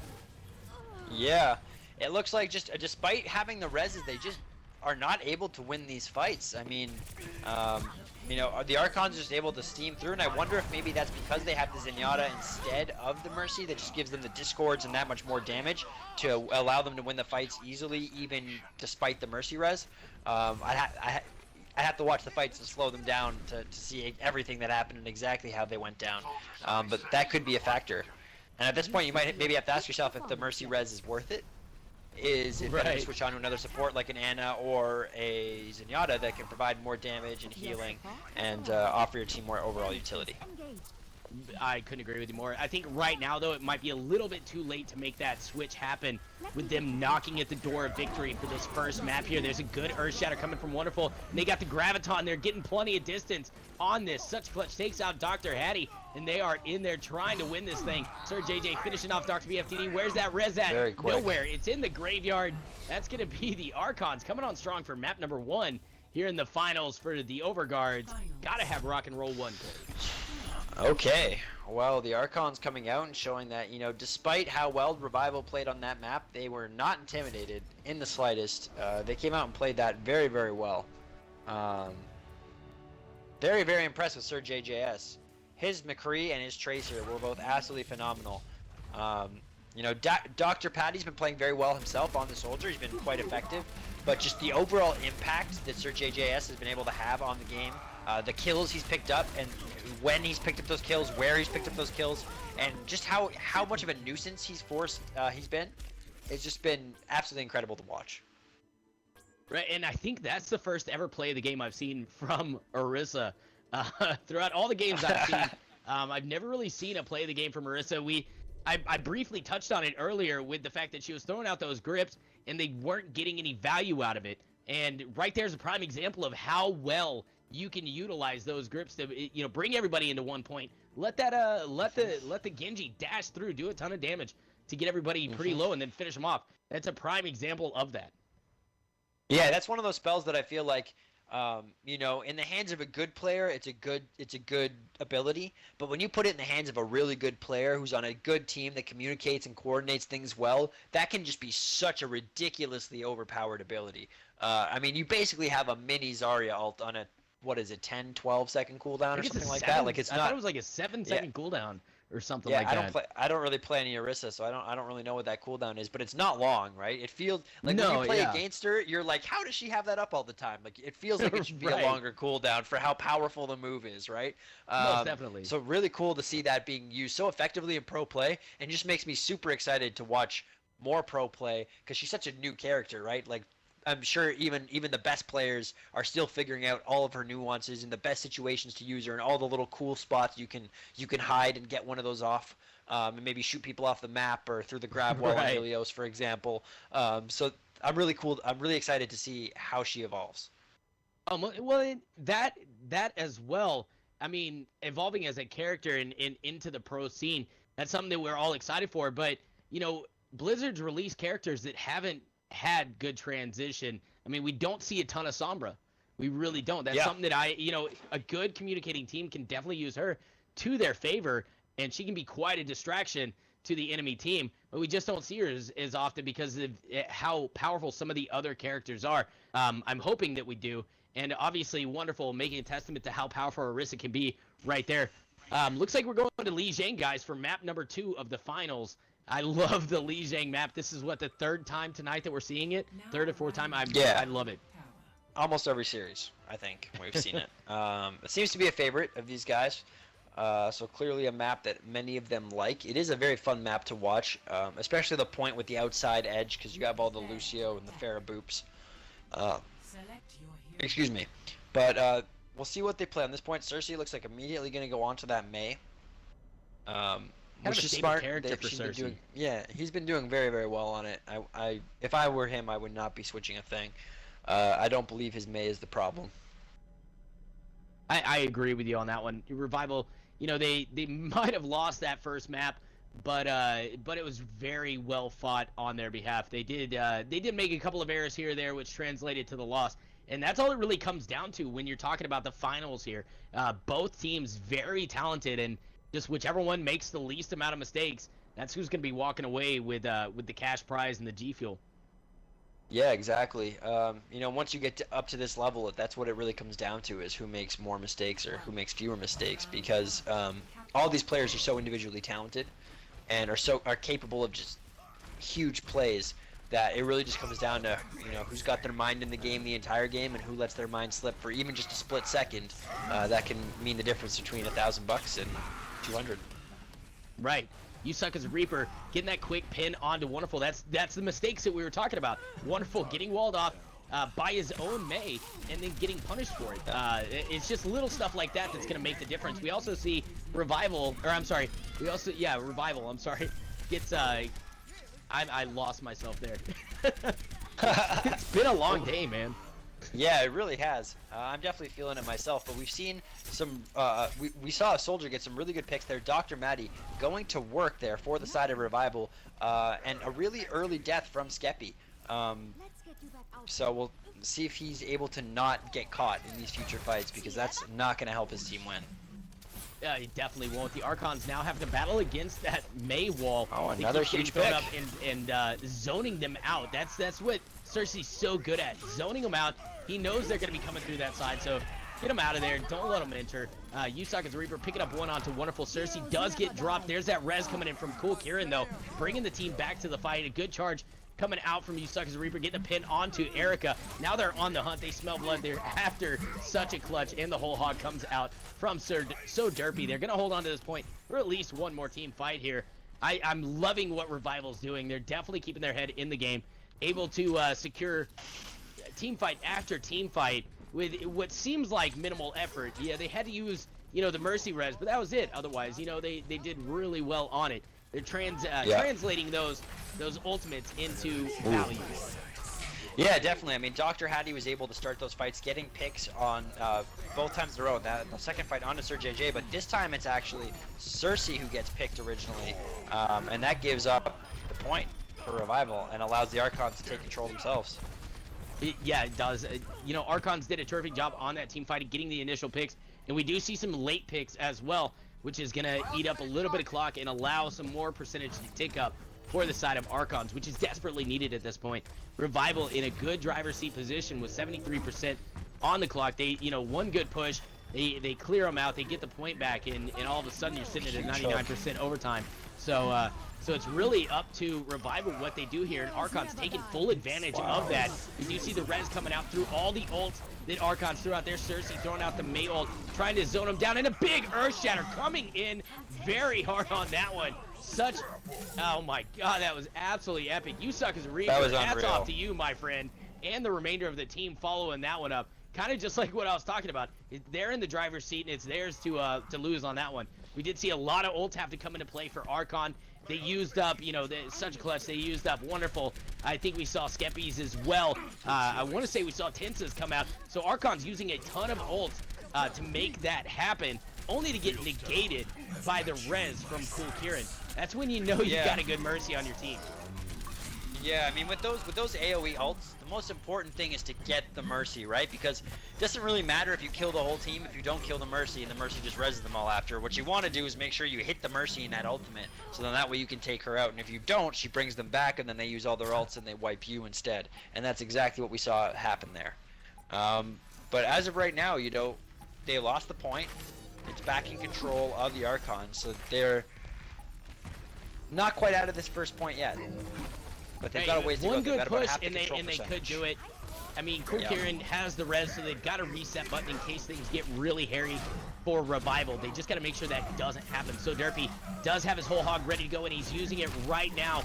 He does get whole hogged himself by Wonderful, so a counter hog, I guess, finishes him off. And there's that Transcendence coming out from Tensa. We mentioned it earlier. He's got some clutch plays every once in a while on that Zenyatta, and the big hammer down once again from You Suck as a Reaper. That's number 2 for that guy. Once again, I gotta give hats off to You Suck as a Reaper. He's been turning the tides for his team here. You see the Dragon Blade coming out from such a clutch, trying to translate that to some kills, but he gets taken out by Dr. Hattie. Overtime timer is ticking down, and it looks like Revival might be able to take map number 1 here. Yeah, it looks like they will be. I mean, that was a huge Zenyatta ult out of Tensa, but it just wasn't enough. I mean, they even got the early pick on the Cersei in that fight. Kind of got baited by that Zenyatta ult. Went in a little bit too far, and then Zenyatta popped the ult, saved his teammates, but they weren't able to turn it around. Yeah, as you're saying, you know, You Suck at Reaper. His name should be I'm Awesome at Reinhardt. There you go. I win at Reinhardt. That could definitely be a name change in order here for that guy. All right, coming out looking pretty similar. So it looks like both teams are pretty happy with how that played out. Makes sense. It was a close point. It wasn't like it was 100-0. You know, both teams lost it and regained control multiple times. So I wouldn't be too worried. Maybe just the map. Yeah, exactly. So I'm interested to see how this game plays out. Both teams electing to head over the bridge and right into the middle and onto the point. You see such clutch changing things up a little bit, getting off of that Genji and going to the Tracer. I like the pick. I really do. Hopefully he can get in the back line. Not right now, unfortunately, as So Derpy takes him out. You Suck as a Reaper finishes off Wonderful. So once again, going back to what I said at the beginning of this whole thing, the tank battle. We knew You Suck as a Reaper and So Derpy would have a huge impact on this game. I didn't anticipate it being this big, though. Yeah, me neither. I mean, he's been playing absolutely phenomenal. I thought, you know, in Game 1, we really saw Sir JJS step up and help carry his team. And in Game 2, we're really seeing, you know, You Suck at Reaper just go absolutely off. So Derpy's playing phenomenally, too, but I think You Suck at Reaper is stealing the spotlight a little bit right now. Yeah, a little bit here and there. He's definitely edging out Sir Derpy on that one. Archons need to respond to that. The big thing from Sir Derpy that I'm really appreciating, if you watch his gameplay, every time Archons get in the back line, which is it was what Sir JJ earlier and such a clutch as well. Every time they came into the back line, the one presence that you saw turn around to help his support was So Derpy. You gotta have that kind of gameplay when it comes down to it. You don't want to give free reign to the Tracer and the Genji, and that's what So Derpy is so good at negating. He's back there and he's able to handle them. There's that res coming out once again, bringing the team back here for Revival, bringing them back, and it looks like they might be able to turn the tides here. No, there's Sir JJS finishing off Dr. Hattie. We do got So Derpy going whole hog on the point. They're stuck in a Graviton. There's gonna be no follow-up as Sir JJ is the last one. I think he might be able to get taken out here. He is. So You Suck as a Reaper finishing him off. And it's all Revival at this point. Last one's on the point. Like I said, it's those tanks and Dr. BFTD doing such great work. Yeah, and these reses are coming in absolutely huge. Cool Kieran playing phenomenally and just really saving his team there from what was a lost team fight. Any other hero, I think, and you lost that fight. So excellent job by Cool Kieran utilizing that res, bringing his team back and saving the point and getting this closer, because now it looks like even if they lose it here, they're probably going to be at 99 by the time they do. So it's going to force a 100-0 scenario. Right, and I mean, they beat drop and they're going to be able to survive the majority of this. Huge double boot coming out from Dr. BFTD, knocking off Erica, finishing off Sir JJ. Overtime timer is ticking down. It's over. Number 2 is in the bag here for Revival. Those are those plays that make the difference, though, is Dr. BFTD, and we mentioned it earlier, too, in the semifinals. Dr. BFTD is one to watch when it comes down to the boops for that Lucio. The dude is just amazing. Yeah, I mean, when you can do that, too, when your support player can pick up a double kill on 2 full health heroes, that is so gigantic. There's no hero in the game that does that much damage, right? That's like a nuke bomb that you just dropped, just to completely eliminate 2 players from the map. Such a huge play, and the fact that it's so funny to watch them fall to their death slowly after that while Lucio just skates away. Oh, beautiful. Absolutely amazing. As a Lucio main on the console, I can fully appreciate the boop. I respect the boop.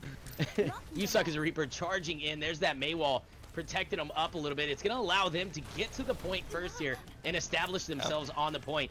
That's what you like to see, man. Revival able to get in there just because mainly that Mei. Oh, the good hook coming in now from So Derpy.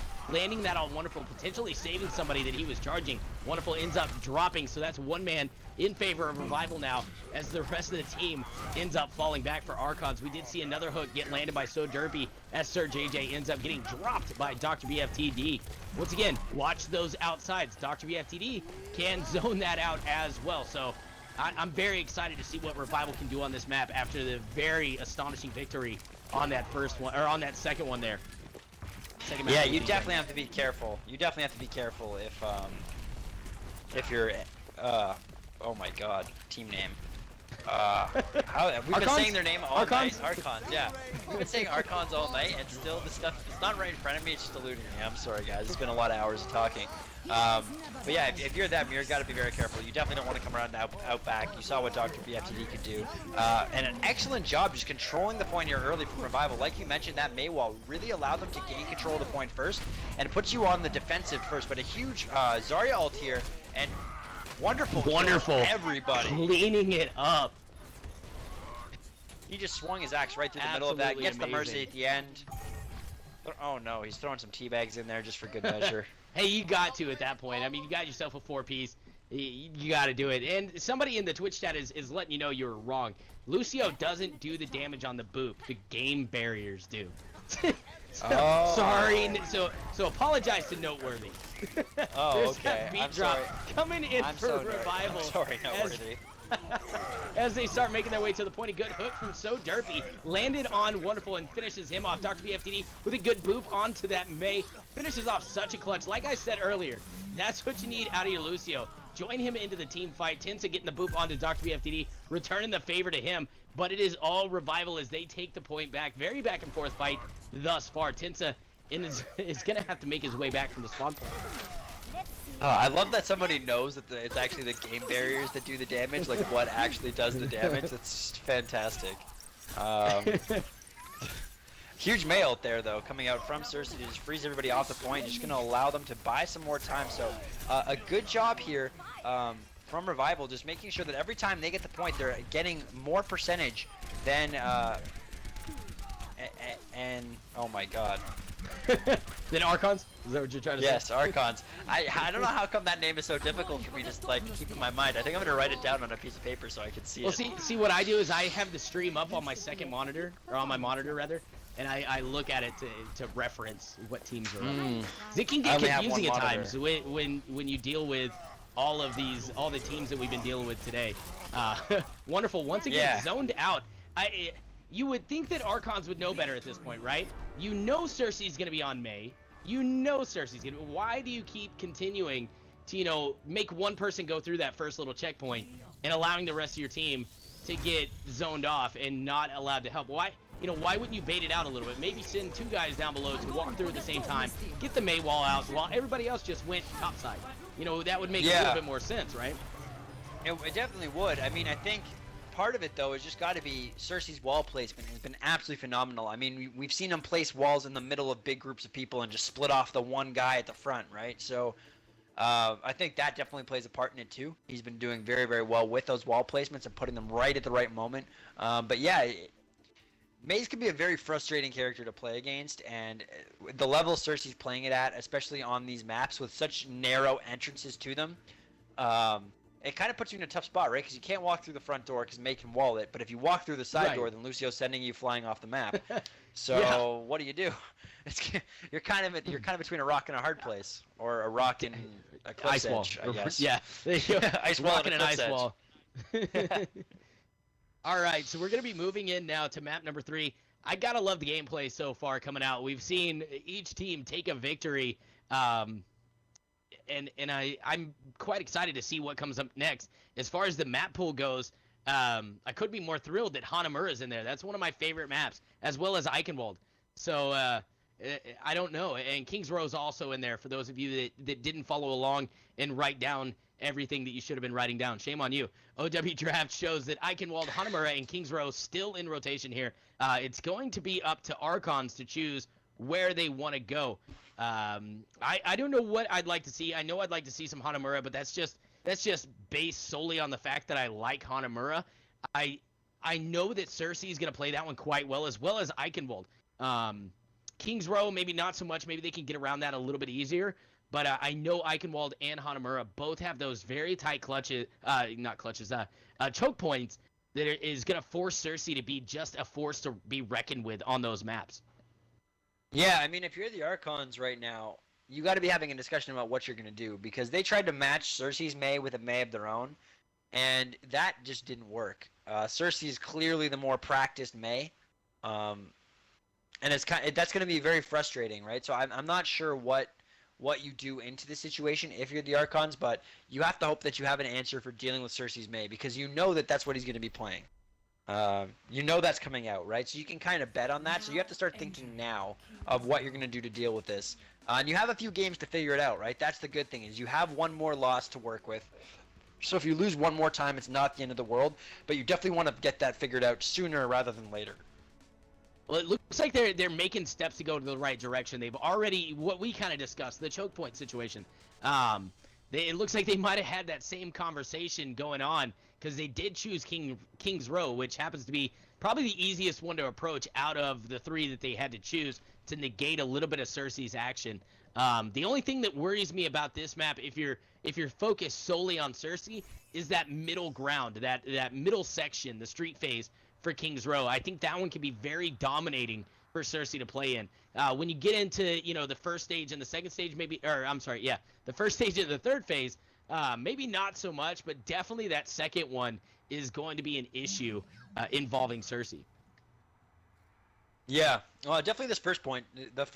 All of them are really. I mean, Mei is any map that has just a lot of really like windy corridor type things. Mei loves that, right? If she can put her wall and block it down, it's like an extra Reinhardt shield essentially. You can block an insane amount of damage with a Mei wall, and if you alternate it with your Reinhardt shield, you can almost ensure that your Reinhardt shield is never really down, right? You can give him a break to heal up, let that shield recharge, right? Just all hide behind the Mei wall. So we'll see how they use it here. Well, I'm pretty excited to see how they do it, and I don't know if we're gonna. It looks like we're gonna get the chance to see it, and it looks like the Archons might be changing it up a little bit. We do got Skeppy and Wonderful coming out a little bit off of what they normally play. We don't see the Rhine coming out. They do have a little bit more divey of a comp coming on here with Tensa and Erica being the supports. Tensa on the Zenyatta and Erica coming out on the Lucio. As far as your defense, which is going to be played by Revival, still got the Mei, Dr. Hattie, of course, sitting on that soldier who's taking a ton of damage right now. He does end up surviving. You suck as a Reaper, answering very quickly as to who's the superior tank, taking out Skeppy. Dr. Hattie does find his way, though, to the spawn point by way of Wonderful. Sir JJS chiming in, taking out Cool Kieran, and it is just back and forth. There goes Cersei, taking it back to his team here as he finishes off Erica. 3 remaining for the side of Archons, but they're going to be pushed off point here as Revival doing a great job on the defense and stabilizing. Yeah, I mean, I'm kind of surprised they've elected to run a dive comp past onto this Mei here. I mean, really like lower elo solo queue where it gets really held up at this initial choke point, that might make more sense. But tonight we've been seeing all the teams kind of backing off and electing to hold this first point like further back on the point itself, right? And that's usually what you see in high-level competitive play. So it's kind of interesting that they've gone with the dive comp onto this Mei that's giving them such a problem, because you're just basically jumping right in front of her for her to slow you down, and you're making her life very easy. She doesn't have to go to anybody. Right. We just saw a good res come out from Revival. Archons took 2 away from Revival. Immediately, the res comes in from Cool Kieran, bringing them right back. And now they've got to kind of play catch-up here as Such Clutch takes out Cersei. They were 1 man up into that. Now they're 2 as they take out Tensa as well. Sir JJ trying to come in. Erica as well. They are being pushed off the point right now. Dr. BFTD breaking it down and getting back over there to contest. They did not get a tick to go in their favor just yet. So Derpy is on the inside of the hotel, finishing off the remainder. We got a whole hog going on from the side of Archons. That nothing really translates on that one as Dr. Hattie pops out that attack visor, finishes off wonderful, and Erica also meeting her demise by way of Sir Derpy. Yeah, I mean, they're just not having any success diving into the back here. May's just sitting with the supports and keeping everybody alive and just slowing down the Genji and the Genji and the Tracer, who really rely on their speed and their mobility to kind of stay alive in the back lines and be difficult targets to hit. May's making them very easy targets to hit. Apollify is in the chat saying, why are you surprised they're running a dive against May? It's not that I'm surprised that they're running a dive. It's just not a conventional setup that we've seen out of Archons, or one that's been successful. Revival has done such a great job, especially if you watch the Watch Point Gibraltar mat. They did a good job at defending against the dive that Archon threw out. So that's why it's a little bit of a surprise to me. Not so much that they're going against the May as a dive. They are making making it work a little bit here though, using a Rhino. Yeah, finally they're seeming to make it work. But yeah, it's just about the fact that dive comps counter the fact that you can get kind of around May's wall, but May's wall hasn't really been the issue here, right? The issue has been May slowing down everybody, but they were able to kill her, which is huge there, and eliminate her and push everybody back. And it looks like because of that, they're going to cap the first point.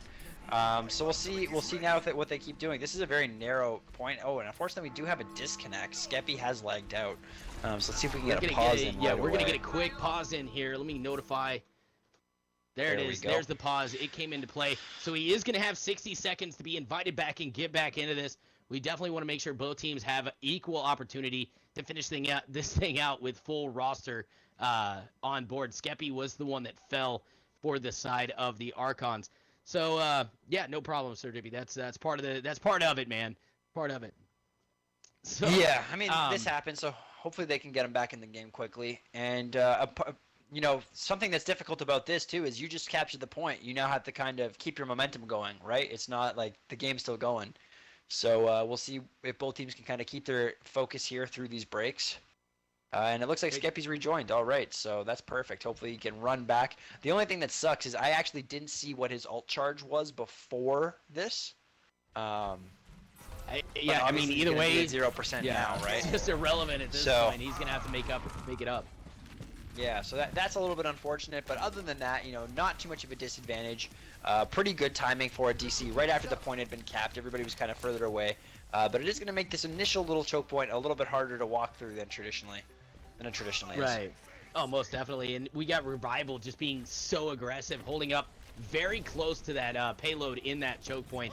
They do have May's wall to work with to wall off, and they do right there. But that's Earthshatter coming in from Wonderful with the charge onto So Derpy, finishes him off. Look for the May res the Mercy res to possibly come in here in just a minute if too many more go down. She's already got 2. There's that res coming back out. Dr. Hattie pops the attack visor, gets 1. He gets taken out though by Sir JJS. And now it's Archon trying to push forward through this choke point here. Dark BFTD though paying the price against Sir JJS, finishing him off. There's that May ult coming out, and it's a big one. He ends up trapping him against the May wall. And then we got So Derpy, You Suck as a Reaper, and Dr. BFTD there to play cleanup. Yeah, I mean, May's just been doing such a good job of using her ults to just trap everybody. Like, her ults when they miss are excellent zoning ults. They've just been fantastic all night long. They definitely have. Archon's gonna have to come up with something else. There's another one that came out. She ended up trapping Sir JJS on the other side of the wall. He gets punished for it right away, but not before he finishes off Cersei. There's the res once again though, coming in from Cool Kieran, saving the day. Whole Hog is in the back to try to protect the supports that are back there. We do see Skeppy back there trying to put it to work. He gets hooked and taken out by So Derpy. Wonderful finishes off You Suck as a Reaper. Now the tides are turning in favor of Archons as we see Such Clutch finish off Dr. BFTD in a good pin from Wonderful, taking out So Derpy. They're on the attack now. Such Clutch, Tinsa, and Wonderful finish off 3 in that team fight. Payload's going to be moving forward at this point. 1 minute still on the clock, so some good hold time for Revival. Yeah, this is kind of reminiscent. Despite Revival getting a really good hold there on that Streets phase and using that DC maybe to their advantage a little bit, this is kind of reminiscent of the first game in the series, where it seems like despite Kieran getting a really good res and helping his team prolong the fight, they just don't seem to have enough damage to get the kills that they need. So they don't have any picks really. They're not able to do much, and they just get wiped twice. Huge initiation here. Oh, very much so. But the res coming in once again. They've got to make work of this res. There's still 30 seconds on the clock. They haven't capped it just yet. They've got to stay on that payload and make sure they cannot do so. Wonderful with a big Earth Shatter pins down too. He swings and finishes them off. Sir JJ taking out Dr. BFTD, and it looks like Archons are able to cap and move forward. Now they're going to have a minute 45. Pressure still pushing forward with the Archons as a good hook is landed by such clutch onto Dr. Hattie to finish him off. Revival with their backs against the wall here. Yeah, I mean, they're really going to have to mount a stellar defense, but they only have a minute and a half, right? So because they've done such a good job stalling throughout the map, there's not too much time for Archons to work with. But on the other hand, Revival has kind of lost the last few fights pretty convincingly, despite getting excellent reses from Kieran, so that has to be worrying. Well, I mean, that's half of the Mercy res, though. You got to know how to operate once you get res. And we do see the breakdown coming out now from the Archons as they start pushing forward immediately. So Derpy throwing out a good whole hog, zoning them out, making sure they can't make any use of that. But unfortunately, for the side of Revival, they end up eating that one. There's that res once again coming in from Cool Kieran, bringing them back immediately. The beat drop coming down from Dr. BFTD, and there's that Cersei ult coming in. He's got a couple of them trapped in it. They got to play cleanup, and they do. That is how you play that Mei. We haven't seen a good Mei ult since the last choke point. Come on now. Yeah, that was a perfect one. I mean, really impressive performance from Cersei on the Mei, but it just hasn't really. That fight it was enough, and hopefully it'll be enough to stall them this game. It looks like there's probably going to be one last opportunity here. Well, they got to watch out though. You see, you suck the Reaper waiting off behind him. He's gonna try to go for the Earth Shatter. He pins down a couple of them. He does get it. He gets the pin off too. On two, wonderful. But he ends up paying for that one as well, as he gets dropped by Sir JJS. Cool Kieran not ready with the res just yet. She's sitting at 85%. I don't know if she's gonna be able to pull things through. She gets taken out by Wonderful. Otherwise, Dr. Hattie coming off with a 3-piece. He ends up getting taken out by Tensa to even things up. If not for Dr. Hattie, they lost that team fight. Yeah, he went absolutely off there. That was a huge play from him at the end. Great hold, really good hold. It looked really bad for them for a second there. There's a split second there where I thought that was going to be a full push, but good job holding it. Excellent job holding it, really. Despite losing the Mercy, not having the res, that was the first fight they won without the res. It seemed like since the very beginning of the initial hold point in the game, right? Oh yeah, that is true. That's exactly what it was. And I'm glad that they can show that they can win despite not having the reses. It does rely on other players to make things happen, and they proved that could happen. So good on them. Yeah, to make I think sure they won that. Yeah, I think sometimes you can kind of rely on the res too much, right? And maybe in that fight, knowing that they wouldn't have the res at their disposal, or maybe if they did, it would only be at the very, very end, but they would probably have to win the fight without it. Maybe knowing that kind of changed how they played it, and they played it a little bit better or something. I don't know. That is a possibility, though. Sometimes you do see teams trying to play around the res a little bit too much, being too quick with their life, not making sure they get enough damage in so that when they all respawn, they can clean up. And you got to know your targets when you do get res. I think in the previous broadcast, me and Bella discussed it almost at length because she does a lot of Mercy work herself. And knowing your team and having confidence in your team to respond to your res, that's half the gameplay for a Mercy. They've got to know that you're coming in to save the day, so to say, and they've got to be able to respond quickly on that res because your position is kind of set for, what is it, a second or so. And so the other team's got a little bit of time to adjust to that res. Yeah, exactly. And that takes a lot of team coordination and just playing with each other and playing around each other and each other's strengths a lot and getting used to that Mercy and getting used to the playstyle, really, right? Because having a Mercy, not having a Mercy is a pretty big difference stylistically in how you want to play the map. So. Right. All right, so now we're starting things up. This is map number 3 here. all tied up. Revival won, Archons won. Now we're seeing Revival on the offense. They're going to elect to take the high ground, try to come up from behind. I don't think we're going to see that booth that we saw the last time, which I think was done by Revival, actually, where they came in from behind to make sure to not allow the team to do that. First pick is going to fall in favor of Archons. Is good. Hook was landed, and then Wonderful swung the hammer to finish off So Derpy. They are up top, going full around at this point. I don't know if that was the decision to make. I don't know if that was the decision to make just based off the fact that they lost one early and now they're having to stall out. But that's going to be a little bit troublesome as well, because now you've got So Derpy in a position where he's behind enemy, or he's on the other side of enemy lines away from his team, and he's got to make his way to you. So not very advantageous of Revival at this point. Yeah, I mean, he's having a really difficult time making it in. He does actually get a hook onto the Zenyatta, though, so So Derpy. It looks like they kind of forgot about him, but he gets picked himself. But yeah, unfortunately, you know, they tried that sneak play using the Lucio and the speed boost, all jumping over there. But Derpy got hooked, or he didn't quite make the jump. I'm not sure which. He actually got hooked right off, right around the shield of the Reinhardt. It was very good play so just really for Archons. Yeah, great hook on the side of Archons, but very unfortunate for So Derpy, and it kind of messed up that whole first push, so they have to start again. Well, it looks like they're doing so very well. They came in very dominantly here as You Suck as a Reaper finishes off Wonderful there, and they've got a little bit of zone going on, but there's the res coming in from Erica, bringing the team back. Sir JJ answering quickly with a Deadeye, taking out 3. Skeppy going whole hog, getting 1. There's Wonderful hammering down, making sure to pin everybody else down with that Earth Shatter. Tinta, Sir JJ cleaning up the remainder. We do see those whole hog coming out from So Derpy, but it's not going to be enough to do anything as he's taken out by Skeppy. Wow, so we have a full hold there. We have a full hold opportunity here. That was some really good defense. Really good defense. Really nice Reinhardt ult and charge in. He got a lot of the kills. Finished that play off, and the Mercy res is as usual. Huge. Well, Revival side of the house, they did get one tick on the point, so at least they got that. It wasn't all for naught. We got Cersei throwing out the May ult. They've got one in trouble right now, and that's Skeppy. He gets finished off. Yep. Mr. Wonderful now behind enemy lines. They're going to try to take him out. The zone comes out, and they boost up Cersei to try to get the pick onto Sir JJS. There's that res coming in from Erica for the Archon side of the house, and the Graviton Surge coming in as well. Cool Karen ends up getting dropped. Oh, there's another Deadeye coming out from Sir JJ.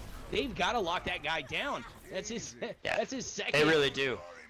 Right, that's his second time changing the impact here, as he got 3 with the first Deadeye, 2 with the second, turning the tide to Archon's favor for the second time of the game here. Yeah, that's 5 kills with 2 Deadeyes. That's ridiculous. I mean, for an ult that many people consider just a zoning ult and not a great caliber ult, he's done an excellent job of getting up top and being safe to get that off and giving himself a great vantage point to do that. Looks like a final fight here with only 40 seconds remaining. No picks coming out just yet. Right, Revival trying to make the most out of it. Here, I like what I saw. We saw a good hammer down out of Wonderful.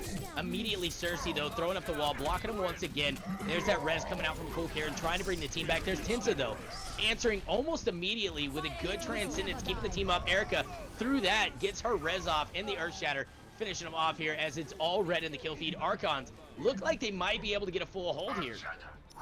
Yeah, it really does. I mean, it's very unfortunate, but it looks like So Derpy just getting caught, you know, on the very first push, and then on that push as well. He was the first member of his squad to die, and despite being Mercy res, you know, they had to blow the Mercy res, I'm sure, earlier than they would have liked to, and as a result of that, they just weren't able to win that fight. They weren't able to find their footing. Right, and just like that, Archons is up 2-1. Yeah. So, now we got to see. Revival's got their backs against the wall. We can see if they can turn this around. They've got to win both the remaining games, right? So. Yes. I mean, there's some good maps to do it on, though. Yeah, I mean, they've got still in rotation Hanamura and Eichenwald, so some good maps to take advantage of Cersei's Maywall. Like I said, this one not as effective as maybe Eichenwald can be or Hanamura. I definitely know that Hanamura can zone very well, especially if the enemy team is set on going one route over another, which kind of seems to be the case for Archons. Unless Archons have learned from their previous mistake, like on Lijiang, and elect to take different routes, I think we'll see some good dominant gameplay out of Revival for these next 2 upcoming maps. Well, awesome. I hope we see a game 5. It makes things more exciting. It definitely does. Looks like we're starting the MVP poll. Also, guys, if you're interested in some more Xbox content, make sure to go check out Overwatch Competitors. They're the official club of the Overguard here on Xbox. Make sure to go check them out, guys, and join up so that you can be updated on all the latest and greatest Xbox Overwatch news. So big shout out to Overwatch Competitors. All right, so yeah, I mean it's super important to have like some news organizations and stuff like that. Oh, yeah. Sorry, I'm really tired. I mean this is. Oh no, this has you're been a fine, long dude. day of games. It has, and that's kind of. I mean, it's not something you anticipate, but it definitely can happen very quickly, especially if teams, tie it up at 1 all the time. We had a lot of quick 2-0s to start things off, but as we get closer and closer to the finals, it's just becoming more and more apparent that the skill level is rising between the two teams, and they're able to hold each other off a little bit better. We did see Archons take a 2-0 victory over Eclipse to get to the finals, and Revival taking a 2-1 victory in a very close matchup between them and Parker's Crocs. The other teams that have been in this finals tournament is 707, Kachow, Power Bestowed by God, and Feet Make Me Smile. So congratulations to all those teams, and hopefully we'll see you again in future tournaments. As of now, it's Archons versus Revival, and Archons is up 2-1. Looks like we're gonna be going to Eichenwald. Yeah, so you have to be wondering also if because it's only an extra game, but that extra game was very high pressure situation, right? So you have to wonder if maybe the stress of being in back-to-back elimination games have kind of tired them out a little bit. Maybe they're a little bit more mentally fatigued than the Archons are, and that could definitely come into effect as well, right? Because when you start to become a little bit mentally fatigued, your decision making goes down a tiny bit, and at this level, every little decision matters. Every little thing counts for sure. Guys, if you're in our Twitch, I know we're broadcasting on Beam too, but if you're in our Twitch, make sure to check out the poll that Killicon just threw up. It's for the finals tournament championship MVP. Everybody's listed on there, so make sure to cast your vote. We've seen a lot of good gameplay coming out of all of these players, so make sure to vote honestly. Don't just vote for your best friend, although we know that's going to happen regardless. But make sure to vote based on the knowledge that you guys have seen so far. I know I know who's getting my vote, but I'm not gonna tilt it. I'm not entirely decided yet. I have a few people who I think have made a good case for it yet, but I want to see what happens in these last couple games, because the later you go in a tournament, the more weight I give to each game, and how important it is. You gotta stay in it, right? You gotta keep your head in the game. Exactly. Most so definitely, guys. A huge game 4 or game 5 performance here could sway my vote a tiny bit, but there's definitely some prime candidates. And yeah, definitely, like you said, vote for the person who's been playing the best because they deserve it, and show these guys a little bit of love, spending their Friday night playing Overwatch and entertaining all of us. Most definitely. All right, guys. So Revival versus Archons. Game number 4 is underway. Attacking team is Revival, coming out very strong to start things off. Trying to fish for some quick picks is going to be So Derpy. He ends up getting nothing out of that. There's that Maywall coming out, zoning them and allowing Revival to get around through the back and make their way to the payload. They are on point now. Now it's Archons who are going to have to play catch up and go against this very strong Revival team. They do zone out one, and You Suck as a Reaper puts some hammer down onto Such Clutch. Dr. BFTD getting the final hit onto him to kill him off. It's back and forth as Sir JJ keeping his team in the fight. Picks off 2, Cool Karen, and one other. I think he finished off Dr. BFTD too. Look at that. Sir JJ just putting in work for the side of Archons, keeping them in this here. He gets another one as he takes out So Derpy.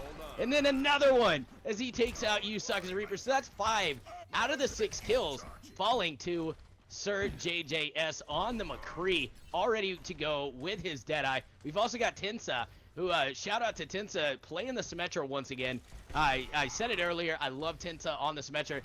He did it, what was it? I think it was one of our very first tournaments that we ever did on Xbox. We never saw Symmetra really come out, and Tinsa on Nimbani threw it out and was able to get his team the W. So, shout out on that one, a good memory on that. Looks like Sir JJ is able to answer really quick, taking out Cersei. What are you thinking about what's going on right now?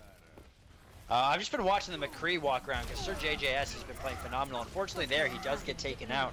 But he's just been playing really, really well, like you alluded to, getting 5 kills in the last fight. And unfortunately, you know, it looked like maybe Revival was going to be able to push on quickly.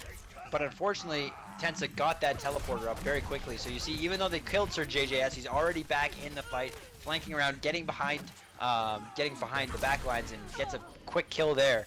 His shot is ridiculous. It definitely is. There's that res coming into play for Archons. Skeppy throwing out the whole hog, trying to get people away from the point. The Mayult coming down. This could be huge for the side of Revival. They end up trapping down Tensa, finishing her off. Wow. Erica still over there, keeping the team alive for Archon. I don't know how they're surviving here. Wonderful. Finishing off Cersei and Archons. They are down 2 ticks on the point, but they are chewing up some very valuable time as 1 minute and 20 seconds still remains on the clock. And I believe that the teleporter is down now at this point. Yeah, I believe so as well, because I think we see, yeah, they switched off of it, right? So, oh no, they didn't. Yeah, they did. Right, it's Tensa's so they did. Yeah. So it looks like the teleporter is out. Not much time left in it anyway. Oh, and they do catch Sir JJS out. That is so unfortunate. He's been playing so well this round, getting a lot of the kills in that last fight as well. But a huge Zarya ult there to catch everybody. And it looks like they're going to play cleanup on it too, as Such a Clutch picks up too. But the res coming in for Revival. Now they've got to make do with it as Coolcare brings the whole team back to life. And they're answering back pretty strong right now. You Suck as a Reaper getting one. Dr. Hattie getting another one. Cersei trying to play catch up on somebody else here. And so Derpy going whole hog gets one. Tensa finishes off Cersei, but it's not going to be enough. Looks like we're going to see Revival possibly be able to take this thing over. They've just got to clear Tensa off, and they do. They're able to hold on here and cap this thing out. Now they're going to have 3 minutes to run this thing through this street phase. That's it for me. When I hear sub 3 minutes for the street phase, I just feel like it's not enough time. Yeah, it takes so long, right? Yeah, it's such a long streets phase, like just in terms of how far it feels like you got. It feels longer than the other ones, and also it's just like there's so many good vantage points, and so many good choke points in which to hold it. So that makes it very, very difficult. And well, that fight transition, man, from like first point to the wall, and then you got to wait for the gate to come up. It just chews up a ton of time off the clock. Yeah, it's very slow. It's very, very slow. I completely agree with you. But that last fight, I mean, Zarya not getting the Mercy in that ult, even though her ult was beautiful, was kind of, it showed exactly what we were talking about earlier with the importance of making sure you kill those supports. Otherwise, it's all for naught. Yeah, oh, most definitely. Sir JJ getting a good Deadeye. Ended up getting one with it and then following up, taking out Dr. Hattie, who was in his tac visor. So finishing him off, that's absolutely clutch for the side of Archons. They're able to stabilize on the defense. High ground being controlled right now by Archons. Down low is wonderful to make sure they can't get any unneeded presence on that point, but he is having to back up very, very quickly as Revival is coming in very aggressive here. Ooh. Oh, but the good pin coming in from Wonderful as he takes it to Cool Kieran, finishing her off. That's going to lead into a bunch of kills coming in there. Down one healer. That's what you need. Erica bringing the team back with the res. Now they're going to go on the hunt for Cersei. Finish her off. Is such a clutch who picks up 2 in that team fight. Skeppy getting Dr. BFTD. Look at the ult on the table for these teams. Yeah, there's a lot of ultimates available. Definitely more available for the Archons, available for Revival rather than the Archons. But that was exactly why you can't get picked as Mercy. You saw their wonderful, gigantic pin onto the Mercy, and just allowed his team, with Cool Kieran being dead, to clean up the fight really, really easily. Oh, most definitely. Archons, I don't know if it was a strategic play or just Cool Kieran being out of place, but either way, definitely a good play for Archons.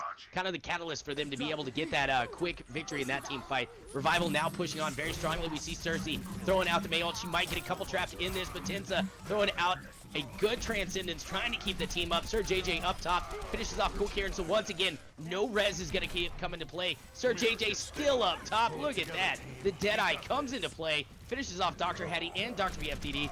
I want to say that Dr. Hattie was sitting in his, no, he wasn't. That was Such a Clutch. Such a Clutch had up his tag visor. He finished off 2 as well. So Derpy and one other. So just some amazing ult usage, and they're getting a ton of ult, translation, I guess, to kills. Archon's doing such a better job of it right now. Yeah, very effective use of their ultimates, always making sure that they can line up and guarantee a few kills in each, with each use. But it does look like the Mercy Res is going to come out there from Cool Kieran, trying to keep Revival alive, but a big Earth Shatter is going to keep them off the point. And I don't know if, how much longer they're going to be able to. Actually, it looks like they're pushing it. Wow. So they got the few kills that they needed. They killed the Reinhardt. They ended up separating out a little bit. 3 of their players went straight to the point. The rest of them kind of team fought off to the side, keeping Archons away. And then they utilized the res to bring back the 3 that were the distraction. I don't know if you caught that, but that was quite the play. I don't know if it was on purpose, but that's quite a strategic play. Yeah, that's one of those plays where if we ask them about it, it will definitely be on purpose. So. Sure, I'm there's no the D20, right? Yeah, there's no way we'll ever know with entire certainty, but definitely a very nice play, very very nice strategic execution there. So what do you think about the Mei coming out now for Archons, especially in this little section at the end here? I mean, it's going to be countering Cersei's Mei, right? And definitely, at this point, I think what you really want to do is just stall, allow your team to get back. But you have a pretty far way to go back. I think maybe a Tracer might have been a little bit more effective, maybe. But we'll see how it plays. Oh, they have the Tracer, actually. Never mind. Right, and if you translate the game clock, I mean, look at it. 30 seconds still up there for Revival. I mean, you mentioned it, the stall. And what is the queen of stall? If you ask me, it's either going to be the Diva or more so the Mei. So I think it's a great pick coming out with that. If anything, a lot of zoning, able to she's got her ult up ready to go. So Erica as well. Do we see her tucking off and in behind? So they've got the reset ready to go. Archons does. We got Tensa throwing out a good, very good, as a matter of fact, Zenyatta ult to keep his team alive through Cersei's ult. And there's Cool Kieran bringing Revival back, and only to die again. Overtime timer is ticking off, and it looks like 34.34 meters is going to be the placement to beat for Archons. Yeah, I mean, it didn't even look like they needed to use their ult there. Erica just held on to it. She just kind of hid herself away, and she saw her team get a bunch of kills. And Reinhardt did an excellent job holding on to his Earth Shatter through the initial part of that team fight. So then after the initial res there by Cool Kieran, he was just able to Earth Shatter some of the people and clean them up easily, especially anybody who's going to directly come and contest the point. Right. So guys, keep this in mind. If Archons can push this to the second point in 34.34 meters, they will be the GottaHaveRockandRoll champions. Revival really has an uphill battle to fight here, as they are down 2-1 here. I don't know, man. Archons looking better and better as the games go by. Yeah, I mean, I think in this game, what you really have to focus on, as much as it kind of sucks to have to think this, but you really don't want to let them get to that third point, because that's a pretty easy place to push past. Like, it's pretty easy to get further than that, where they got it to at that first point, even if it's only by a few meters.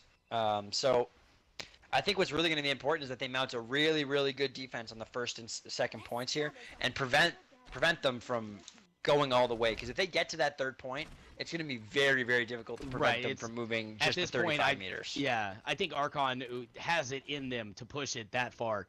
Yeah, just I agree. With their ult usage alone and how well they've been doing.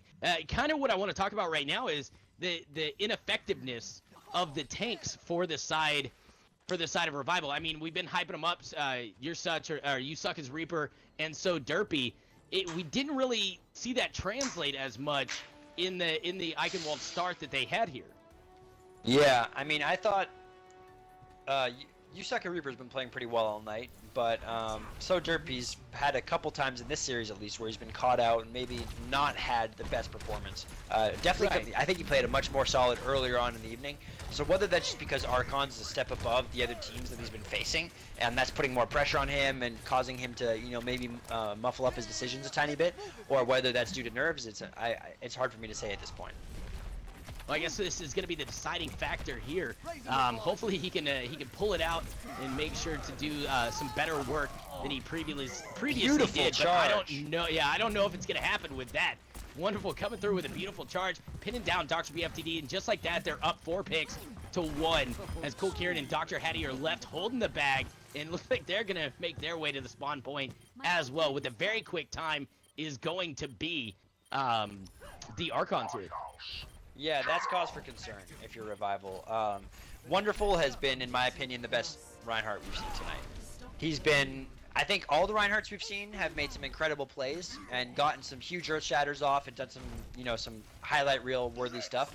But I think he's been by far the most consistent and done the least amount of obvious errors, made the least obvious errors, which is the most important thing when we're talking about, like we said, such high-level games, a game of mistakes. Having that shield and that tank players being so consistent for you up front, just doing such an excellent job of keeping everybody else alive, I think is making a really big difference for them. I couldn't agree more with you here.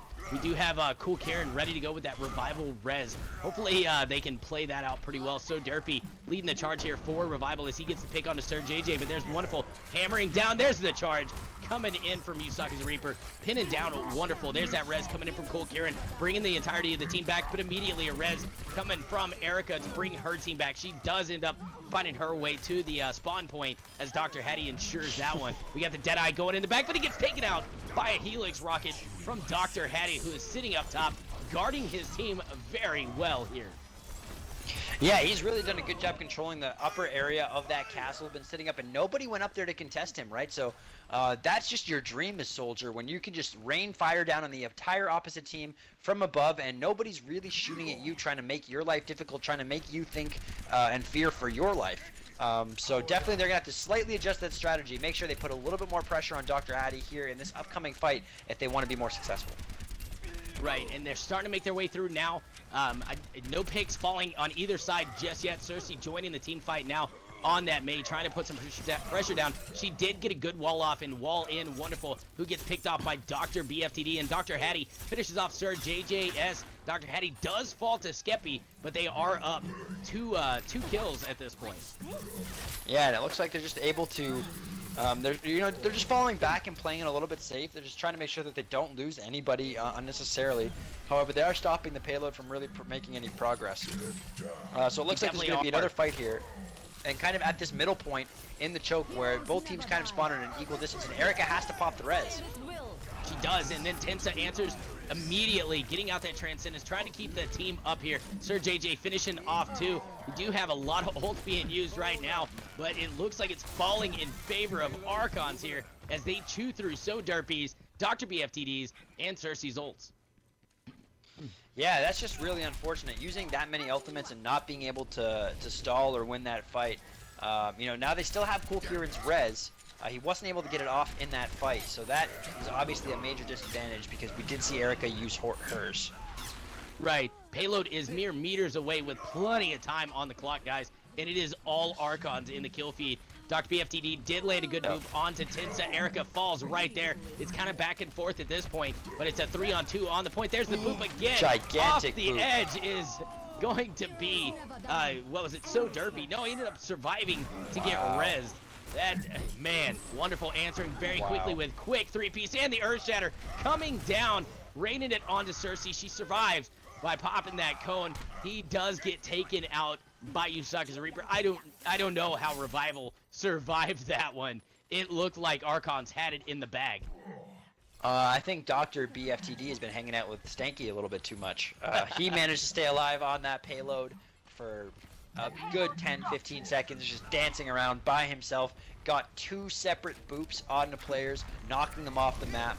So just huge, incredible job from him, contesting that and giving just enough team. And then when they finally did kill him, Mercy was right there to res him. Right. And just answering back again is Dr. BFTD as he takes out such a clutch. Earthshatter coming in now from Wonderful, hammering a couple people down there. Deadeye in the back.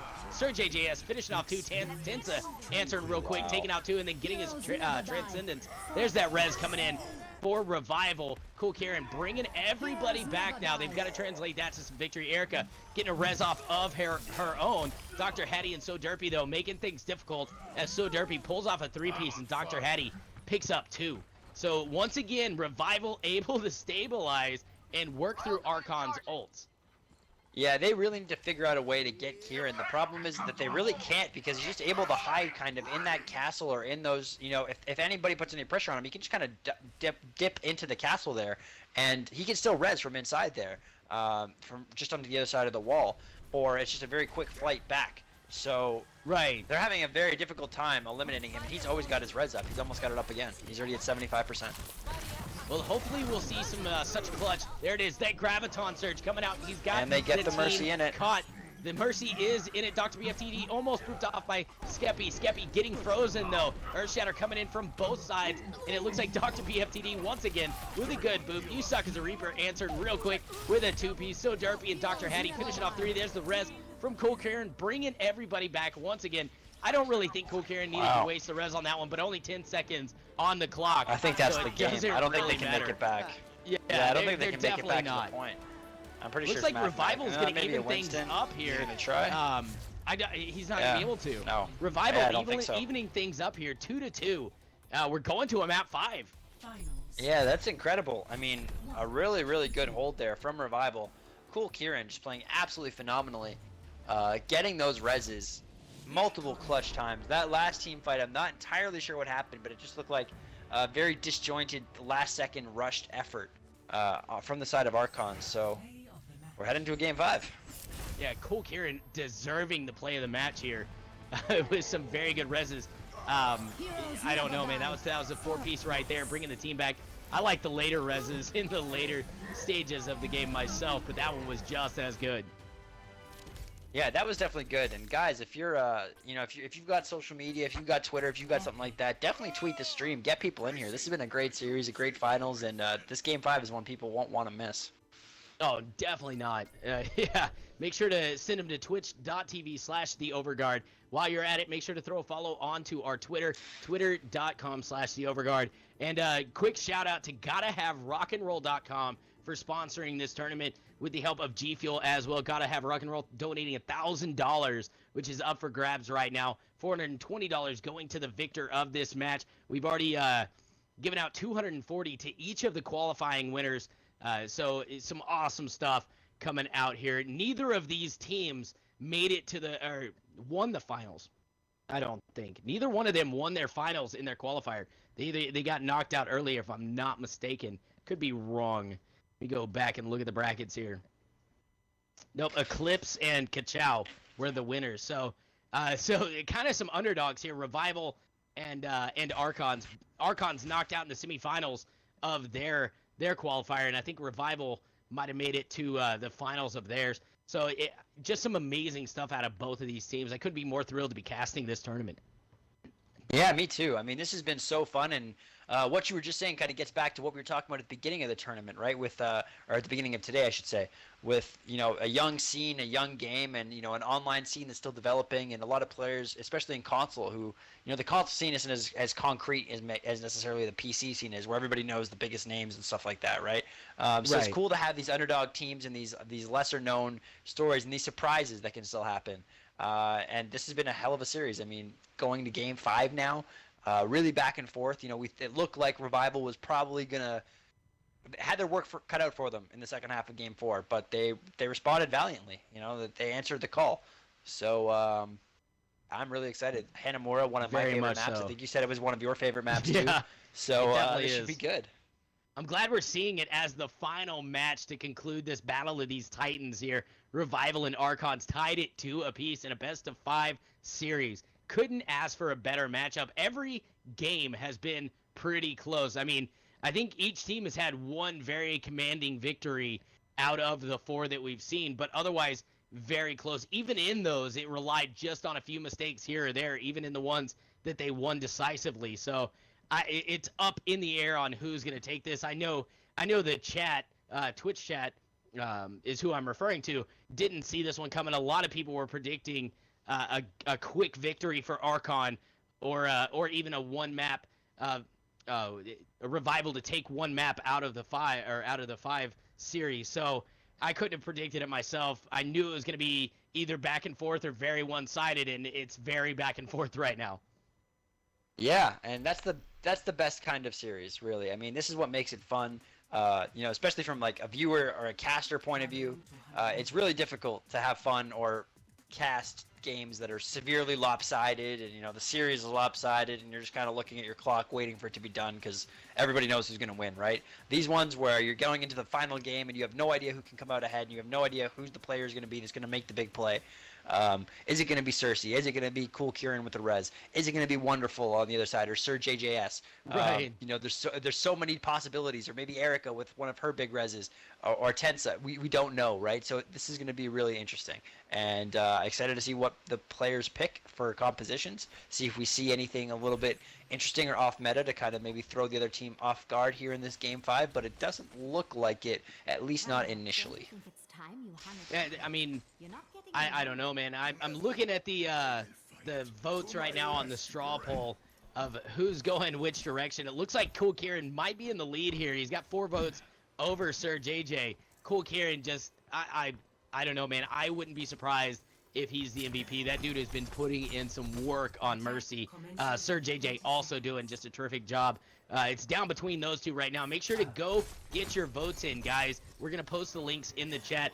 Also, while you're at it, go to GottaHaveRockandRoll.com, bid on some stuff. Check out their Instagram as well as their Facebook, both of which are /GottaHaveRockandRoll to the respective websites. G Fuel as well, code Stratum, STRIATUM for 10% off. This is going to be it, guys. It's down to this. Who's going to take the W home tonight and win that $420 plus $600 worth of G Fuel? Starting off, it looks like we're going to have a revival on the defense, which is something we talked about before with that Mei wall. Looks like we're going to see a counter from the side of Archons with a Mei of their own. Unfortunately, no enough for them. Cersei's pretty well versed, and he was able to get around what they were throwing down for their Mei wall. That's some good stuff. Cersei picking up one. You suck as a Reaper getting one as well. Looks like they're on the hunt to finish off Sir JJ, and they do finish him off as well. That's just the gameplay we're going to be seeing here. Yeah, see, this is the map for me where it makes a lot more sense for them to be running the dive comp, so I'm kind of surprised to not see them running the dive comp now, because we saw them run it in game 1 and it did end up working for them. And this to me feels like, because the Mei wall here is so impactful, because this choke point, this initial choke point is so difficult to get past, that this is where, you know, I'd expect to see the Winston and the Genji and the Tracer, but instead, you know, they're going for a more typical, they're putting Sir JJS on his McCree. And Save a Clutch seems to be changing a lot of heroes here. He couldn't seem to figure out who he wanted to play. A little bit of Pharah, now he's onto the Zarya.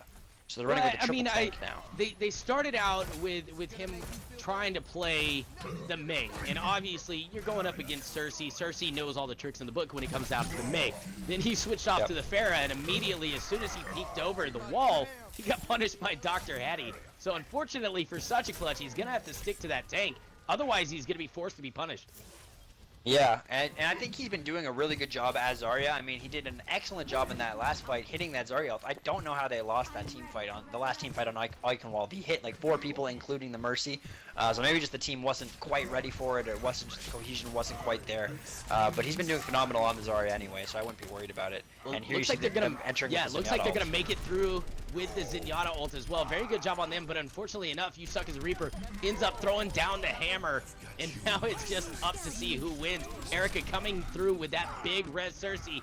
Gets the Mei ult out. That's gonna be Trap City here, as he's got a bunch of people trapped, but the bubble comes in for Wonderful from the Zarya, from such a clutch, saving Wonderful. They're making their way through to the point. They're not going to be long for this world, though, as there's only 2 of them to fight against the onslaught that is Revival. Yeah, I think that Lucio ult was definitely not needed. That might come back to bite them, so look out for that. Unfortunately, that seemed to be like, maybe Lucio didn't know quite how many people were left on the opposite team, but I believe it was just the Reinhardt and the Mercy, so I don't think he had anything to worry about. But a very good job there. I mean, the Mei ult, as soon as the res came in from Cool Kieran, Mei dropped the ult, forced everybody to scatter in a different direction from the ult, and then the ults got picked up one by one. Right, and we just saw the Mei wall come up right there, keeping out Erica. They did put the rest of the team on the other side, but so derpy. We talked about him earlier not making as big of a difference as he did before, and he's really trying to live up to it now as he picks off 5 out of the 6, I believe, was the score on the cards.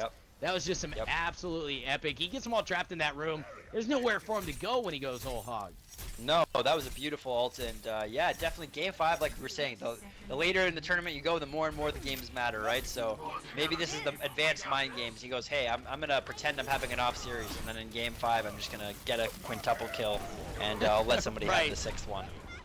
Well, there's Wonderful charging in. He gets a good Earth Shatter, ends up pinning down Cersei. You Suck as a Reaper also paying the price, but watch out, there's the res. We knew that thing was coming. Cool Kieran bringing the team back to life. Sir JJS finishing off So Derpy. So Derpy now responding, taking out Skeppy, and Dr. Hattie goes down.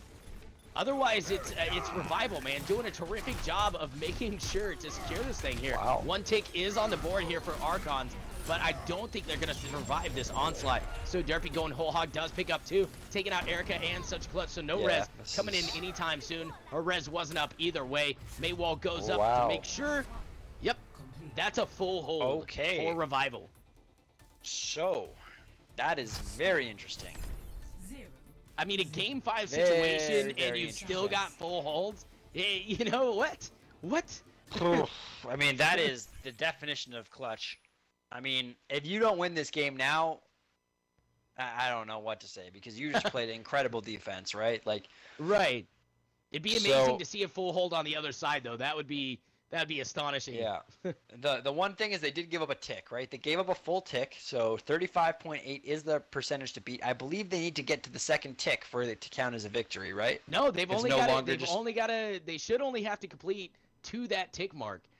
So. Oh, okay. So it's only up to the first 33% that you have to get the first full tick. Okay. Yeah.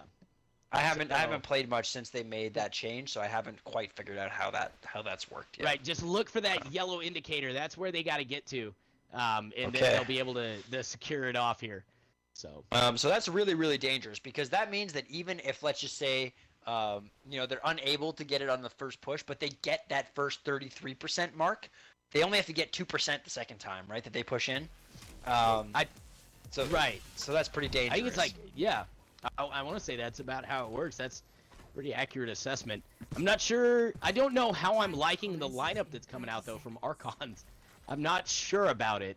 We do see Wonderful coming into play on that Symmetra. I guess, if anything, you got to pull it out to try to get your guys back in case you die.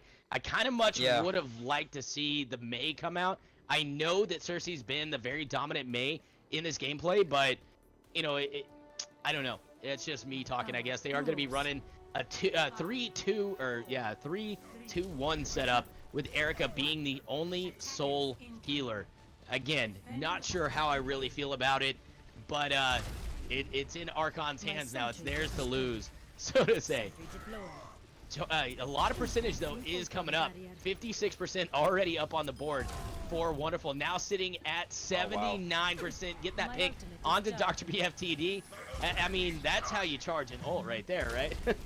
Yeah, that's definitely how you charge an ult. That's also how you delay a push, right? And that's really what you want to do if you're Archons right now. You just want to constantly delay, get a pick like that, make them constantly think, okay, guys, we got to wait another 10 or 20 seconds before we can try this. We got to wait another 10 or 20 seconds and really stall this out. Looks like they're going to try and go after the Reinhardt right away here, see if they can isolate him in the back, and they're going to get a lot of kills. Yeah, that's 4 players down immediately. Yeah, Archon's just punishing them on that one. Wonderful does get picked, so that kind of sucks. He's got his ult up, and he didn't get a chance to use it. So if you're Revival, you get in quick, knowing that they don't have that teleporter down just yet, and you make them pay for it. Yeah, he has such a long trek back, right? So they need to act very, very quickly. He is not back yet. No, he's just now making his way back.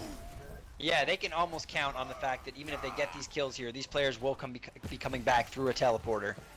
Oh no, Cersei spots him out. Cersei spots him out and finishes off Wonderful before he can do anything with that teleporter. So now Revival is gonna start marching through. There goes that Earthshatter coming down from You Suck as a Reaper into the Mercy Res that Archons just threw up. They've got to make something work here if you are Archons. This is no bueno for you. They've got 4 people on the point, 5 people now on the point to fight against the 3 remaining. Here comes Skeppy trying to help out, but there's the Cersei ult coming out on the Mei. You Suck as a Reaper swings around, takes out Skeppy. Erica still in the back line, or I'm sorry, Cool Kieran still in the back, trying to keep up everyone, but I don't know if it's gonna work. We do have Archons trying to put the pressure down. Only one left now is going to be Tensa. He gets taken down. Last one is Wonderful over there. He did get a chance to throw down his teleporter. I don't think it's gonna work out for him though, as such clutch gets taken out by Sir Derpy, who went whole hog. We do have, I think, Revival still on the board. The res comes in from Erica, or I'm sorry, yeah, from Erica, bringing him back. Sir JJ, Skeppy combining. That is a clutch moment right there. Revival now answered back with one of their own. Cool Kieran bringing everybody back. I think this could be a good hold for Archons unless somebody else has got something to say about it. The turrets chewing up Cool Kieran, finishing him off, and it is Archon saving the point here. Holy mess. How do you do it? Archon coming clutch. I can't believe that. I mean, they managed to. Symmetra didn't get her teleporter down until 1:50 left in the round. Right now, and now that they have it back, 50 seconds on the clock. Right. Mercy managed to get the res on the few players who died on the point. The remaining players were able to come through that teleporter quite quickly. I'm trying to see. I can't see how many charges Symmetra has left on the teleporter, but I'm assuming it's at least 2 or 3. It's already down. It's already down. Oh, it's downed already. Okay. Yeah, they scoped it out and finished her off, but they're still putting in work over there. Such clutch. Tensa finishing off one. The flashbang comes out from Sir JJ. He gets Cersei and then follows up on Dr. Hattie. Wonderful's got the teleporter up. Needs to place it down or at least a shield gen. Something needs to come out. They've only got 20 seconds left on the clock for Revival. This could be full hold for both teams. I can't believe we're seeing this right now. Neither team seems able to break into this point, and they've got another teleporter up. So unless they're able to do something to destroy this teleporter immediately, they also have the res from America. Went for the hunt for it, but I don't think he's gonna find it. Wonderful could go down. Sir JJ with the Deadeye picks up one. Sir JJ with another one. Wonderful picking up a 2-piece with the Symmetra, and such a clutch. Onto You Suck as a Reaper. That's 2 full holds, 1 for each team on Hanamura in a best-of-5 series, tied up 2-2. How did we get this lucky to get this finals? I don't know. It just happened. Wow. I mean, these teams just went. They gave us everything. They played phenomenally, and kudos to Archons. You know, it'd be really easy. Yeah. It'd be really easy for you in that situation to be really demoralized and be like, oh my god, and to get down and to start yelling at your teammates and having this basically internal breakdown right halfway through this game, right? But instead they kept the composure. They said, okay guys, we just have to hold it, full hold, easy enough, let's do it. And look at that, they didn't even need the Symmetra for 2 minutes. And then once they got it, it just became, once they had the Symmetra teleporter, I felt like that must have given them so much confidence, because they just said, okay guys, we held this for 2 minutes with no Symmetra tellies. We have a lot of people in the chat kind of confused on how things work. Archons wins, guys. They ended up getting 35.8%. So since Revival wasn't able to get that, they lose. Revival, just like that, loses. Archons, even though it was a full hold, it back in the traditional style would have been a draw, but now that they've added that in, that is Archon's win, guys. Archon takes it. It is over. They're going to walk away with $420 and $600 worth of G Fuel. This is compliments of GottaHaveRockandRoll.com and G Fuel. Wow, that series just amazing. Revival, great job. You guys did incredible as well. Make sure to go vote. The MVP voting is up on the straw poll. We're going to be announcing that here in just a few minutes. I don't know. I'm kind of at a loss for words on that. Yeah, me too. I mean, so many players have so many incredible performances. Cersei on the Mei, obviously. I think, you know, based on the players we've seen here today, unless there's some, you know, really, really incredible player that's nobody here has heard about or nobody here knows, Cersei might be the best Mei on Xbox. That's definitely what it looks like. He was unbelievable tonight, despite not getting the victory for his squad. But I don't think enough can be said about the pure DPS of Sir JJS. I mean, we said, you know, that was one of the areas where we might give the Archons an advantage, where you said that in particular, and right. Definitely, I think Sir JJS showed exactly why everybody thought they were going to have the advantage in that area. It wasn't that Dr. Hattie played bad either. He played very well on Soldier. Oh, right. But Sir JJS would just be, he'd be playing well, playing consistently, and then all of a sudden just exploding into this in a team fight and just having all these kills and having this gigantic impact. And we saw him do that multiple times throughout the course of the series and throughout the course of the night, really. So I think he has to get my MVP vote. I mean, what a series and what a night of games from him. Right, so what I'm going to work on right now is trying to get Tensa in here as the captain of Archons to briefly talk about what was going on. This is kind of going to be the winners interview, so to say. So give me just a minute to see if I can get this gentleman in here, and he can talk to us about what was going on in those final moments for Archon. As I'm inviting him, let me go ahead and say congratulations to qualifier number 1 MVP, such a clutch, and qualifier number 2 MVP, Little Trip. So congratulations to both of them on achieving MVP for this. Tensa is now joining us in the party. Tensa, are you with us, bro? I'm right here, bro. Oh my God, man. Really? You had to do it to us like that? Give us a game 5 and then take 2 full holds? What was going through your head during that final moments there?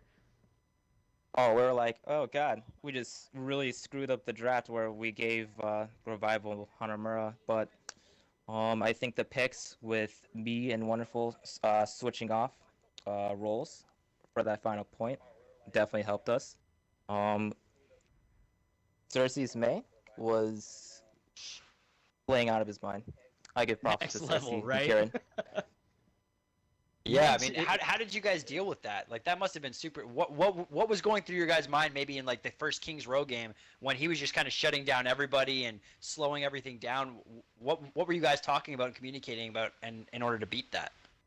I think our target focusing was definitely off because there was multiple threats on the other team that we just had to prioritize. It's either we have to deal with Hattie being pocketed up top, May isolating our front line, Derpy on hog flanking, all these different things. Once we, as a team, recognize what we needed to prioritize, our fights were definitely looking a lot better.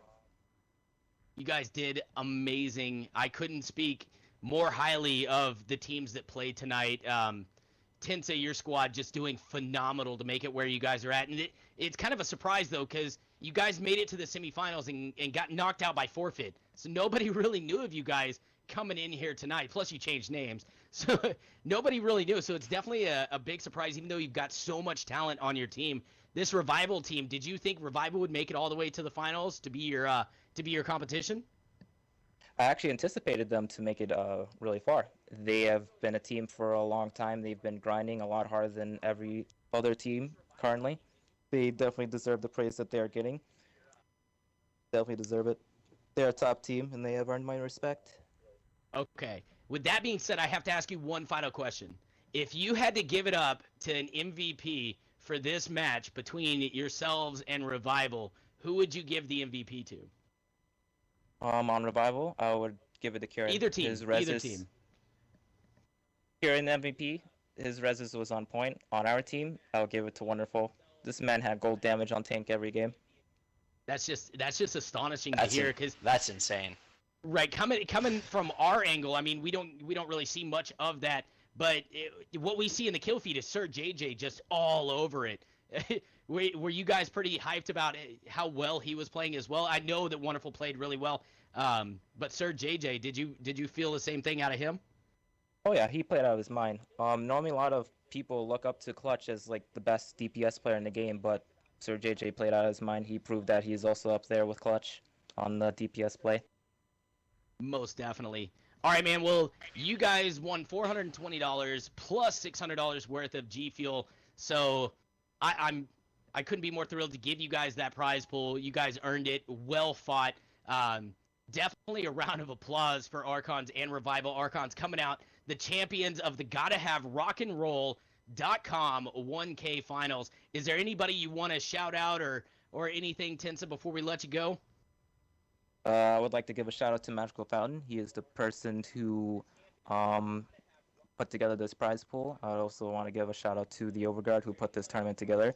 You guys like to give them a lot of hate for what they do, but if it wasn't for them, we wouldn't have this tournament that we have right now. And look forward to future events with this organization as well. Yeah, it couldn't give you more props for saying that. Very stand-up guy, Tensa. We love you as a competitor and as a person in general, so thank you so much for that. We're going to let you go celebrate with your team. Make sure to get with, I think it's going to be Vegas for the prize pools, and we'll get you guys situated out so that you guys can get your monies and get your G Fuel. Make sure to get some tasty stuff from those guys. Revival, they're going to be walking away with $120, so no empty pockets on that side of the fence either. Congratulations to both teams for making it this far. One final shout out to the sponsors, GottaHaveRockandRoll.com, Magical Fountain for setting that up. Greatly appreciate it. GottaHaveRockandRoll.com. Visit them on their social media, Facebook and Instagram at /GottaHaveRockandRoll for those respective websites. Make sure to bid on some stuff and give them a thank you for letting us put on this show. Also, stop by G Fuel and give them a quick follow and a tweet, letting them know that you enjoyed the Overguard's presentation here of this tournament. We're so happy to have both of them on board for this and allowing us to do this. Make sure to use code Stratum, STRIATUM, for 10% off all G Fuel. Trooper, I appreciate you coming out and commentating with me. You've been absolutely epic. I can't wait to commentate tomorrow night with you for the PC Haste event. And also on Sunday, we've got a For Honor event for those that are interested. Make sure to drop by battlefy.com/TheTechOverguard for all of our latest tournaments and whatnot. Trooper, do you got anything you want to shout out real quick? Yeah, just A, to all the sponsors who helped put this tournament together. B, to all the players, obviously, who took their Friday night to compete and give us some great Overwatch to watch. And C, to the fans, everybody who stuck with us all Friday night and watched these games, and everybody in the Twitch chat. Thanks very much. We love you guys. And yeah, just I guess if you have any comments or feedback or anything like that on the cast or on anything I can do better, just feel free to hit me up on Twitter. I'm always there, always down to talk Overwatch. There you go, guys. And a huge shout out to both Bella and Killicon. They were behind the scenes running everything for us. Bella running the camera, did an amazing job and stayed in our ear, making sure that we were up to date on everything going on, as well as Killicon for setting up all the matches and taking time to basically handle everything behind the scenes. So huge shout out to those guys. And that's going to be it for the production here at the Overguard. And once again, huge shout out to the sponsors, GottaHaveRockandRoll.com and G Fuel. Make sure to go show your support, guys, so we can have future content just like this. Tune in tomorrow night for our PC event, and tune in Sunday night for our For Honor event. If you guys want to play any of that, battlefy.com/TheTechOverguard, twitter.com/TheOverguard for all the latest and greatest news. And make sure to join our Discord, discord.gg/TheOverguard. And from all of us here at The Overguard, thank you guys for viewing. We're out.